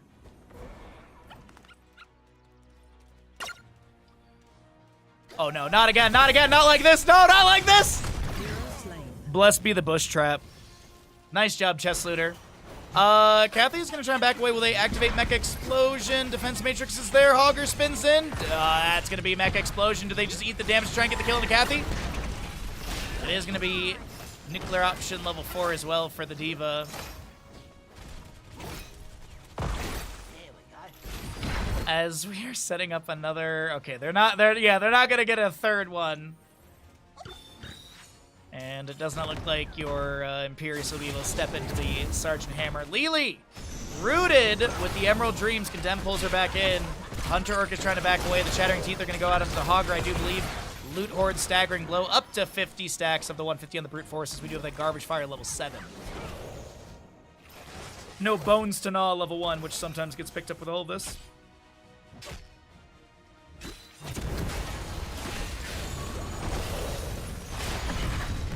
Alright, Blaze, by the way, going to go into Oil Dispersal with the Nanomachine Coating. Will we get Grill and Kill level 13? Doubtful, but a man can dream.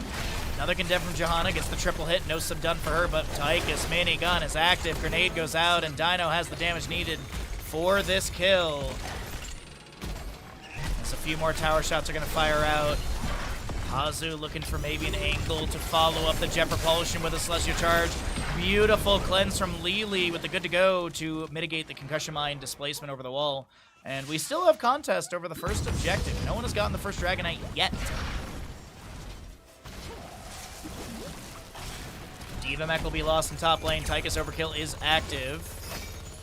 And you did go into your Combat Tactician at level 7. Jet Propulsion to the side, and no invade on this camp will be successful. Dragonite available in mid lane. Will anyone be able to get the channel in time? Blaze might stick around and eat some damage. No, Hazu's going to get this, and Blaze won't have to stick around too much.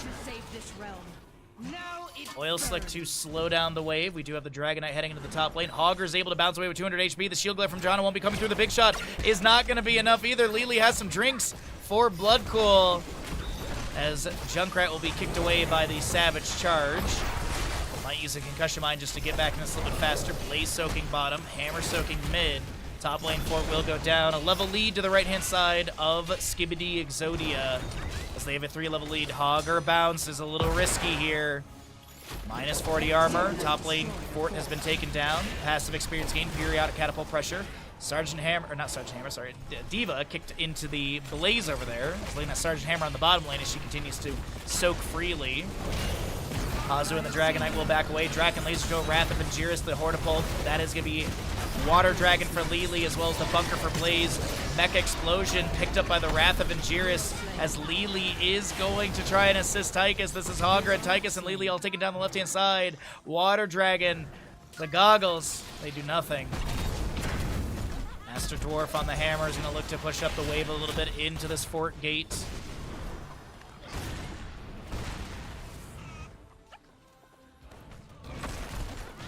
Blunt Force Gun, Riptire, Blessed Shield, Tranquility, and Diva. Is it Bunny Hop or Micro Missiles? It will be Bunny Hop. Been seeing a little bit more Micro Missiles here and there. I'm a big fan of it. Blunt Force Gun fired out, Concussion Mine displacing, Bunny Hop coming through from the Diva. That will be Johanna taking credit for the kill into this Imperious. Riptire coming through as well, and Sergeant Hammer takes down the Blaze. 8-8 in kills, and the members of Lower Refreshment are going to be pulling ahead in map number 1, Experience, and it looks like they might be able to take down the bottom lane fort. Sergeant Hammer damage is pretty decent. Let's have the Hover Siege level 7. We have the Nanomachine Coating at level 4. Diva looking to, I think she's just anchoring above all of this, but yeah, the siege tactics for the Neo Steel Plating. Minigun active for, that's a Hortipult in from Hogger. Johanna activates Iron Skin, trying to back away. Master Dwarf will be taken down by the Overkill. Tychus dashes forward, the Imperius is here. Celestial Charge lands onto the Junkrat, and that is Water Dragon from Lily. Not even activating in time, but a Quadra kill will be picked up by Skibidi Exodia as the Shrines are activating. 10 seconds to go for those. Hazu might rotate to top lane to be able to get the Sun Shrine, but it does look like a Bruiser camp for bottom lane will be started by Blood Cool and Dino, while Skoke heals up a little bit. Now 13 is getting close. And can we get the Grill and Kill Blaze? Is Skoke someone who will adventure into the Grill and Kill territory, or is it just going to be collision course as we always see? Moonshine currently held by Skibidi Exodia. They're going to advance forward into this bottom lane. Forward Jet Propulsion lands into the Johanna, the Celestial Charge, and Staggering Blow. Blunt Force Gun to the enemy. Sub done for the Johanna. Riptire from the Junkrat is going to be cleared away before it gets the activation. Bunker defending and providing some armor. Another Condemn from Johanna. Sin's exposed. Level 7 for that minus 35 healing. Water Dragon from Lily goes out into the Diva. Bunny Hop into the backline. Hogger looks to spin through, but he'll be taken down by the Junkrat damage. Bouncy Bear is going to bounce back to the Hall of Storms. Jet Propulsion follows up into this Sergeant Hammer as it is going to be your collision course. Wrath of Ingeris pulls the hammer over to the right side and she'll be slammed on the ground. The Sky Suplex getting credit for the kill as it's a 5-kill advantage on the side of Skibidi Exodia and about a level lead as they have the talent here for the few more seconds. Imperious grabbing mid lane soak and we'll head to top lane momentarily. Siege Giants are going to be leashed by the Diva. She'll boost back into Dino. Neely is going to have a blinding wind. The Jet Propulsion mitigated by Malfurion's entangling roots on the ground right there. As the Dragonite mid lane is available, Diva's there to defend. She'll be seen in the minion wave. Did go pilot, good to go, level 13 for a little bit more mobility.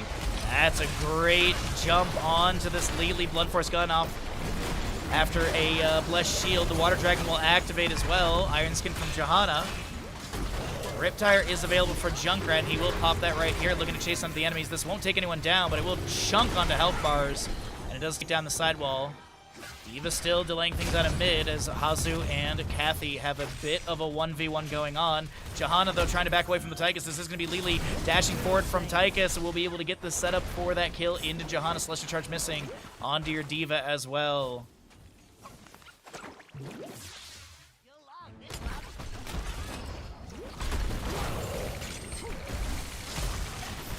Dino is caught out here. Gets the cleanse after the root and everything. Diva's going to boost in the backline. The Bunny Hop will be coming through. There's going to be Tychus moving forward out of that Bunny Hop. The Dragon Laser Drill will be summoned. Diva's trying to take down Tychus with the fusion cannons, but won't be able to do so. Dragon Laser Drill still getting a little bit of damage onto this Diva. The Water Dragon does not connect, and Hazu once again jumps inside the Dragonite during this skirmish around the Siege Giant camp that was picked up by Skibidi Exodia. Last shield off of Dino. The Savage Charge will save this Tychus for now, as it looks like he'll get some drinks out from Lily. She's a little bit low. Bunker forced by Blaze. Concussion Mine comes out a little late. The Blunt Force Gun misses as well. Uh-oh, Malfurion, though, kick to the side. Jet Propulsion to try and get the dismount. They will be able to do so. There's going to be Tychus rounding the corner. He's going to get cleansed by Lily, and that is a Malfurion takedown as well. The Dragonite has expired, and Imperious will be able to back away.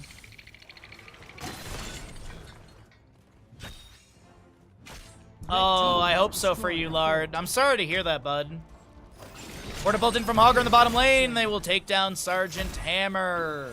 Was that just straight up Portapult damage? It was also the Garbage Fire. Okay, that's what I was like. I was like, that was not enough damage just from Portapult. Well, the nice thing, and hopefully you get to be done with work earlier, is you get to watch more Kingdom Hearts 2 tomorrow. Because we will be playing a bunch more Kingdom Hearts 2 tomorrow. Sorry. Hazu doesn't like me talking about Kingdom Hearts. For those that aren't getting it, Hazu is spamming the voice line silence from Imperious. So I'm making little silly jokes. Staggering blow into the Jet Propulsion, and they smush Johanna into Crusader Pace. As Tychus top lane continues to push things up onto this keep gate, we're going to summon a Draken Laser Drill for extra siege. Diva, Mech Explosion. And Tychus will dash, but he still gets pushed to the side. Wrath of Ingeris over the wall, but they can't get over the wall. It doesn't matter. Sergeant Hammer gets blasted. Taken down by Hogger combination. Riptire from Junkrat, as Lily could be taken down from said Riptire. Trying to get the clear onto that. One auto would have done it, but it doesn't matter. Lily does live. And the next shrines are activating. Third objective could be had soon.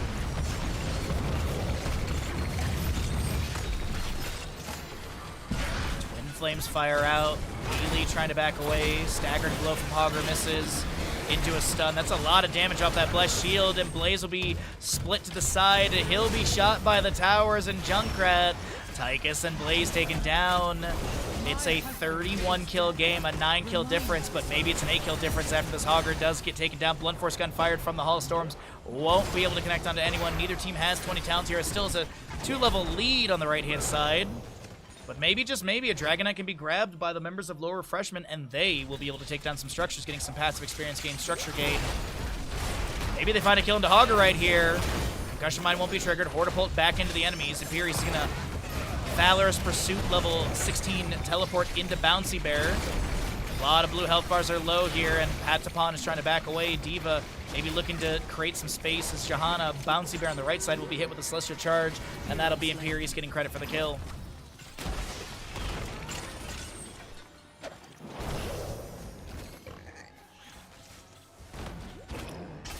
Yo, what's up, Impy? How you doing, bud? Happy Thursday, my dude.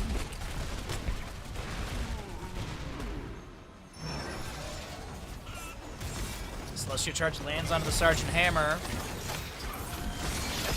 Easy throw Dynamite. The Wrath of Angiers misses onto Diva as she'll be bouncing her way out. Same old, same old. Oh, it's good to hear. Nothing wrong with that, especially with the chaotic world we live in right now. Draken Laser Drill summoned for Siege onto Keep Gate of bottom lane. It is going to be just ever so slightly out of tower shot range.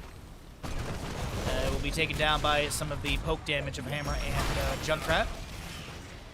Hogger looks to spin to the side, as our Hazuobs will get a third Dragonite. Jump Propulsion comes through. It is going to be your Bob and Weave for the Tychus, as I mentioned, that 1.5 range increase. So he has a 2.5 range increase, but when that's active, it's only still 7.5. He doesn't outrange structures. Actually, sorry, 6.5. 4.5 baseline. Level 1 adds 1.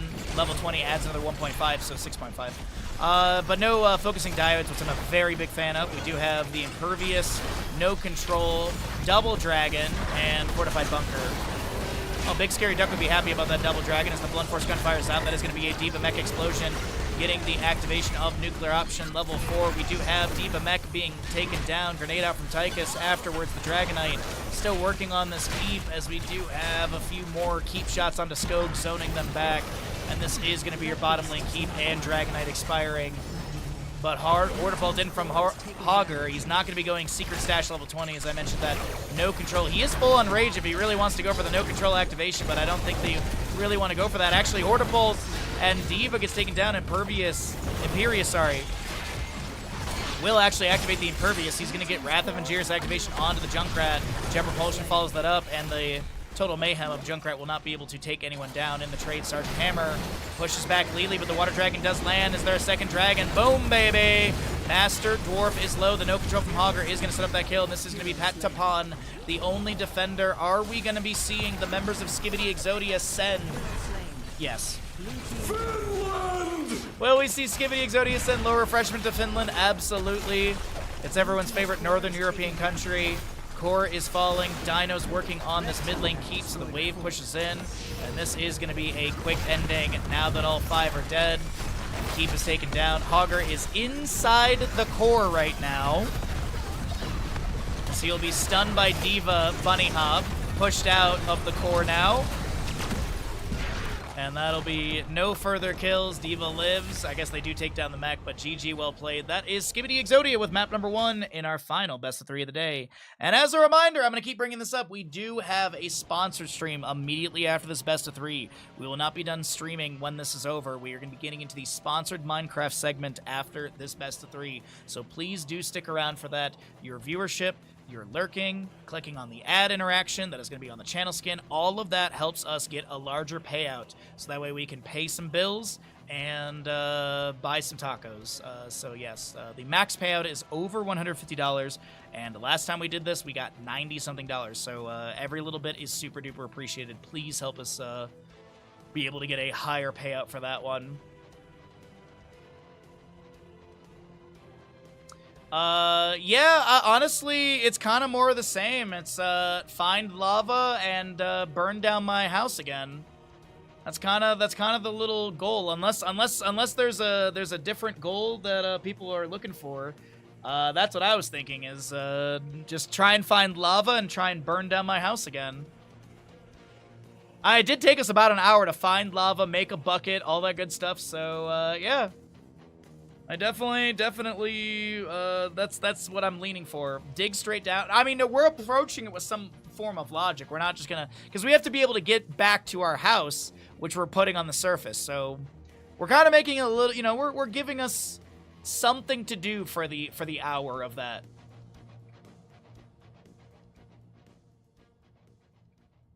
Some good water. All right, ads are rolling and scores are updated. Minecraft lava percent speedrun. Kinda. Because there's definitely aspects where we could go faster. We could definitely, like, go faster. We'll also do, like, a Twitch prediction, you know, does Bahamut die within the hour or whatever. So, yeah, we'll have some fun stuff for the Minecraft section. But I'm looking forward to it. I mean, last time we played it, it was a good time. So, looking forward to playing it again. You know, an hour of Minecraft is enjoyable. I don't know if I'd really, like, get into it for hours on end, but definitely at least 1 hour is enjoyable. Social Security Administration. Oh, great. Please confirm your appointment. Oh, that's my dentist appointment, okay. Track packages. Puzzle games. None of these are Blizzard. Messages. Mexico is apparently beating South Africa right now in World Cup. Dig then house. Be troglodyte, which you meant to be.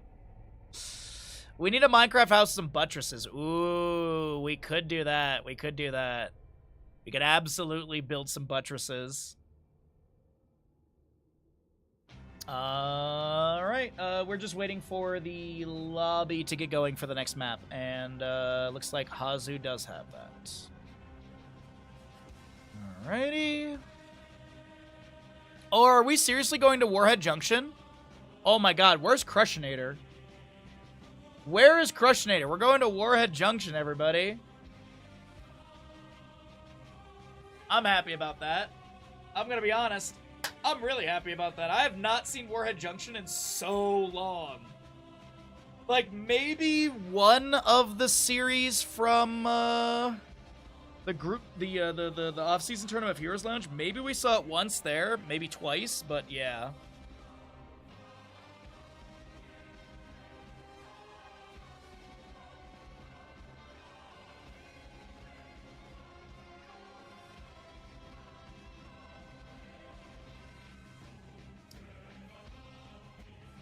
Alrighty. That's all good. That's all good. Right.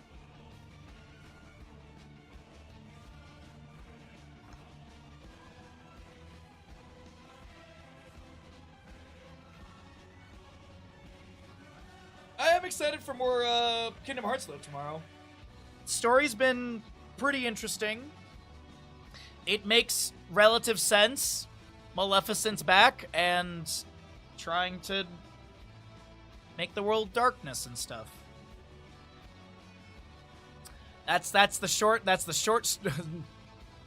recap of the last 10 hours of Kingdom Hearts 2 we've played.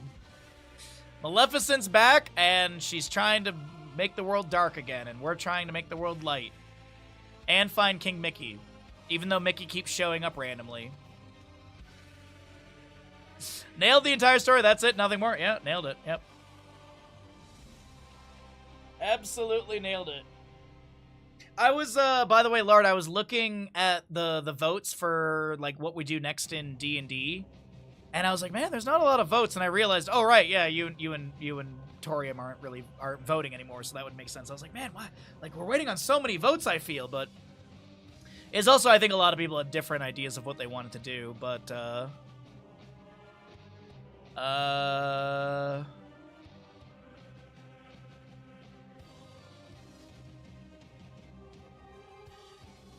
what? I'm confused.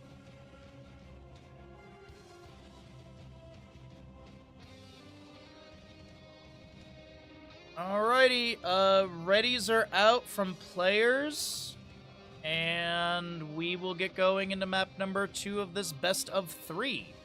And we'll talk about sponsor stream and all that good stuff when we get into the draft.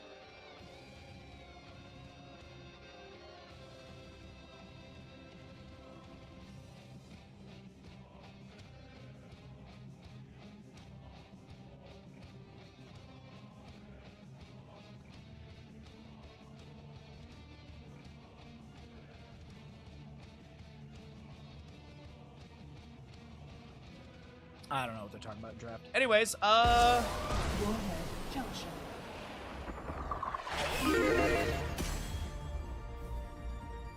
I mean, I will maintain the silly. I think I might be the one of the few that will maintain the silly. I think some players are a bit more serious than I am, but yeah, no, always maintain the silly. I agree. Warhead Junction on the left-hand side is lower refreshment. Right side is going to be Skibidi Exodia. We're going to be seeing a Viking ban once again. Lower refreshment getting rid of that as they will have first pick priorities. The losing side opting in for the first pick priority, meaning map choice came up from Skibidi Exodia. And if you're wondering who chose Warhead Junction, Dino did say it was them. So you have Dino to thank or blame, however you want to look at it, but realistically we should all be thanking Dino as we want to see Warhead Junction. So on our end, we're all happy about it. Zool will be banned. What is the secret sauce of Warhead Junction for Skibidi Exodia?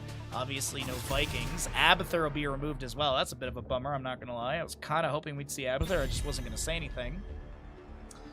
And Skibidi Exodia, what is their second ban into lower refreshment? Gonna get rid of the Muradin. Muradin, okay, interesting. Why do they want to get rid of Muradin? I mean, his stacks, but is he gonna get some easy stacks off of what their composition's gonna be? I don't know. Maybe they just don't want to deal with the Stormbolt and Dwarf Toss and playstyle of it all. Excuse me. First pick, left side. For the alliance above all. Grab the Anduin. It is the fearless style of draft and all that stuff. Games begin. Medivh and Zeratul. Okay, it's already scary. Already high mobility. We do have Twitch prediction going on as well.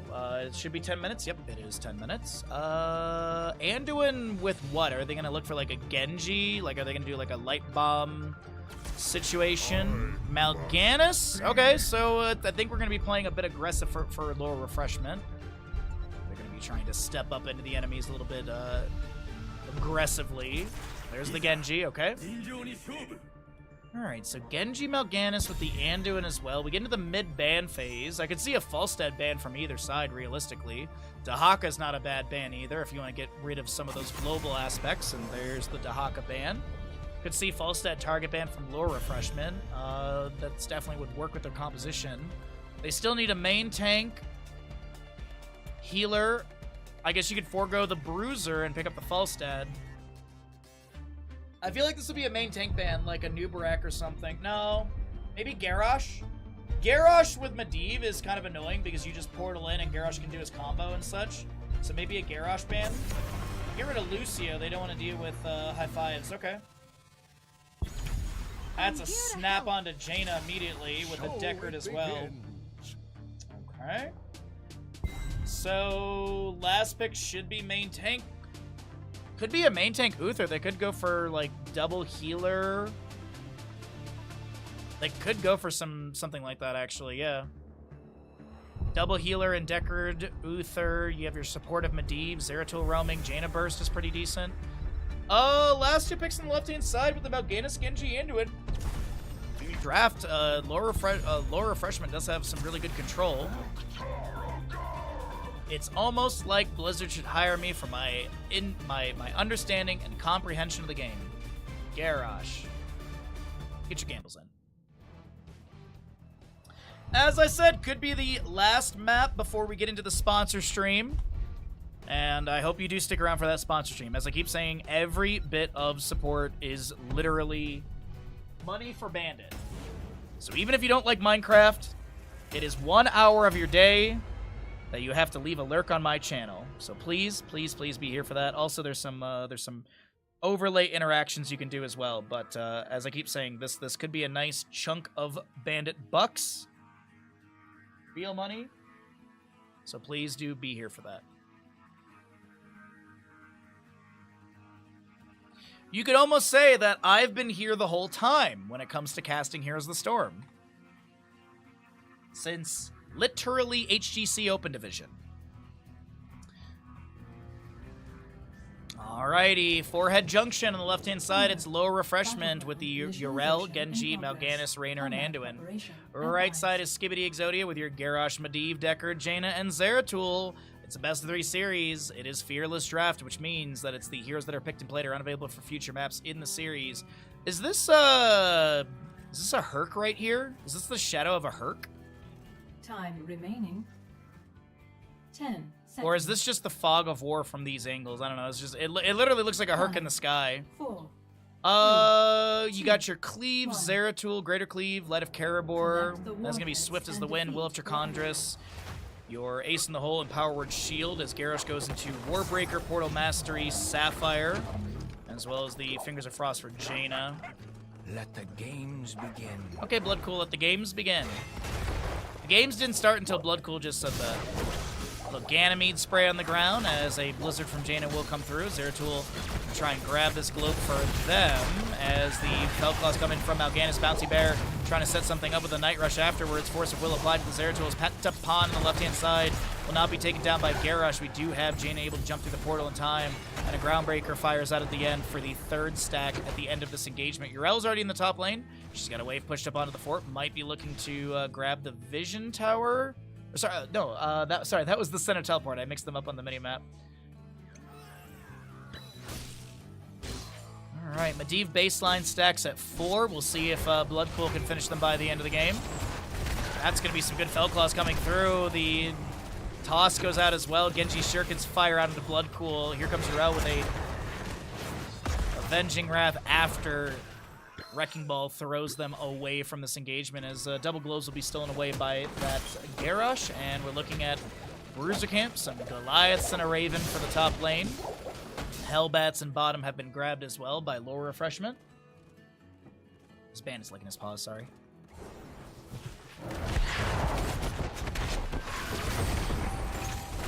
Chastise to follow up. That's a nice penetrating round. Medivh. No way! Bloodcool makes it out with those stacks. It's 10 stacks, but I legit thought they were dead there. Wow, it was such a good penetrating round to push them away from the portal door, as this will be a scroll ceiling landing onto the end, another Divine Star coming out as well. Patapon now trying to back away. The Night Rush from Mal'Ganis won't be able to create the space needed, and that is going to be first blood over the side of Skibidi Exodia.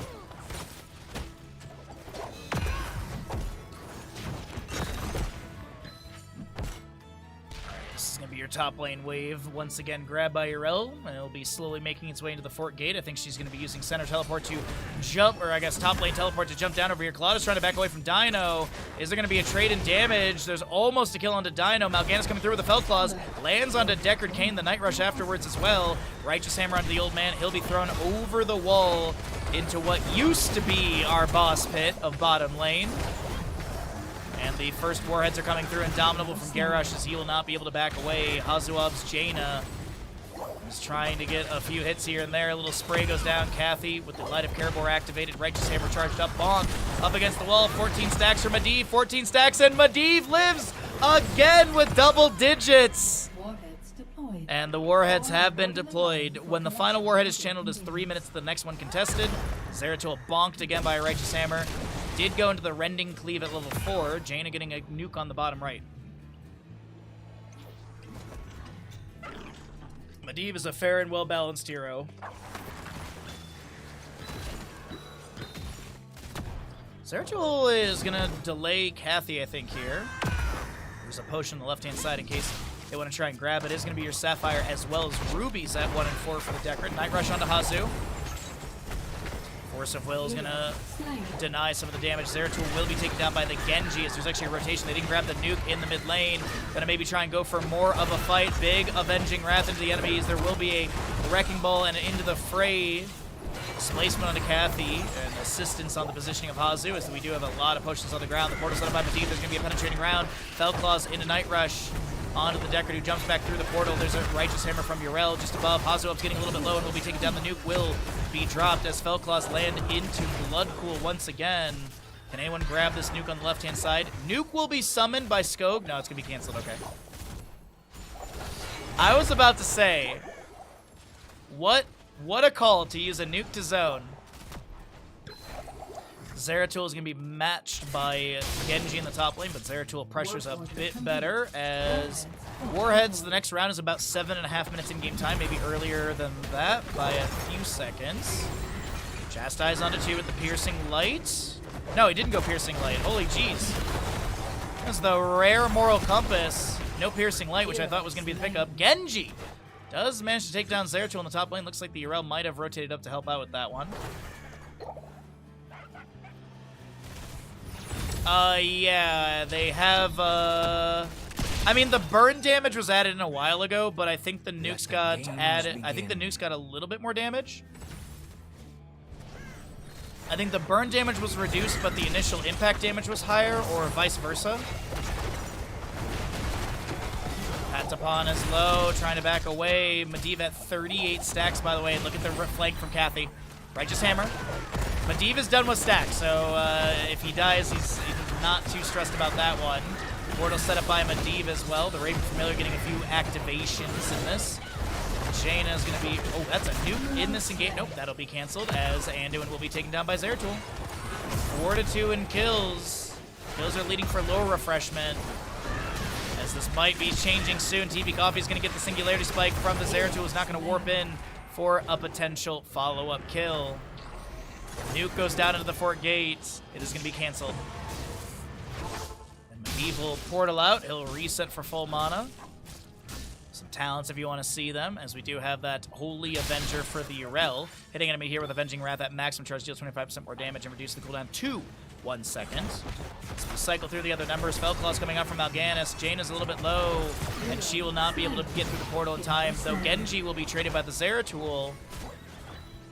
Pushing up experience for 10 talents here faster on both sides. Haradra Cube with that Sapphire applied. Garrus can take the portal to top lane. Nuke gets launched into mid, and that'll get a decent amount of damage. You can see that burn damage over time, but it's not going to be pushing that bar any further down. But, I mean, this is some decent damage on the fort gate. Zeratul with the mini wave should be able to open this up.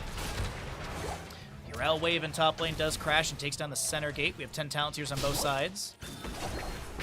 Void Prison, Ring of Frost, old classic. We do have your Warlord's Challenge, Dragon Blade, Sacred Ground, Carrion Swarm, Hyperion, and Light Bomb with Stay Wildness and Leyline Seal.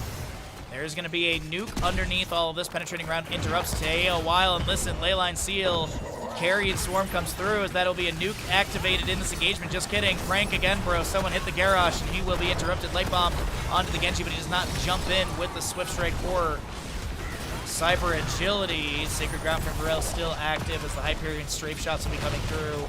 And as I mentioned, about 7 minute 30 in-game time, and that's where our next contested nuke phase is, in the center and top locations of the map, as Zeratul goes and clears out this camp in bottom lane. He did go in for your Wormhole level 7 for that extra mobility. Jaina's 2 globes away, 1 globe away from getting her Fingers of Frost completed. She's currently at 8,614 of the 12,000 or 30,000 for Ice Block or Ice Cold. Nuke applied into bottom lane from Garrosh. All the nukes have been claimed. I'm sorry, are we using a nuke over here? Okay. Next round of nukes is going to be sub 11 minutes, like it's like a 10-minute 50-something. They use the nuke on this right side camp. That's a... Okay, that's utility, I guess. Chase onto Zeratul, though, in the bottom of the map. Night Rush coming out. Does Dino have a blink? Force of Will applied. Portal's there as well. Garrosh jumps through, but no Groundbreaker to land as the Chastise zones back our Warlord. Azu heads to top lane. Scroll of Ceiling goes down the ground. Roger Cube again with those Ruby little tiny potions. As Hazu steps into a few of those, grabs the globe, is done with the Fingers of Frost. Looking to get that Ice Block activation. Roger Cube with the Sapphires again slow. The Groundbreaker lands. Scroll of Ceiling onto the Yrel as we have a Light Bomb onto Genji, but he doesn't jump in. Leyline Seal into 2 enemies on the left-hand side. The Sacred Ground is active. The Rain of Frost coming down from the Jaina, so this is going to be a nuke looking to be activated, but it doesn't get the full channel there. I believe Ruby activated once again. Hazu up trying to get some of those potions, but won't be able to do so. As now Garrosh is hit with the Fellclaws. 16 stacks on Will of Chakandras as Hunter Orc will get the nuke channel. Will VP time out early enough? The nuke actually lands. Bouncy Bear will be taken down. Patapon is trying to take down the Zeratul as Dino's able to jump through the portal. Wormhole value as well for more mobility. Arcane Rips are firing out, and the minion wave will be worked on here. Slime Boss has not been grabbed by either side. Yes, that is the name of it. If you are curious, there you go. It's a big old Slime Boss.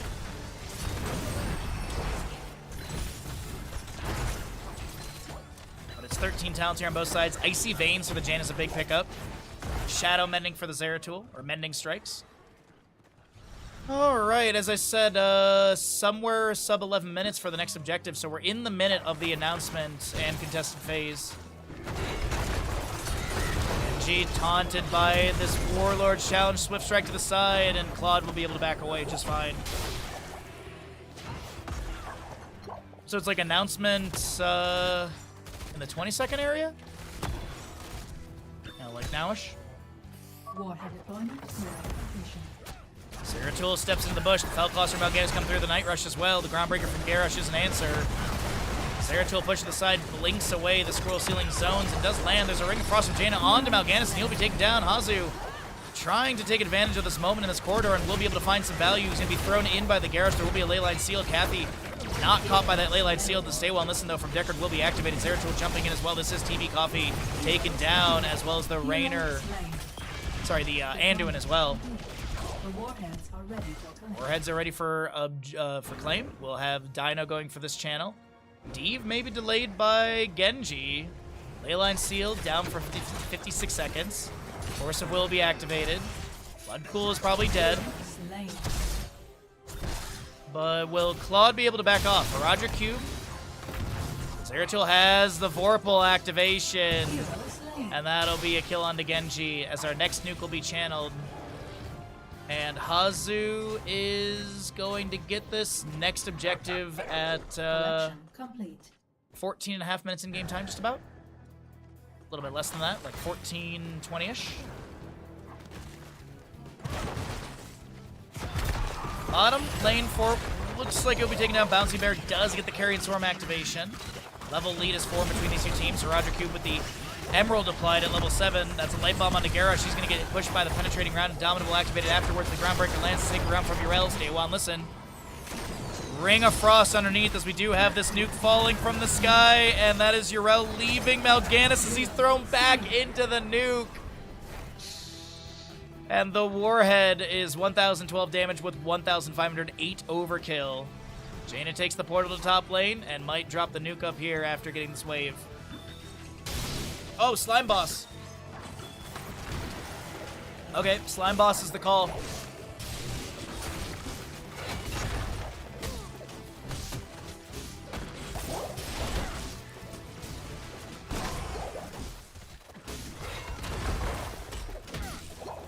Alright, Leyline Seal's available. We do have Temporal Flux, which is a broken talent. You also have Numbing Blast for the Janus. The Catapult roots the target for 0.75 second. Rainer trying to clear out bottom. Bottom lane Fort low on HP. Mid lane Fort a little bit more, but still low at 25%. And top lane may just get taken down. This could be Nuke plus Slime Boss in top lane push. And as I mentioned, we're getting pretty close to the next objective announcement, I do believe. Yo, what's up, Forget What? Welcome back, bud. Yeah, we got a 4-head junction game in this. This is going to be Slime Boss taking down this fort. Jane is trying to assist in some of the siege. And it's 16 up on both sides. We do have that Blind as a Bat from Malganis, which is very synergistic with Will of Chakandras level 1, which is completed, giving that 0.5 second extra stun duration on the final slash, so it's a 1.5 second stun. And then you also have a 4% lifesteal on that as well. Will Jaina drop the nuke onto this keep in this Slime Boss siege? Bottom right Hellbat camp is being stolen, and that's going to be a Hearth out. Jaina may be saving nuke for core if they want to try and step up an end here. Hyperion from Rainer will be activated. Portal set up by Medivh. Sacred Ground from Urel. As the Righteous Hammer pushes people around, that's going to be Genji jumping to the backline. They'll stay one, listen. Jaina will ice block as the VP lands onto Anduin. We have Felcloss from Malganis with Blind as a Bat. Ring of Frost actually captures. There's going to be a nuke going down. Jaina gets a Force of Will at like 100 and something HP. Zeratul will be taken down by the Genji. And Medivh will be able to portal out once again. Urel picked up the Force of Will, denying the fatal damage. Nuke summoned by Hazu here, as Garrosh might have a Groundbreaker or a Wrecking Ball to throw someone into the nuke and will be able to do so. Patapon gets chunked. Medivh taken down by the Genji. Carrion Swarm active as well, and this is going to be Jaina as well as Deckard picked off. And it is a triple nuke phase active. Garrosh is going to use the teleport to get to the bottom lane. He might be able to get the nuke, but I don't think that's going to be happening.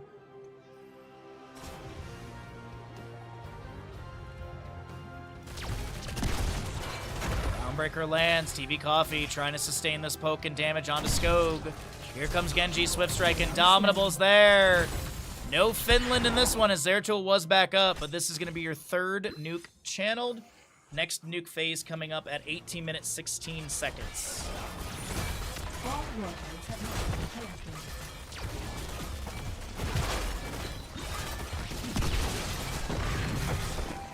Alright, bottom lane fort is taken down. Slime Boss up in 2 minute 18. And there was that Hellbat camp grab, and it doesn't look like it got a lot of siege value in bottom lane.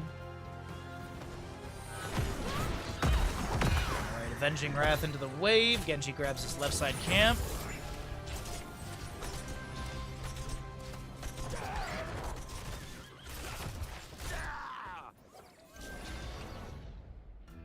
Top lane keep, by the way, has been taken down. There still is the fort over here, so this lane is pushing so quickly in favor of Skibidi Exodia, though. It is a very long lane, since it's that high arcing. Mid lane, obviously, being the fastest. This Warlord Shadow Jump from the garage. That will be Zeratul. Actually, Jaina taking down the Genji. Zeratul picked off by Raynor on the bottom left. Mal'Ganis blind as a bat, trying to get perma-stun into the enemies. That will be Carrion Swarm interrupted by a Wrecking Ball. Jaina's going to ice block as she's thrown to the side. The Sacred Ground active from Urel. The Felclaws coming in from Mal'Ganis onto a couple enemies.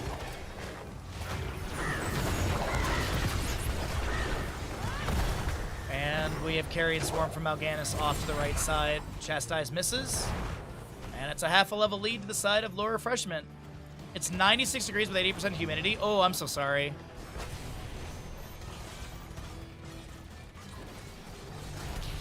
Cyclone is fixated onto the core right now, and that's actually getting damaged. The backs are being stopped, I do believe. Genji, though, does have the clear onto this. They will have, though, a re-engage. Nuke being summoned by TV Coffee in this engagement.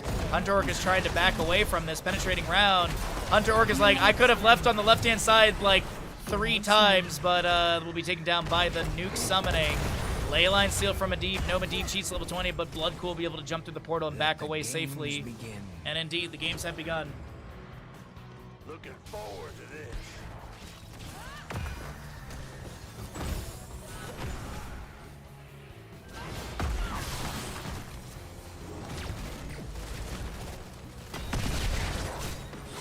Alright, bottom lane nuke is going to be interrupted. Ring of Frost from Jaina finds its way into Urel. She'll cast Seraphim as the Dragon Becomes Me, as well as your Varian's Legacy and the Carrion Swarm, Seeker Swarm for that sleep afterwards. What do we have for Raynor, though? Double nuke summon for bottom lane to try and take down this keep. And Medivh is going to Force of Will that. Felclaw's coming in from Mal'Ganis. Medivh made a massive blunder by Force of Willing that. Core defense nukes are going to be fired out. Zeratul, there's a VP on the left-hand side. Mal'Ganis is going to be caught by that. The Stay a While and Listen with Respect the Elderly level 20. You also have your Titanic Might, Jaina with the Cold Snap, Zeratul with that Shadow Mending, and Medivh is probably Medivh cheats level 20 as Hazu looks to flank the enemy, but that is Hazu biting off way more than they can chew. Seeker Swarm is going to put Dino to sleep for a moment. He's actually out of range of it, okay. Blue team's core is under attack. Stop the backs. 34% remains. Stop the enemy from backing. They'll lose to minions. Slime Boss is available, by the way. Slime Boss is very much available. As our single nuke is left, this will be channeled by Dino, and the next round of nukes are 21 minutes, 12 seconds. And they have to be, yeah, this is going to be, like, there's some trepidation. Like, they've got to be on boss. They're not actually on boss. Ancient Blessings from Decker gets activated. Will he use Stay a While? Not for another 4 more seconds. Warlord challenge from the garage as he did go that Titanic Might level 20. No Death Wish or anything. Jane is back into all of this. And, no, we don't want ads right now, Twitch. This is a very intense game number 2. It could go to a map number 3. We don't like ads in the middle of our game, Twitch. What division is this? It is Heroes Pulsing. Chastise finds the Medivh. There's going to be a Wrecking Ball. Here comes the nuke out as well. VP on the left-hand side. And that'll be Yrel and Mal'Ganis taken down. Zeratul is going to jump in with a big cleave as well. The leyline seal for Medivh. With Medivh cheats, will find just the Rainer. Stay a while and listen. Nuke being summoned. Leap of Faith pulls one of the allies to safety. And the burn from that. Ooh, Azu is going to be able to get that ice cold and be able to still cast in, have that invulnerable status, as this may just be another takedown. TV Coffee a little bit low. Bonk from Deckard. Hunter Orc thrown in. Trying to avoid some of those tower shots to be taken down, as this is your mid lane fort falling. Wave arriving at the core right now. Garrosh Groundbreaker missing. 14 seconds on Mal'Ganis. Portal set up by Medivh. They're going to drive onto the Anduin, and Patapon is going to be taken down as Dino is hearthing to deal with bottom lane. Jaina, though, is down there as well. And there's nothing to really end the game with.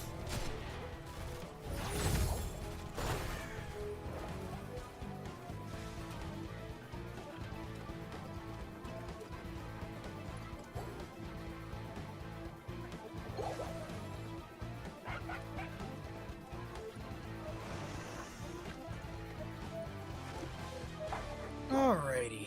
Genji is respawned. We do have... it's just a potion on the ground. Okay, there's still a unit right there. Slime Boss is up and available. Zeratul is in bottom lane. They can use the teleport to jump up here a little bit faster. Felclus from Mal'Ganis coming through. And that'll be also blind as a bad active, as you can see some of that green glow on him, and it will expire. Zeratul blinking in. Leave goes out. Righteous Hammer. Stay a while. And Listen is available if they want to try and play off a VP. Light Bomb. Not going to get the trigger they're hoping for. Stay a while and Listen, finding the Yrel. Garrosh looks to the Groundbreaker afterwards. Warbreaker level 1 has been completed already. And it's a 2-kill difference. Even levels right now, but we'll see how this fight breaks out, as Deckard Cain is going to get Night Rush. The Leyline Seal from Medivh. Only captures 4. Warlord's Challenge on the Genji, though, is going to be the answer back in. The Ring of Frost connecting onto the Rainer. He'll be left to safety. And as I reminded you, or as to remind you, it is Cold Snap Center. As Mal'Ganis will be thrown into tower shots. Blind as a bat is active, trying to get Felclaws into the, Felclaws to back away. Then a couple attempts to get some stuns on the right-hand side. Mid lane Keep is gonna be damaged, but not taken down. Leyline Seal from Medivh captures 2. Maybe Rainer third. 2 on the Zeratul, 28 on Deckard. Medivh birds up. Portal set up as well. Chastise from Rainer goes out early. Medivh's going to try and double back through these portals, as Garrosh is here. He's going to throw the Yrel to the side. Jaina has no delay on this. There still is a nuke available in the bottom of the map, as TV Coffee wants to chase on the Hazu, but won't be able to do so. Mid lane, Catapult got the Keep down to about 10%. VP onto a couple. There's going to be Singularity Spike landing onto the Anduin, and that interrupts his channel of the objective. There's going to be a Sacred Ground, as that will be the Cold Snap connecting onto a few. This might just be the setup for victory in map number 2 of this best of 3 series in Heroes Pulsing, as we do have your Deckard trying to clear out bottom lane, making sure that they don't die to Winions or lose to Lusians. It's going to be your Dino still stepping into Patapon, who's going to try and get another channel. Interrupted from the auto damage. Portal set up by Medivh. Very familiar getting some slows. Zeratul blinks in once again. Patapon is going to be dropping a nuke here, as they will be taken down by Garrosh auto attack. It's actually Medivh steals the kill. Claude will have a delay with some shurikens, but it's Dino who's going to go for the channel.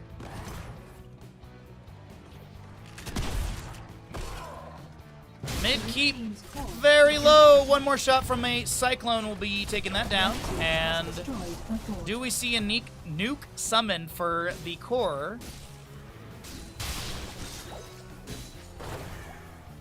Dino should have the channel off to the side. Penetrating round interrupts, but TV Coffee had to step up for that. Will be taken down. Leyline Seal. Medivh is going to try and set up something, the Ancient Blessings, and that is going to be a... as 5 members were dead all at once, and that is going to be Skibidi Exodia taking this map number 2 here in Heroes Pulse number 2. GG, well played.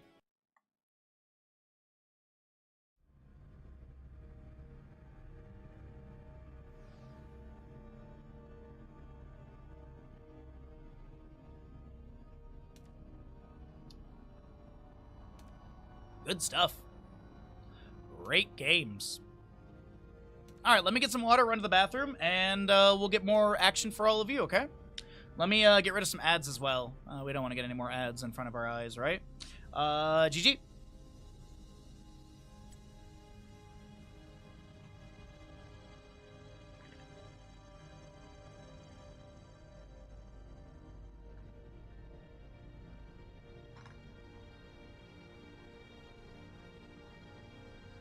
Alright, pay out the right gamble. Not a lot on that gamble there. That's updated. Alright, I'll be right back, everyone. BRB for me. Some more water.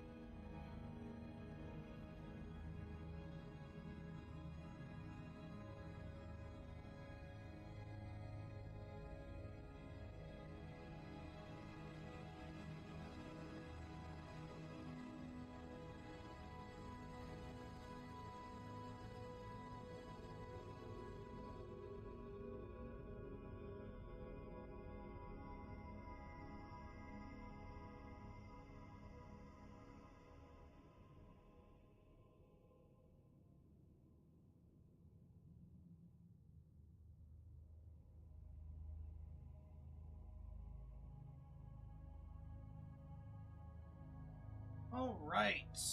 Are we all ready? Are we all ready? What was that? Oh, it's that. Okay. Alrighty. So, let me grab a new tab. This tab. Close that. Open this. We do have that, and then monetization, sponsors, manage, view. Alrighty. This. Nope, don't do that. Oh, I didn't get it in time. Hold on. I just lost Twitch chat. Chat, be nice. I can't see what you're saying right now. Be nice. This. Where is that? Okay.